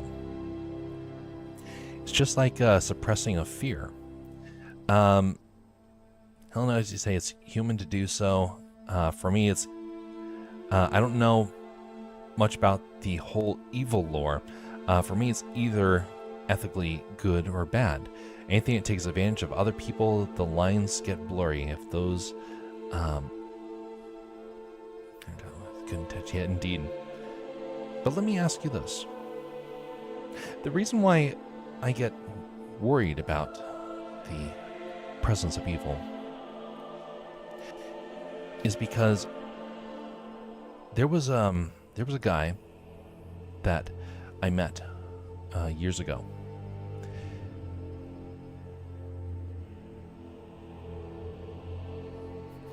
He knew that I came from a fairly sheltered background. Sheltered in the sense of that I grew up overseas, I grew up in a military family, and I had not been in the school system.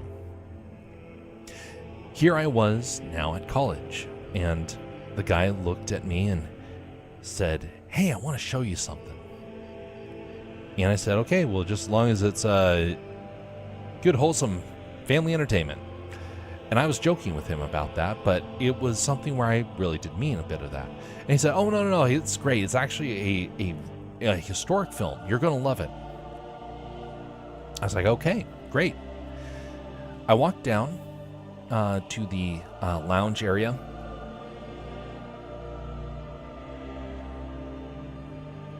He put the movie in.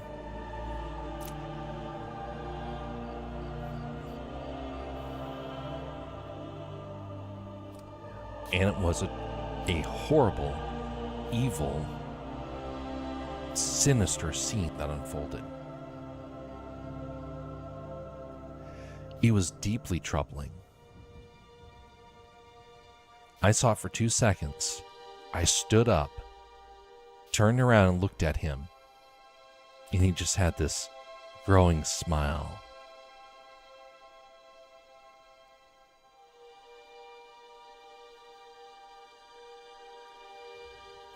The desire to destroy innocence. We don't do good things if we are drawn to evil. We're more likely to do bad things. We're more likely to abhor bad things if we want to do good things. That guy wanted to break somebody and bring them down to his level.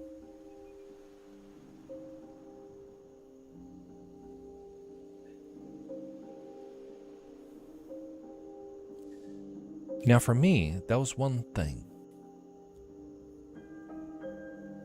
But then I saw an adult on a plane. I mentioned this story the other day. I don't remember if you were here for that. I was flying from one side of the country to the other. It was a long flight. And I sat down, and I was not really interested in watching a movie. But I was sitting next to a little kid, and her mother was trying to read to her from a book that was not holding her interest at all. I didn't really pay attention to it. After a while, the mother then put up a tablet for the child to watch a movie. And together, they were going to watch a movie I never heard of before. It was incredibly violent. Incredibly violent. And there were heads getting chopped off, limbs getting chopped off. There's blood everywhere. And you looked at the little kid, and the kid was squirming. She wanted to get so far away. You could tell she hated it. The mother was intentionally forcing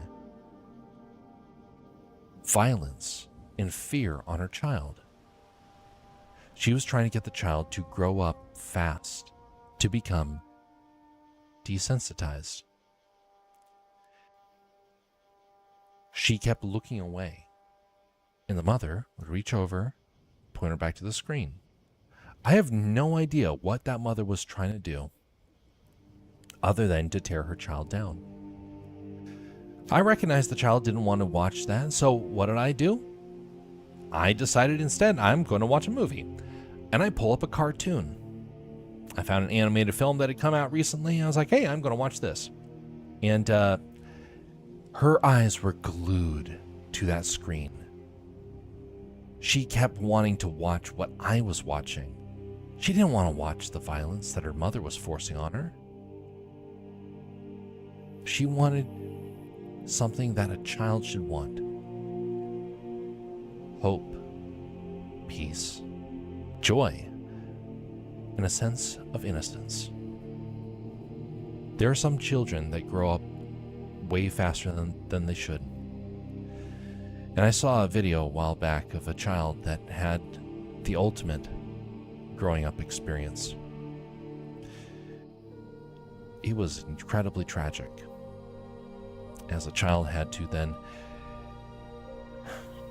be brought up for testimony at a court hearing to talk about how his sibling was ended by a relative. A child that was 4 years old, or 5, somewhere around there, sitting up straight and acting like a grown adult. He had suffered tremendous pain and agony. Now realize this.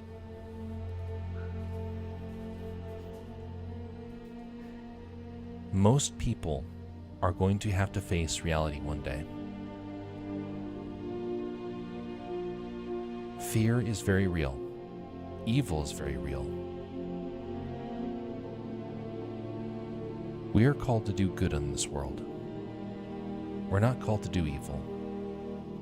And one of the most evil things we can do, in my opinion, based upon what I've been seeing in our cultures, is the desire to spread that evil,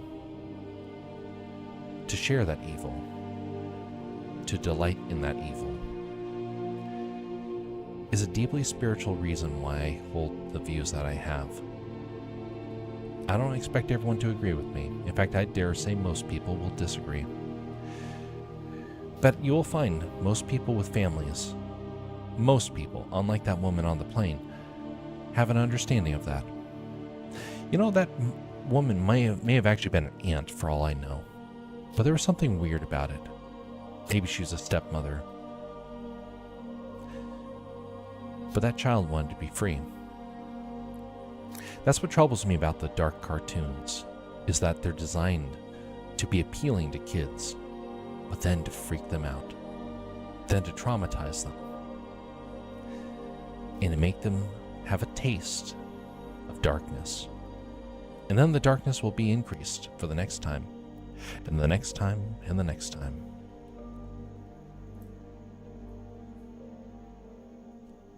Something to think about. Not everyone's going to see it that way, but just know there's a reason why many people would equate it to a horrible and dark sort of act to have that sort of stuff around. Some families ban that stuff entirely.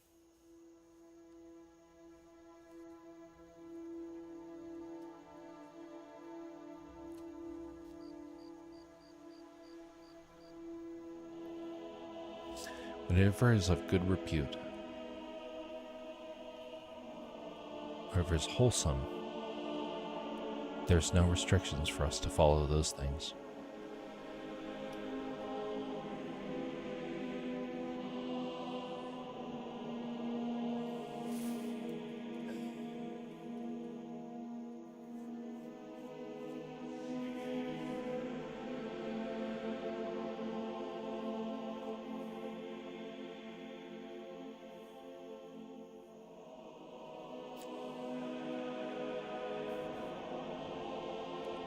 I guess it's up to you guys to decide where you fall on that sort of scale, but at least you know where I fall.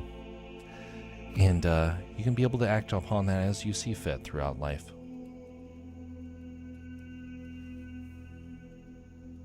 But I'm sure that you'll come across somebody else one day that will probably give a very similar sort of view. And now you'll at least know where they probably are going to come from.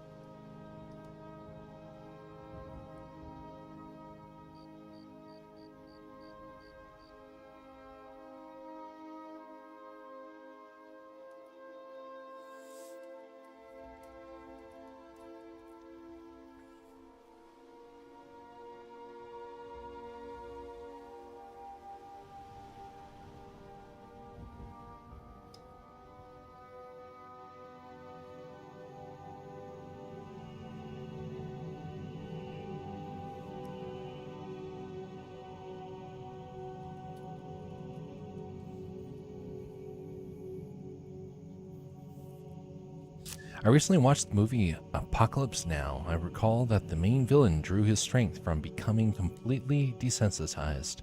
So yeah, sometimes it's bad, but still, mostly good to me. For most people.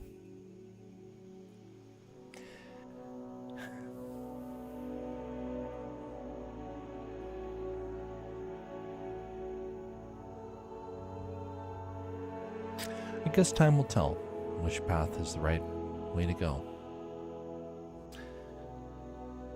I've never quite heard it put that way, of being desensitized for being good for people. Usually that's a sign that the heart is hardening. Have you heard about that term before? Now, it's debatable what can necessarily cause it. But it's something to consider, is what happens when we become hardened to suffering.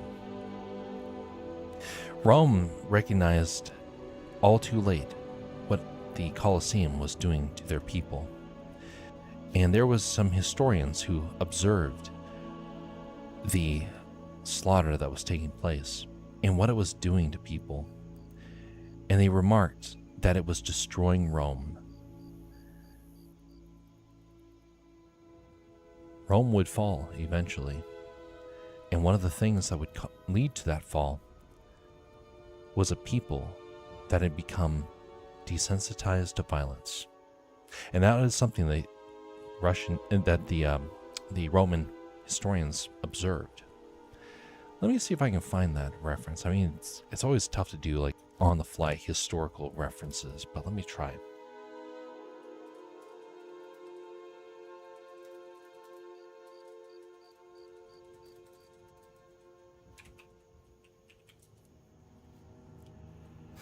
I remember hearing a quote about this a couple of years ago, and it was fantastic. It was really interesting.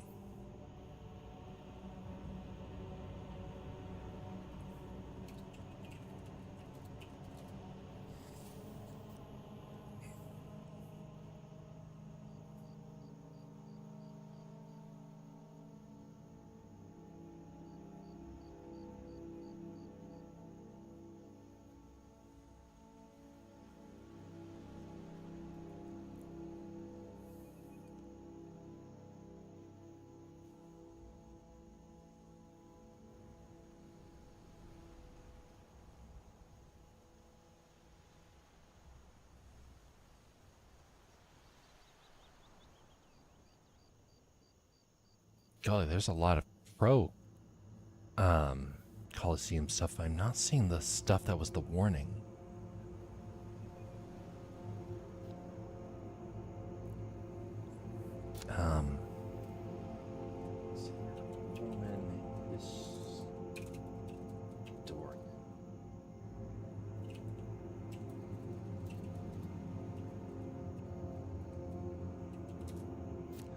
The Colosseum.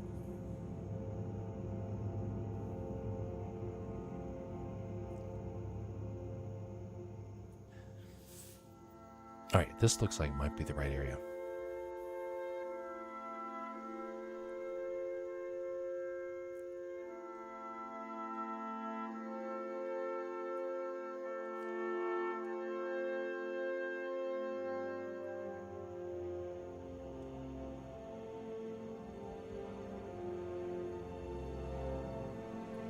All right, here it is. So these were some of the observations that were given back in the day. This is from Roman historians of the time.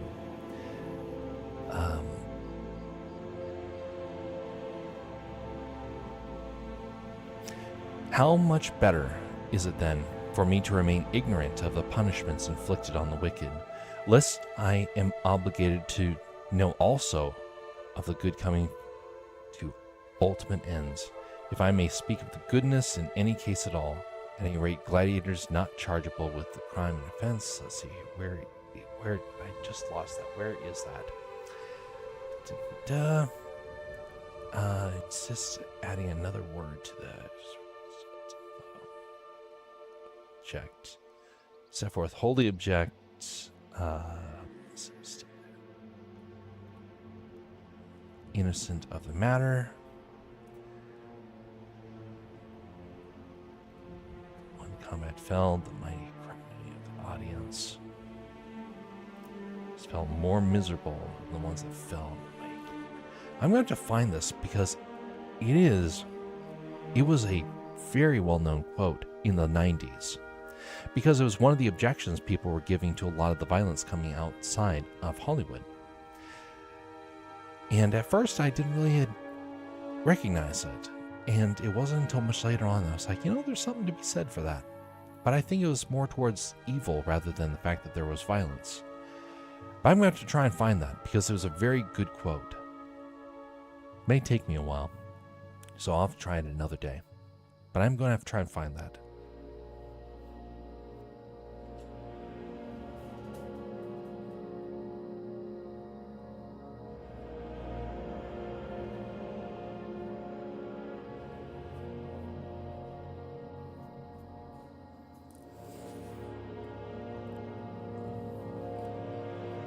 Violence is not the answer, but a question. But sadly, the answer to the question is mostly yes. So here's something to at least consider. With the being desensitized. How would you want to be remembered? What sort of legacy do you want to have? And realize that there are some things in this world that are going to lead you closer to that in a good way, and some things in a bad way. There are many people in this world that are going to commit terrible acts. Every bit of history.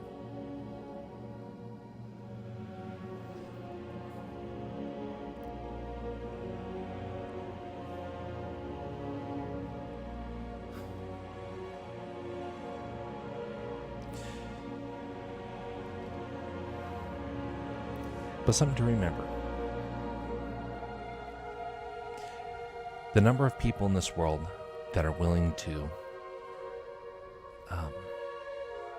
show mercy these days has been declining. I've seen more people looking the other way in the face of evil in the last couple of years than I ever thought would have been possible. So maybe it's just sheer coincidence, but I feel like something has gone off in our culture. And so I start to assume maybe we've become desensitized. Maybe that's not the case. Maybe there is something else, but it sure feels like that's part of the whole ordeal.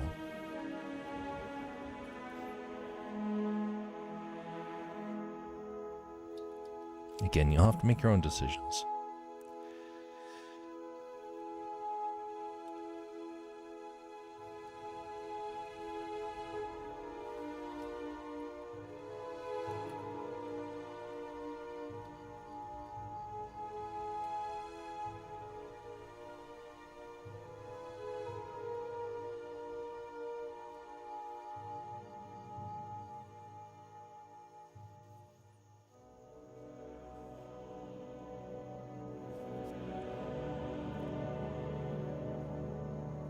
First thing to do is understand that life is very complicated. Second is that as long as you have a heart that is in the right place, you'll probably do the right thing. Christians and Muslims did lots of violence too. So does that mean violence is good? Just sometimes. My dad said, "Son, it is painful and difficult. You're probably doing the right thing." The devil doesn't come with a red face and horns. True. He comes in all sorts of forms.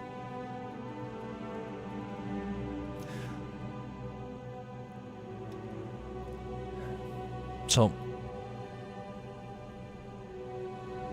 throughout history, there's been a need for violence.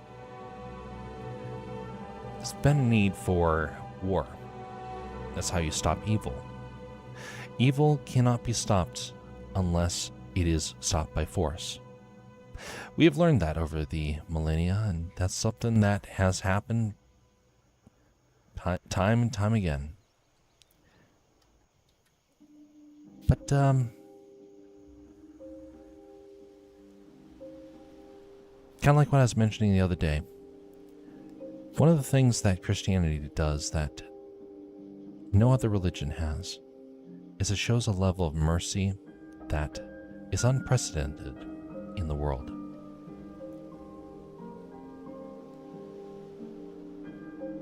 Violence is one thing, but what I'm referring to is evil and the danger of evil. Becoming desensitized is a huge problem. Now, there were times where violence was required to be done in the Old Testament. Now, we technically live in the era of the New Testament. There is a different approach that is to be done in many, many ways. One of them is that we are supposed to show love and mercy.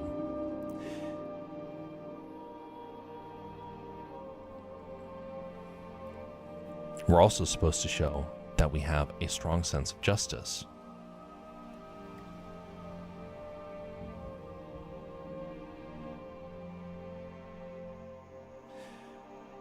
But the justice is supposed to be paired with mercy.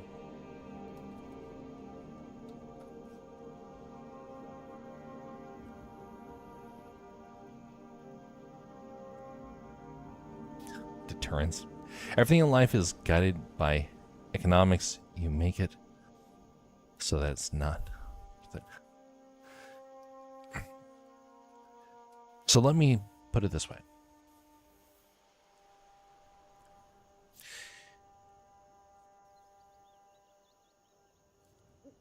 It's not the question of whether or not violence happens. It's in what spirit that the violence takes place. You see a man getting torn to pieces,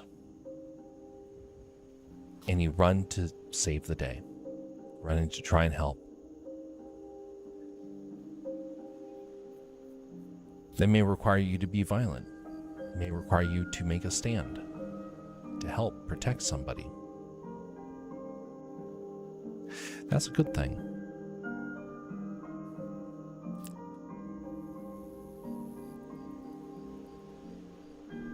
But to go to an area and watch as a cartel member decides that they want to tear somebody apart, and you just want to watch. Do you want to become desensitized to that? And then realize a lot of things in media is kind of trying to desensitize us to things like that. Or if nothing else, to darkness, maybe to doubt that it has power. There was a guy who I was talking with where he was excited because he was now afraid of the dark. And I was like, that's good? He's like, yeah, now I'm afraid of the shadows. It makes me feel alive.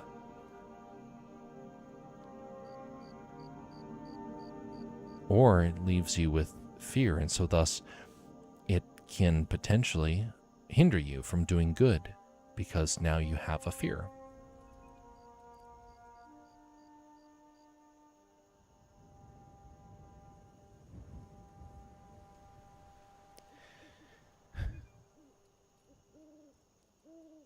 There's never been a reason to become comfortable with evil. But there's plenty of reasons to abstain from it. I've yet to hear a good, compelling argument of why evil is necessary for us to become familiar with. But I definitely have seen the casualties of the people who became desensitized to it, or at least became familiar with it. That's probably a better way to phrase it. Of which some terrible things did indeed happen as a result of that. What sort of thing do we want to dwell on? Remember how I mentioned earlier that something freaked the daylights out of me. And while I'm not necessarily going to go into what it was, I can tell you what it did. It caused a great deal of angst to build up.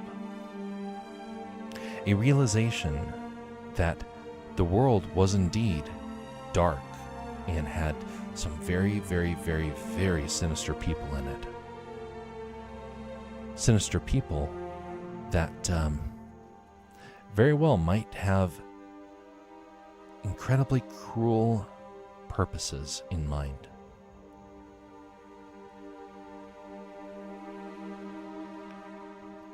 It was the realization that it wasn't just a fairy tale in which darkness dwelled, that it dwelled in our very world. And then I started seeing how it was impacting others. And I thought, this stuff is calling to us as a culture.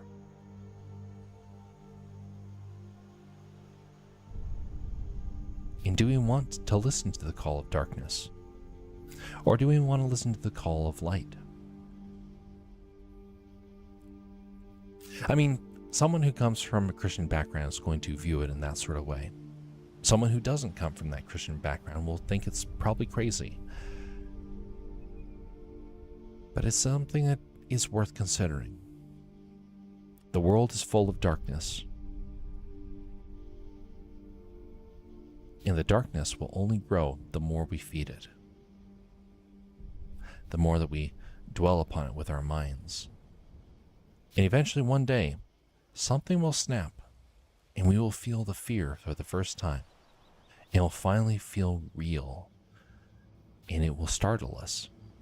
It has happened with many people that I know.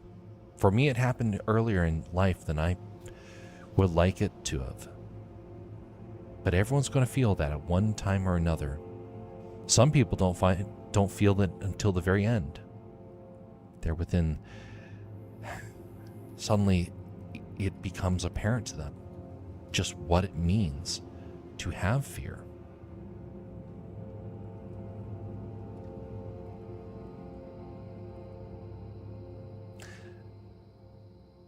I haven't met someone who's been comfortable when they have to face real fear, unless they're filled with hope.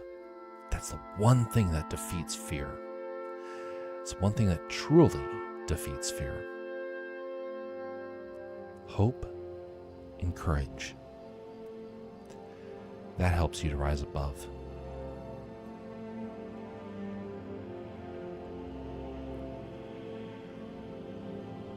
I don't like the New Testament. I want to burn cows and sheep too. Oh my goodness. Gets arrested by PETA for animal cruelty. Oh my. Old Testament was vicious, like two totally different gods, but both Old and Woke Bible have a cool story. So there's something very interesting to mention about that, and this is a complex sort of issue.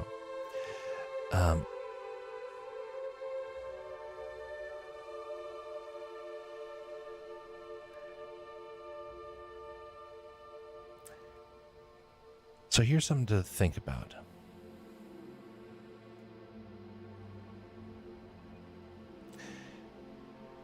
There were two very different worlds in our history. One was plagued by a world full of very violent people. That is the world of the Old Testament. And there was a lot of reason for God to behave the way that he did. He was trying to shake people free from the evil that had taken them over. Now, we will never quite fully understand why God took the approach that he did. But what we do know is that when we come to the middle and the end of the Old Testament, there is a very big shift that takes place. God is starting to reach out to people in mercy. The book of Jonah is the tipping point in which everyone starts to realize mercy is going to be what drives the world forward. Mercy and forgiveness. We come to the New Testament and the times have changed. The ways of old have been changed, and now a new way of moving forward has begun. You have to remember, back in the days of BC, the world was very violent. There were terrible human atrocities taking place everywhere. When Christ came onto the scene, he mentioned that he wants mercy. He mentioned that he wanted people to look after the needy, after those that were hurting, to show kindness and compassion. To a lot of the people, they expected for God to come down and want to exact a judgment on the world. Instead, he came and showed them that he wanted mercy. So this raises a couple of questions. Was God always merciful and we just didn't quite understand that? I think that's the truth. There's many times in the Old Testament where terrible things should have happened and they didn't. And times where terrible things happen and we don't have full context as to why. What we do have is the clarity that is given in the New Testament. It's one of the reasons what set Christians apart from the Jewish leaders of the time. It's one of the reasons why there was the divide. There's the reason why there were many Christians that were stoned for even just believing that stuff. Hopefully it makes a little bit more sense. I do realize it is a very short, abbreviated version of something that's far more complex and one that takes a long time to cover. But there's been a big push in our culture to try and demonize the Old Testament. A couple of years ago, that was not the case. But a lot of people, it became a source of frustration for many. And so I understand why it became an area where a lot of people started to turn on it. I can tell that the times are starting to change again. Slowly, but surely.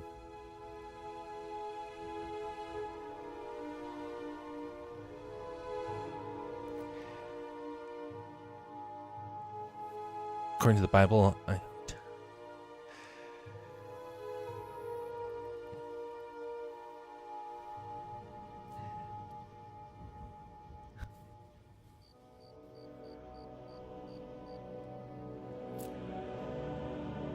many people end up in that point of confusion and not quite sure what is true and what is not. I can't impart upon you my life experiences to be able to convince you one way or the other.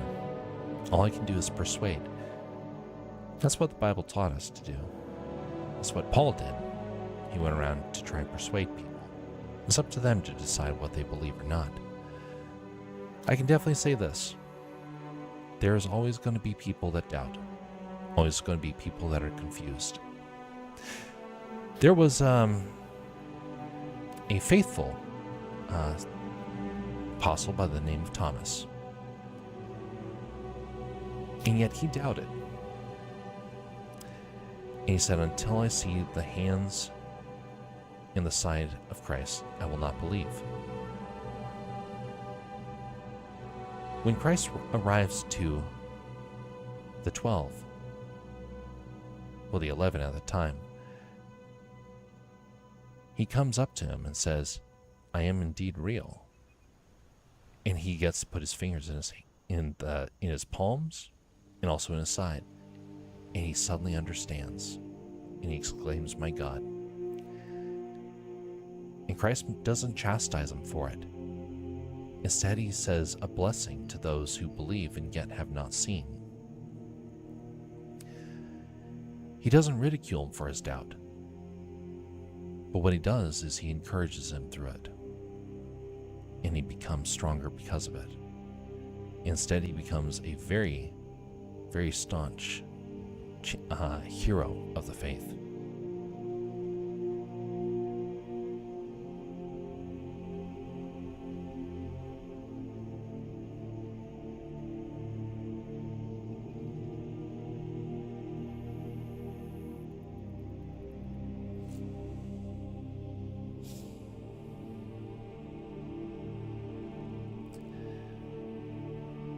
Have you ever made a mistake that you think, dang, I wish I could correct that?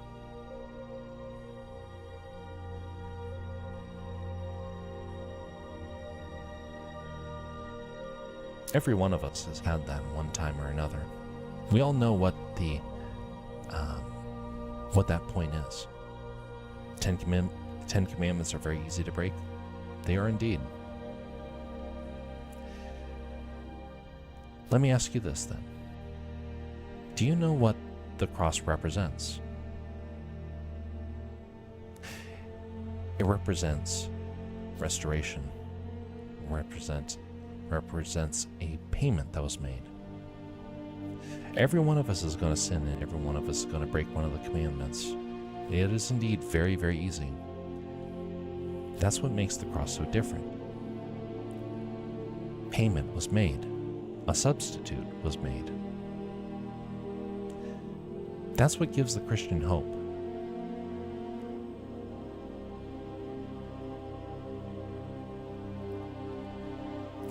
Suddenly, it's not on our own power that we have to try and attain salvation.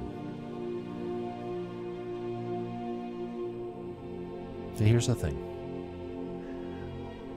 It is up to us to be able to find out what is true. We have to be able to find out why we believe what we believe, regardless of what it is. Hell is no trivial matter. I will say that. It is described to us in the New Testament, and we're told about why some people end up there. We're not given the full detail, but there is one thing that's very, very clear. It is about having the substitute.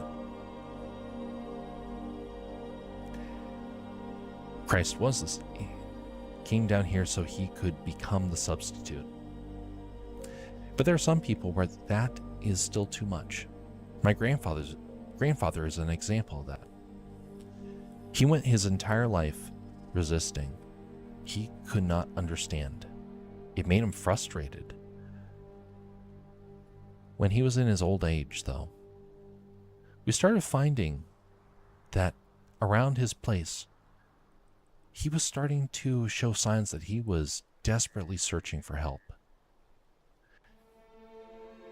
We found him with his Bible that we got him. We didn't realize that he was still reading it. We found him listening to the Christian radio station. He was desperately looking for some sort of hope, but he didn't want everyone to know. The closer we get to the end, the more it starts to haunt us, the more we start to realize the danger. Darkness doesn't feel like that early on. I'm back still streaming indeed. Having some testimony here. It's going to be a late night for me, Callista. I have to go on for another hour minimum for this. And then I'll wrap it up.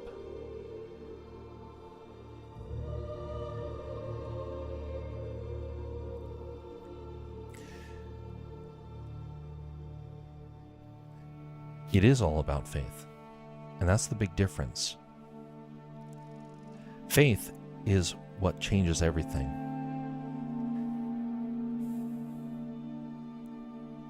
It may sound confusing, and it doesn't necessarily make sense to people right off. But I can definitely say this.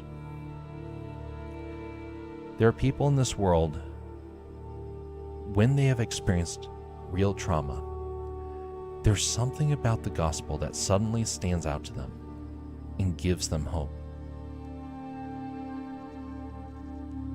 These people's testimonies everywhere. Now, I did not come from that sort of background. I didn't have the shell shock experience that a lot of these people had. I was raised with it. To me, it is very, very familiar to me.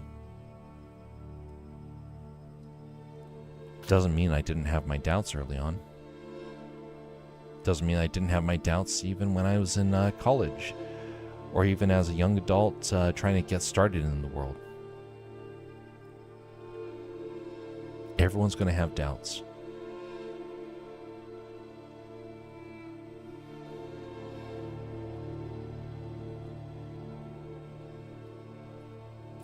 Don't remember what the commandments were about? Well, here's the thing. They get summarized as this: love God and love each other. You should not have any other gods before the one true God. You shall not have any carved images. You're supposed to honor your father and mother. You're not supposed to steal, not covet, not commit adultery. You're not supposed to bear false witness, not to blaspheme.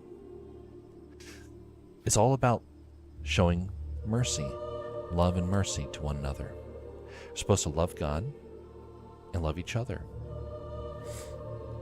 That's what it all gets summed up with. And Christ came down and actually told us that. It's like, this is what it all comes down to.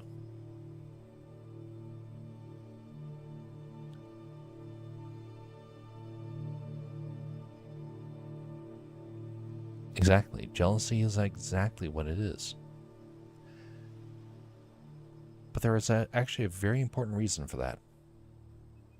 In Christian belief, based upon what the scriptures have told us, there is a cosmic struggle for humanity. The devil wants us because he wants to try and break us. The devil is already condemned.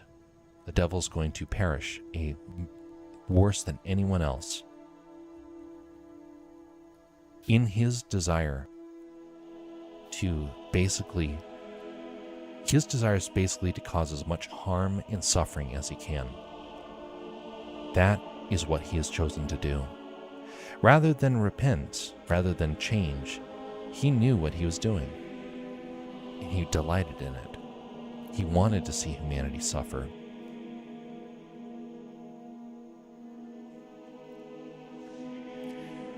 Right now there's a big challenge that's going on. We don't quite understand all the reasons as to why it has happened, but the devil has indeed caused immense amount of pain and suffering, all in the attempt to try and break humanity.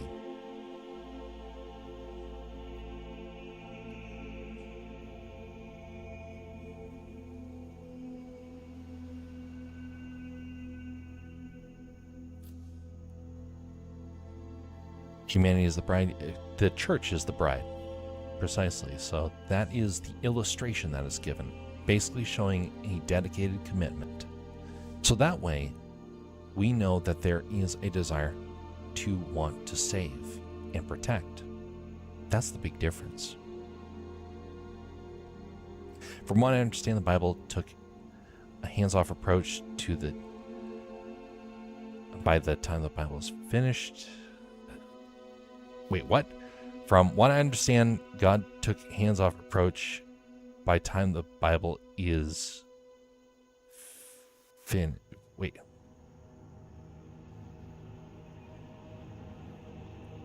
Hands-off approach. I don't quite believe that one. There is a lot of there is a transformation that took towards the second part of the script of the New Testament. Once Christ went back up into heaven, he sent the Holy Spirit in order to help guide humanity into the future. It was one of the things that people in the Old Testament would talk about. They knew that God's Spirit was needed for them to be able to live holy lives. God's Spirit is now among us again. That is something that people back in the olden days were desperate for, and now we have it in our modern day. It's one of the reasons why the world has changed so drastically.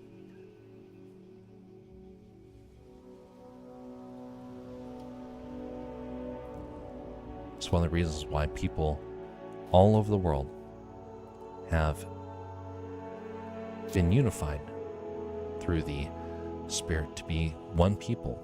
Even though we have differences, the church has been unified in that sense. Yes, there's been some struggles, but there's still a foundation, a common core, which it all goes back to.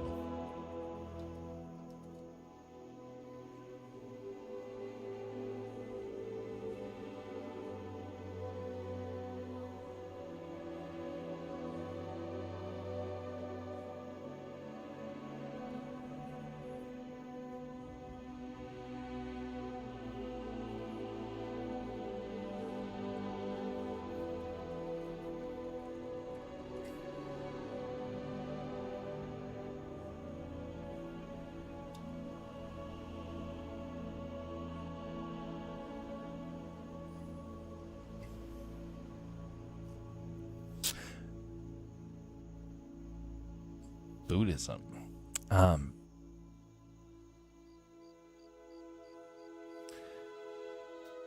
can understand. A lot of people are drawn to it. It has a lot of mystery and wonder to it. But one of the things that it also does is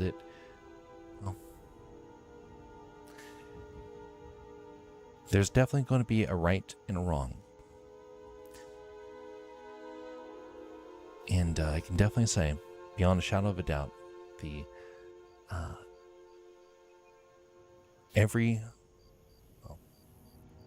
let me try and figure out how to best word this.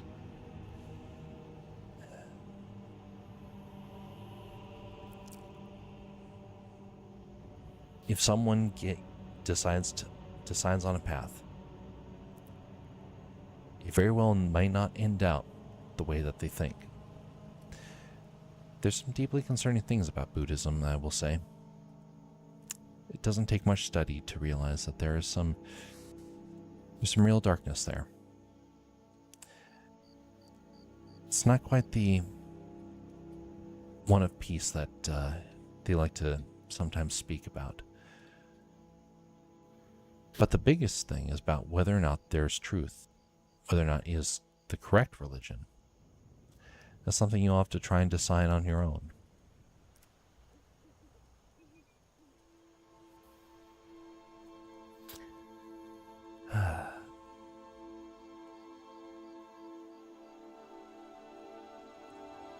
Practiced out shoulders. Here's a test for you. Of the 4 world religions, there is only one not existing today in some form. Can someone guess what it is? Never mind that ball. These are the Mesopotamian world religions too. Of the 4 world religions, the only one not existing today in some form.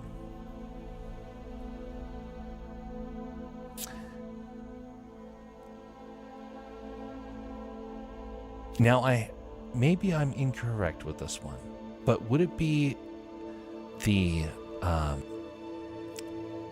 Greek pantheon, or the Greek and Roman pantheons? Would that be correct? By the way, Bizmaster, hope you're doing well. Hope the lane down under has been delightful.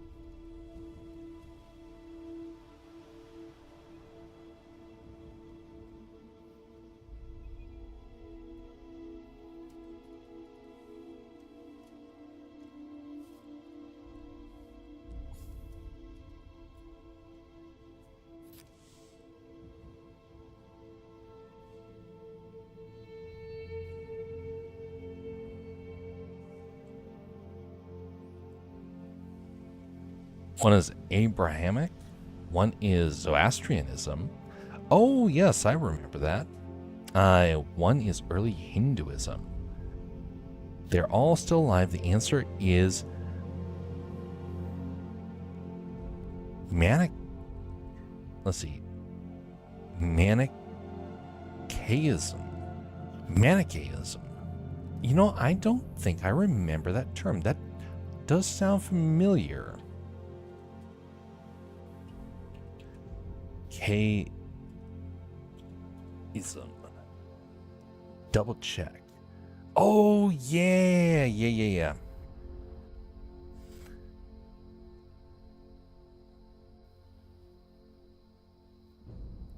All right. The, interesting. I completely forgot about that. But you know what? That actually makes a whole lot of sense. Your history today, brought to you by Bizmaster.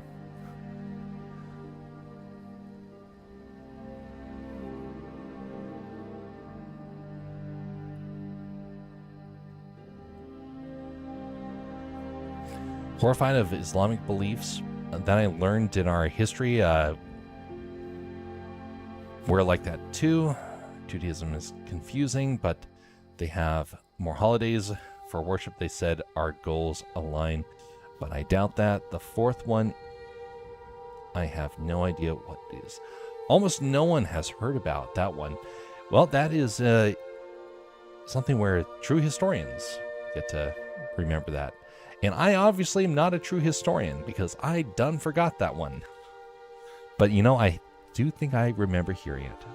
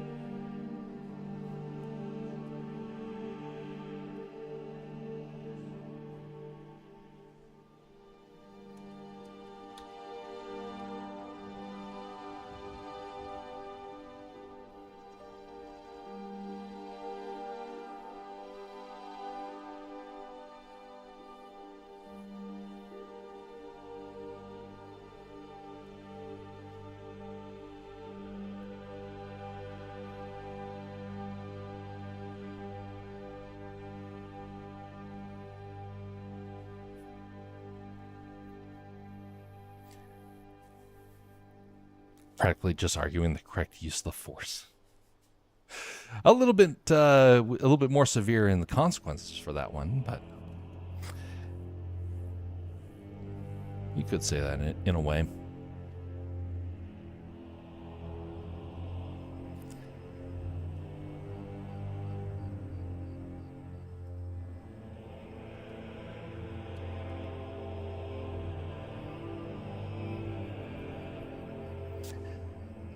I study history and early religion, not in a professional sense, but as a hobby. I read a lot of scholarships.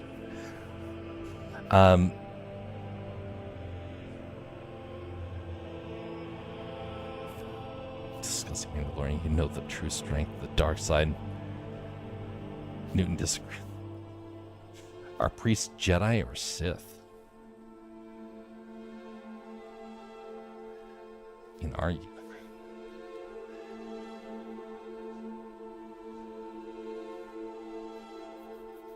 Technically, it would be occults or Sith in that sense, and a priest would be considered a Jedi, at least in terms of the Star Wars lore.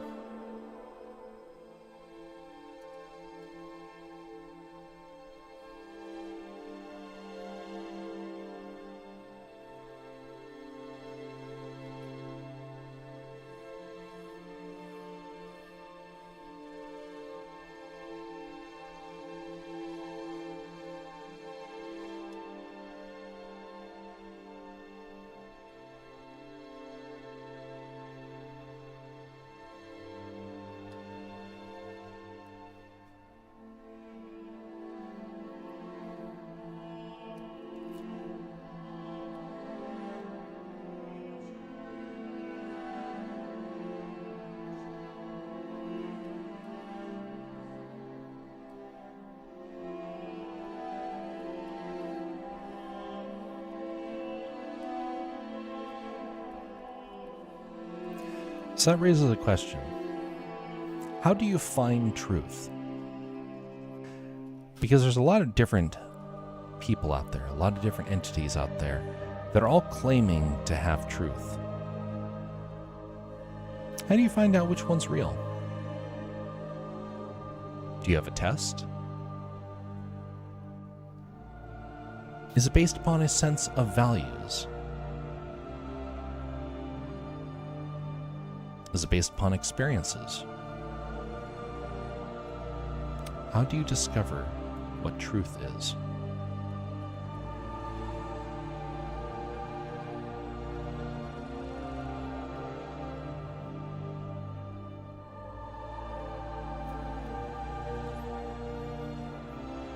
I got asked that question when I was younger, and I didn't really have a very good answer at the time. And not to say that I necessarily have a perfect answer nowadays, but it is something where I do notice kind of the need for truth more and more. And one of the things that I can definitely say is that the older I get, the more convinced I am that there is truth. Follow your heart. Now, that's the one thing I will say: you cannot follow your heart, nor should you necessarily follow your head.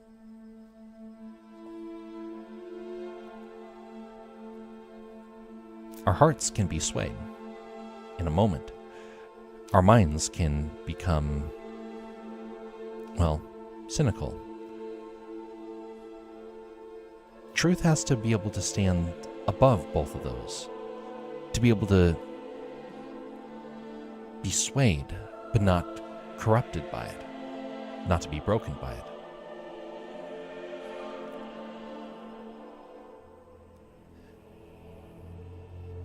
There are a lot of people in this world that claim that science is truth.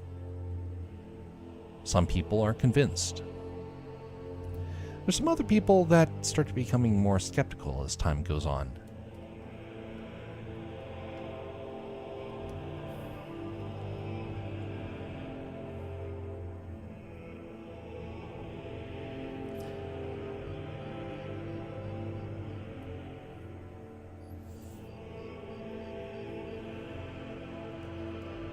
One thing I definitely can say, though,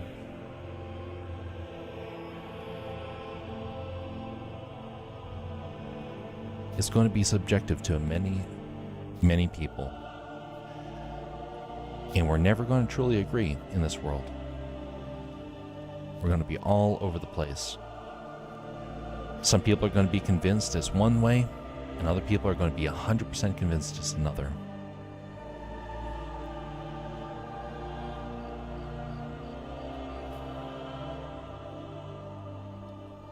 But there still is supposed to be truth. So that requires us to still be diligent, despite the confusion in our world, to try and pursue it. Truth, if we are earnestly seeking it, it will become more and more apparent as time goes on.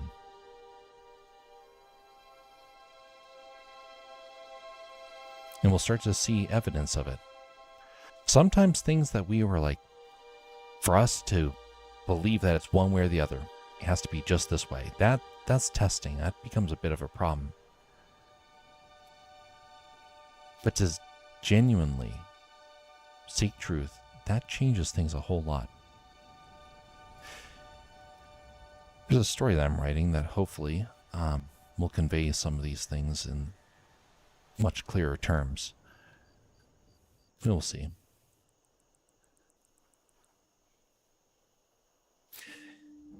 You can't know truth because you cannot know anything with full certainty. You can only ever be convinced by something or find it more plausible. I follow the heart, but use brain to think. I choose to be good and think that's enough. Philosopher enters the chat. Again, this is a theoretical framework we're dealing with, so people will have different truths. The music is really fitting. Indeed.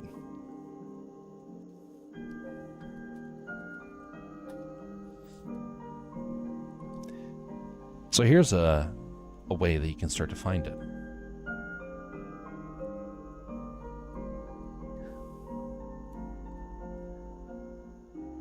If you're seeking truth, you have to be so convinced of it, nobody can sway you. Now, some people might find that. Some people might not. Conviction starts to be formed over time. And some people will have such strong convictions that it will lead them all the way through their life, all the way to the end. Those are some amazing stories out there. And I've heard some people with incredible stories that, for them, that was what happened.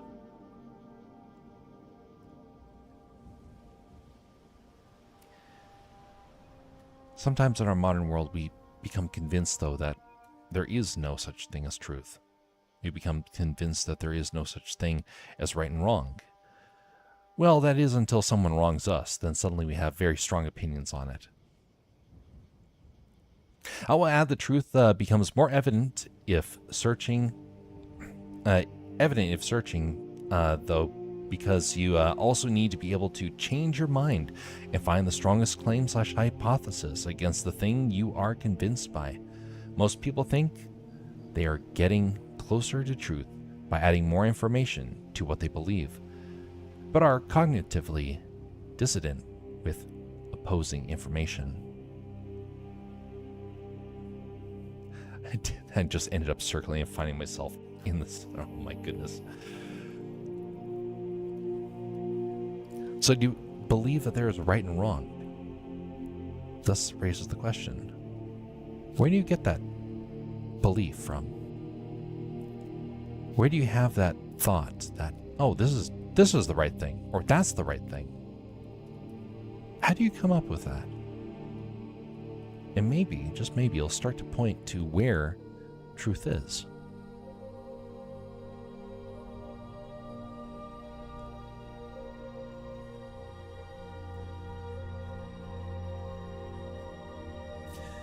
I definitely have seen a lot of people over the years that will shift on their views. For them, truth is something you experience. But it can't be the stuff that we call true. The reason why? We are all different. And thus we can never agree on it. The reason that we believe that stealing is wrong, for example, is because of what? The reason why we believe that harming someone is wrong is because of what?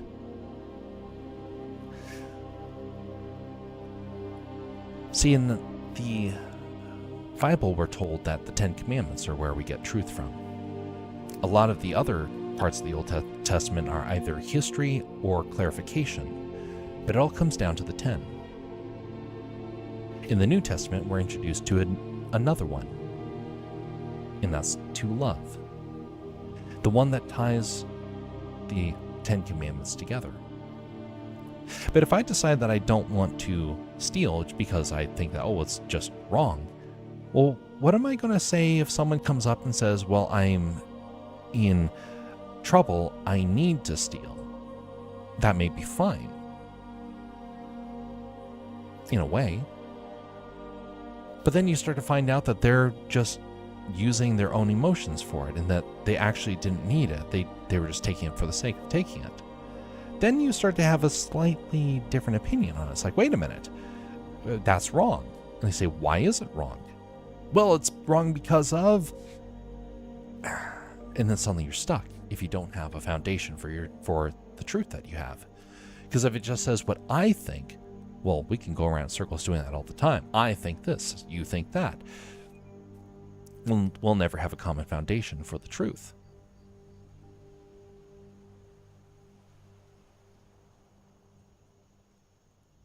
From being a social species, we had advantages via working together. Right and wrong are often things that benefit the tribe, which is why right and wrong is different in tribes. That is indeed something that I can concur with. There is a lot of reason to believe that is how a lot of cultures start to form what is right and wrong. Now, it also gets into some sketchy territory. I can't necessarily talk about it necessarily, but there are some cultures in this world. One that's very, very close to me up here in Alaska, where there's some interesting things that are permitted, of which I can't agree with it, because I believe there is something inherently wrong with it. To the people that I'm trying to convey that, would be theoretically trying to convey this to, it would not go over so well. They wouldn't understand. They think that's crazy. Why would you try and take that sort of a stance? And it would make no sense to them. But there are some things like that.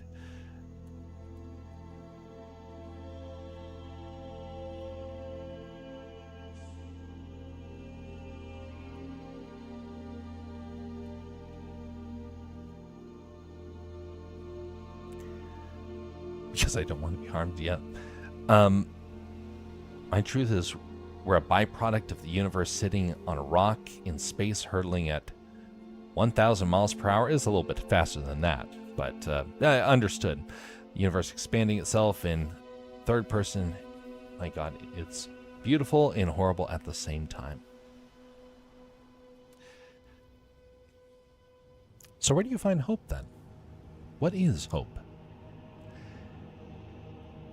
If you have a truth, does the truth give you hope for the future?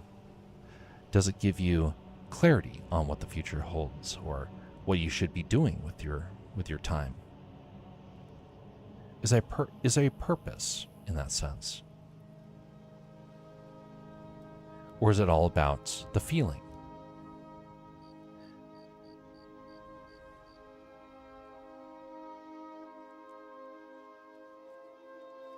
See, in the Psalms, we learn that from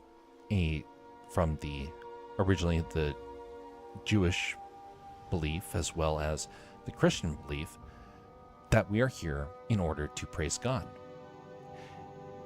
In everything that we do, in our life, in the way that we live, the way we interact, is meant to give Him glory. That is a sense of fulfillment for a Christian. For a Buddhist, it is going to be something completely different. But one thing I can definitely say is that every religion has a different focus on what accounts as right and wrong in that aspect. And some of them do clash. There's some where you won't really be able to have both of them happen simultaneously.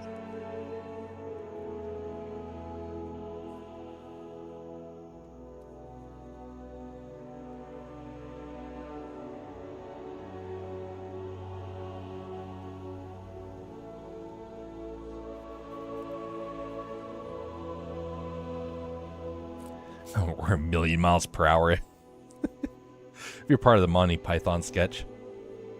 Hope is a feeling. Counter argument. Does it really matter? And so is purpose. Exactly.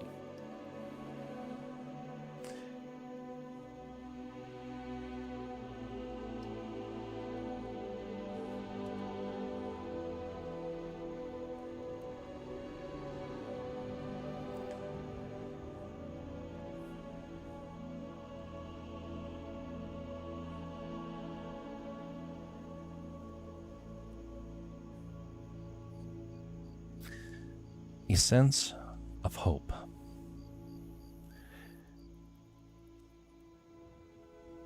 The ability to be able to press on through struggle. Why does suffering happen? And how do you get through it? I can definitely say that the reason why suffering happens is all over the place. there's one thing I can definitely say beyond a shadow of a doubt. Across all the people I've met, across personal experiences, in the history books as well, the one thing that helps people to press on through any struggle is hope. Hope for a better tomorrow. Hope for peace and tranquility.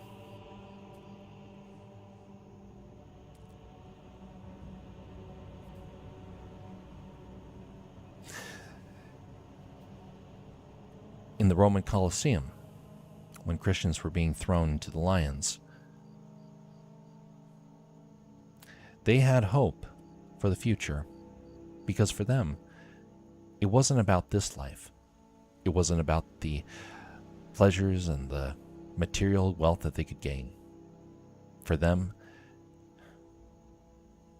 it was the realization that this life is but a stepping stone to a place of paradise, where good will be finally triumphant, and evil will no longer control and harm.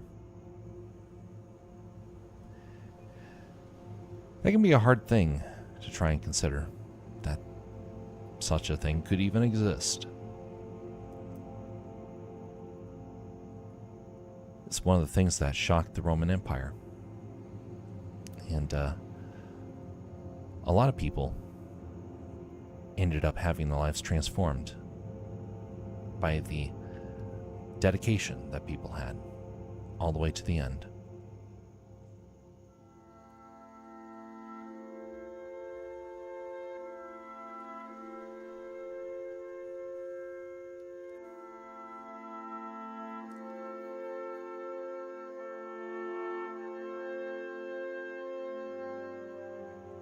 Why does a triangle exist?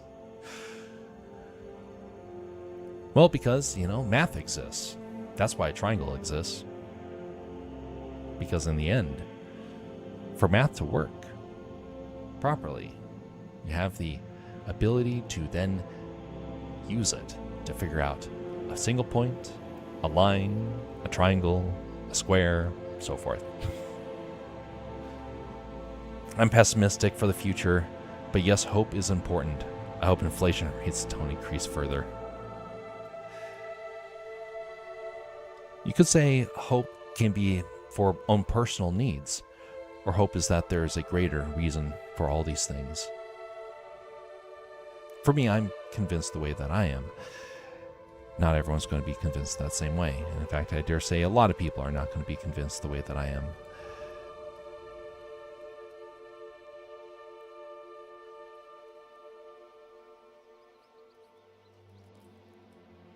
I realize that's behind a chair, so I probably need to just do it like that. There, that's better. Based upon the chair, we'll do this as well.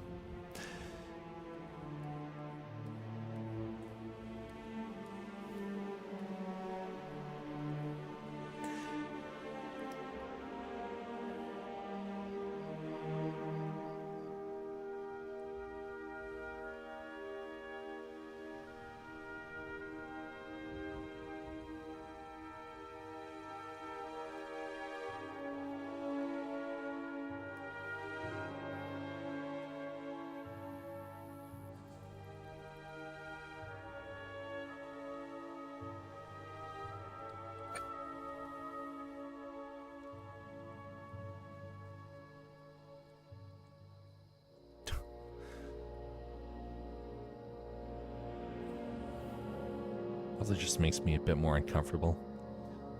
I hate AI. Well, I hate AI too.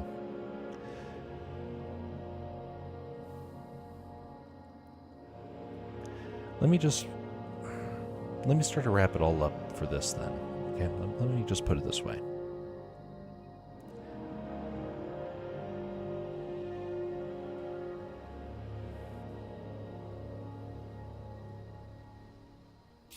We are all in a journey of life. We're all at different stages of it. Some of us have come closer to to some very difficult questions in life. That would be me. I've had to meet some people with some very difficult life situations. Some people that were able to rise above, and some people that were broken by it. It's one of the reasons why all this stuff is on the forefront of my mind. It's one of the reasons why I'm so passionate about a great many things, because I've seen enough that has convinced me one way or the other. It's up to you to be able to figure that stuff out as time goes on, but don't put it off. You may not be ready to make a decision one way or the other, but don't shun it like my grandfather, who ended up getting very, very discouraged in life. You have a chance in the time that you have now to be able to find and search and ask questions. Life is fleeting, and so might as well take some time to use it on something, what I think is one of the most meaningful things we can do. Start asking questions about why we are here and what sort of value we have in eternity. Anyway, thanks for indulging me, folks, on the discussion all the same. Hopefully you found something of merit in all of it. What it is, it's only time will tell. Yes, AI religion is on the way, which is unfortunate. Some people are already worshiping it. Modern paganism.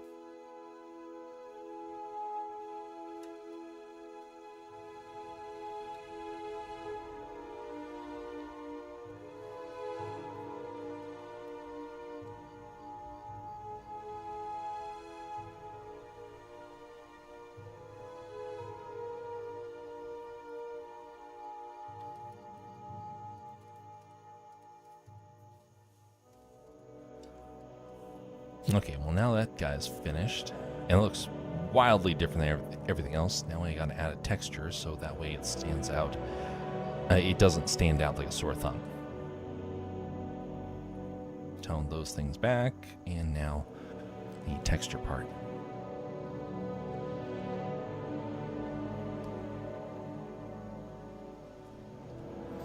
But what texture part? I don't remember. Oh, yeah, that's right. That's right. Yeah, it was this. Okay.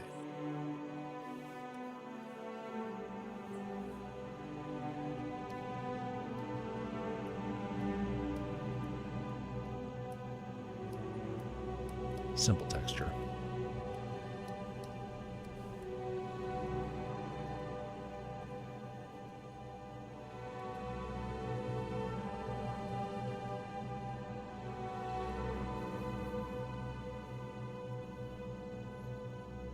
Our CEO, guess who made $200 million? Oh my goodness. Transferring you to another department. Yep. Look at the clock. Time isn't. Yeah.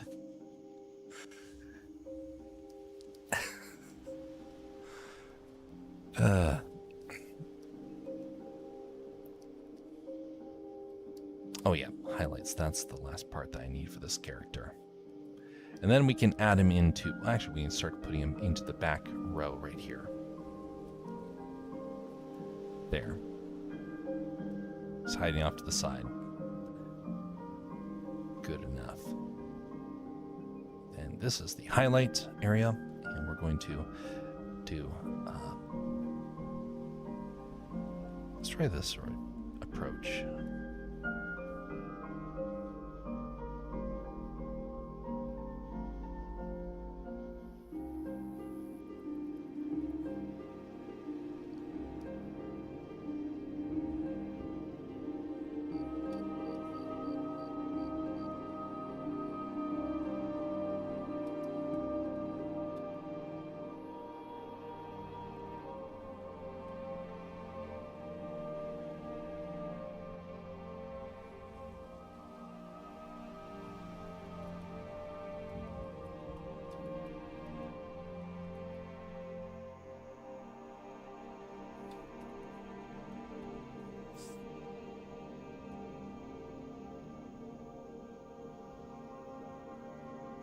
One of the stories that we'll be telling in the future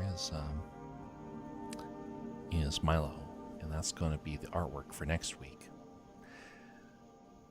Milo is a story that I've been wanting to tell for a long time, and he has a very interesting story, one that I'm deeply passionate about because of the life of travel and history that I got to be raised on.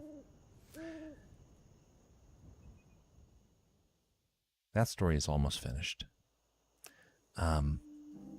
Once I finish up this next part, it will be the next focus. And I do realize the first story is going to come out. Some people are probably going to love it. Some people are probably going to not know what the heck is going on with it. And that's to be understandable.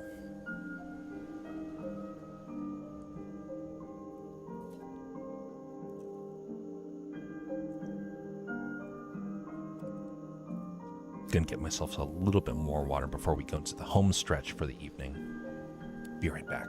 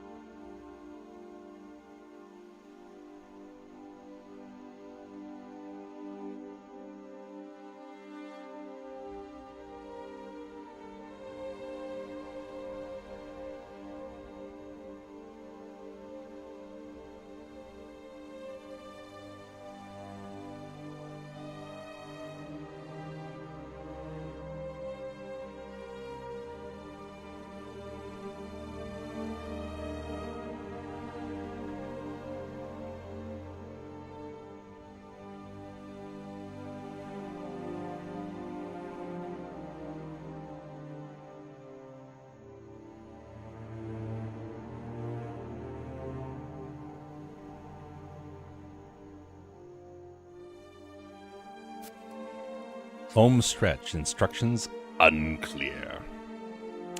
Well, home stretch means we're just going to blend all these elements together for this silly, ridiculous droid over here.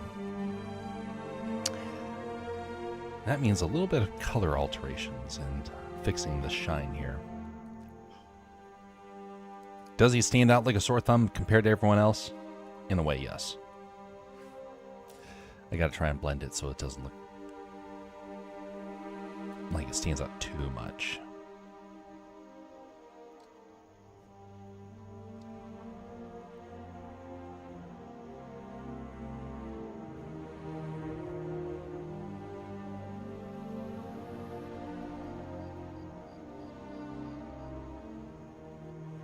By the way, Bizmaster, how goes the card game development? Are you still testing it?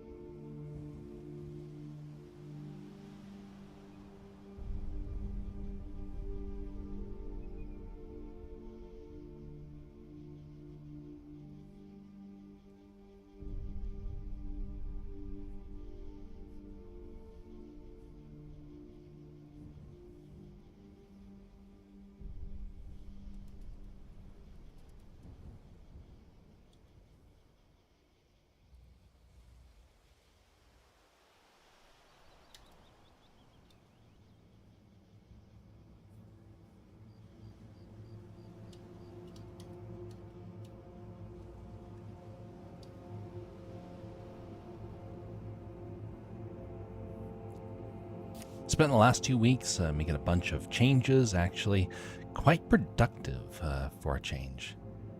Excellent. Glad to hear. Look forward to seeing how it turns out. You've been putting a lot of time and effort into it, and that's commendable.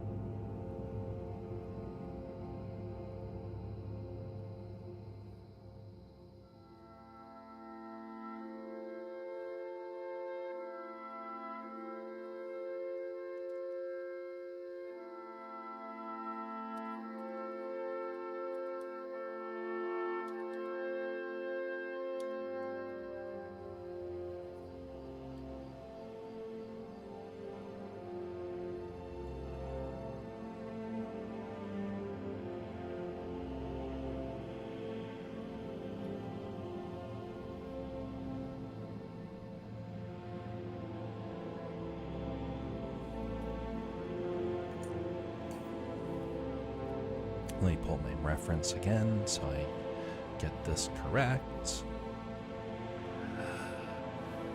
Alright. Time changes color.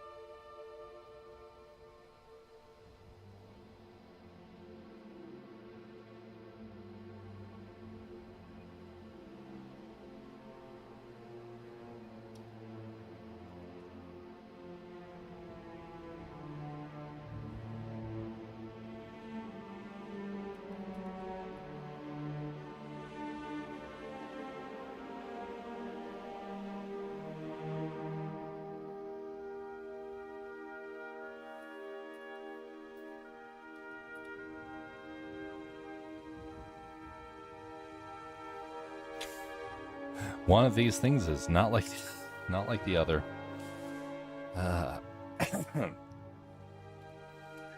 Well,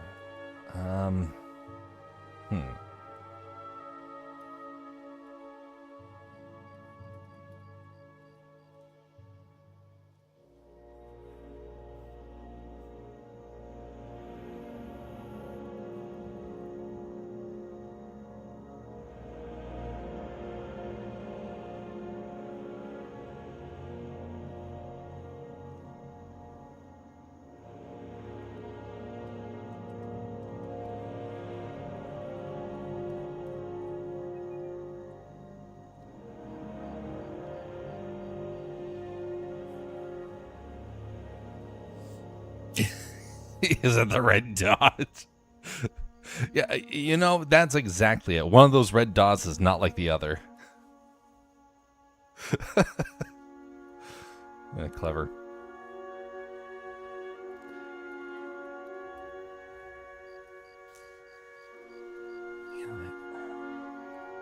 You know, I got an idea. Let's tone back the outlines. Something. Everyone else, their outline is actually oh yeah, that's it. It's thicker. Ah, that's it. Okay. I just figured out what's going wrong here. Is someone playing as the R2 as well? I don't know. They've had an R2 unit in their group, but I think it's just Erudai that's playing it. So it's the Dungeon Master.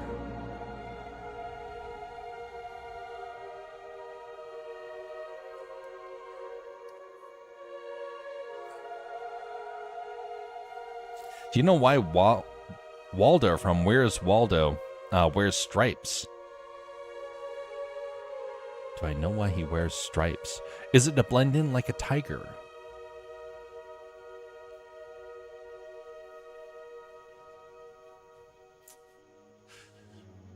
That'd be something.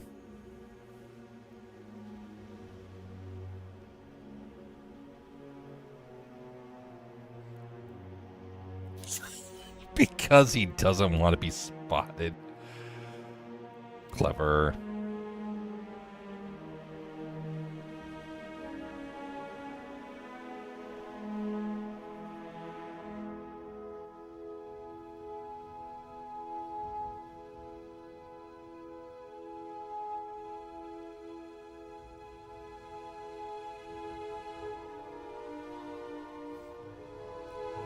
Well, earlier this evening, I ended up reading some of the Star Wars fan fiction that I had written early on when I was just getting started on my web presence.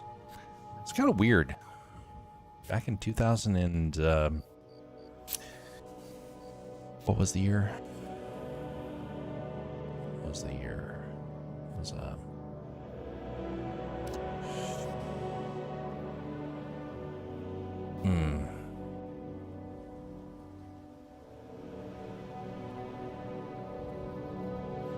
I want to say it was, I want to say the year was 2021 was when I got started.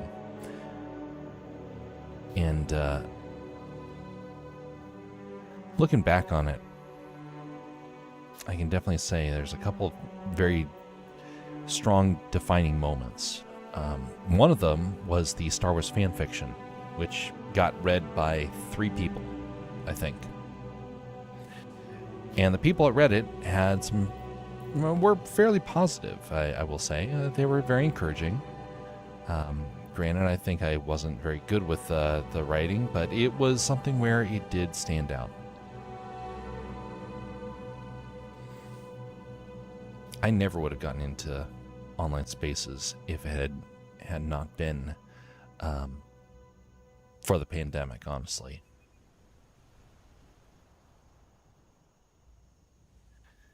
But also, it was because of that project.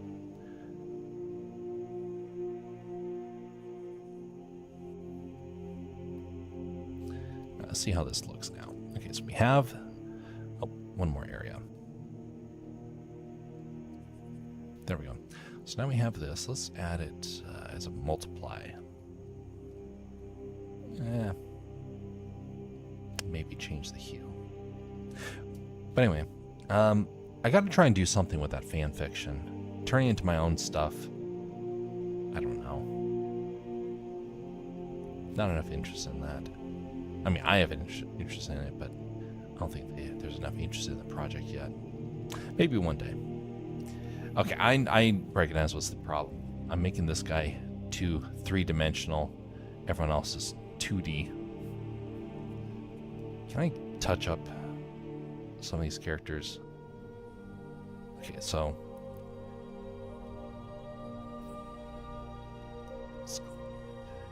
basically they don't have shadows. Maybe I can add it right here.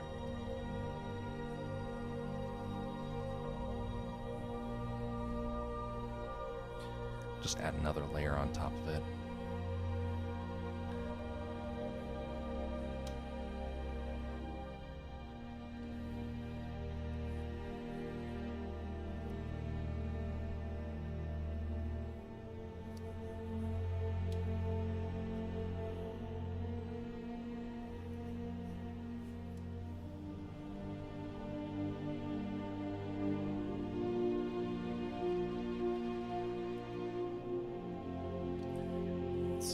Just some generic black, tone that back.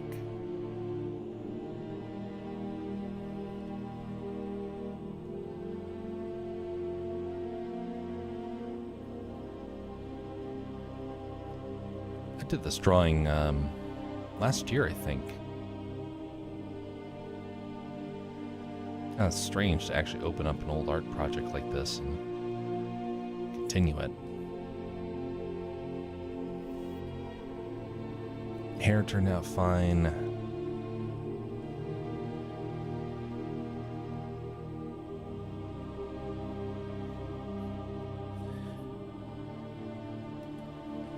Okay, let's see. Before and after. Okay, yeah, that did help out.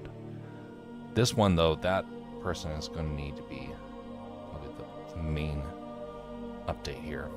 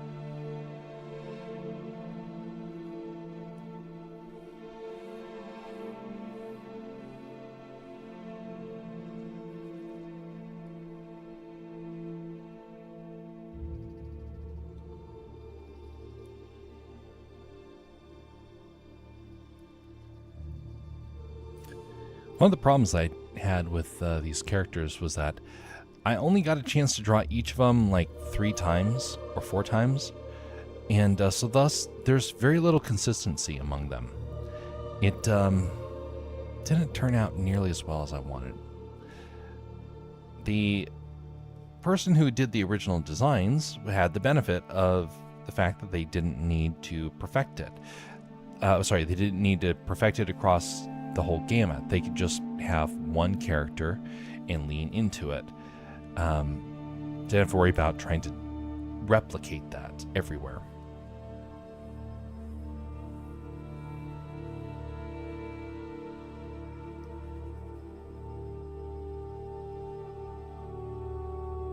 Yeah, it helped out tremendously. Last one here. Well, this guy's a little... It's not going to be a problem. Oh, yeah, that's right. Mustache. The guy requested to have mustache be painted on his droid. So, I forgot to do that. And then after this, I will have to call it quits. Okay, so we're just drawing a silly little mustache. Well, actually, wait a minute. Is there even space for it?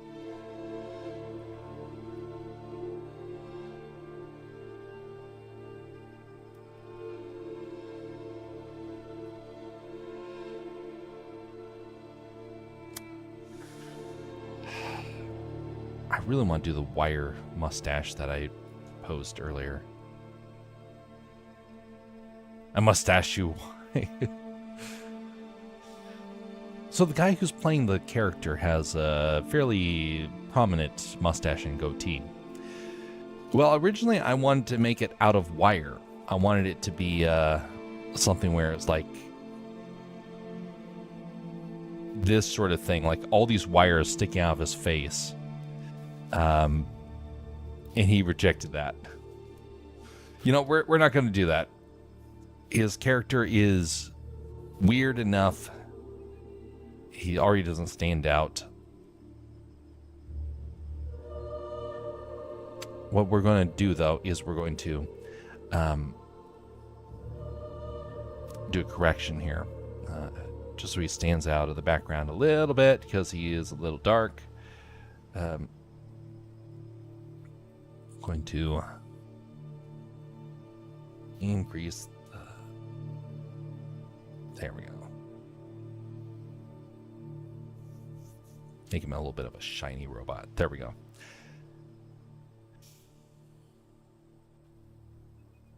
I'm in 2 nights into my first D&D campaign, actually. So far, it's been fun. You know, one of the best things about it is that you get to play as a character and really lean into it. It is nice. I've not done it myself, but hope to do it sometime in the future. Well, we're going to call it there. I need to save this and export it. And then hit the sack. It is 5 a.m. where I am. Have a very pleasant evening and morning, everybody. Let us see if there's a place we can go raid right now. But just a reminder, wherever you fall on the matters of entertainment, AI, or even religion, regardless of where you fall, be civil to one another. And we will be seeing you all next time. Right now, I'm not seeing anybody that we can raid, so we're probably just going to call it there. You all can find some quality folks to go over and spend time with, whether it's friends, family, or another stream. Until next time, folks, have a very pleasant evening.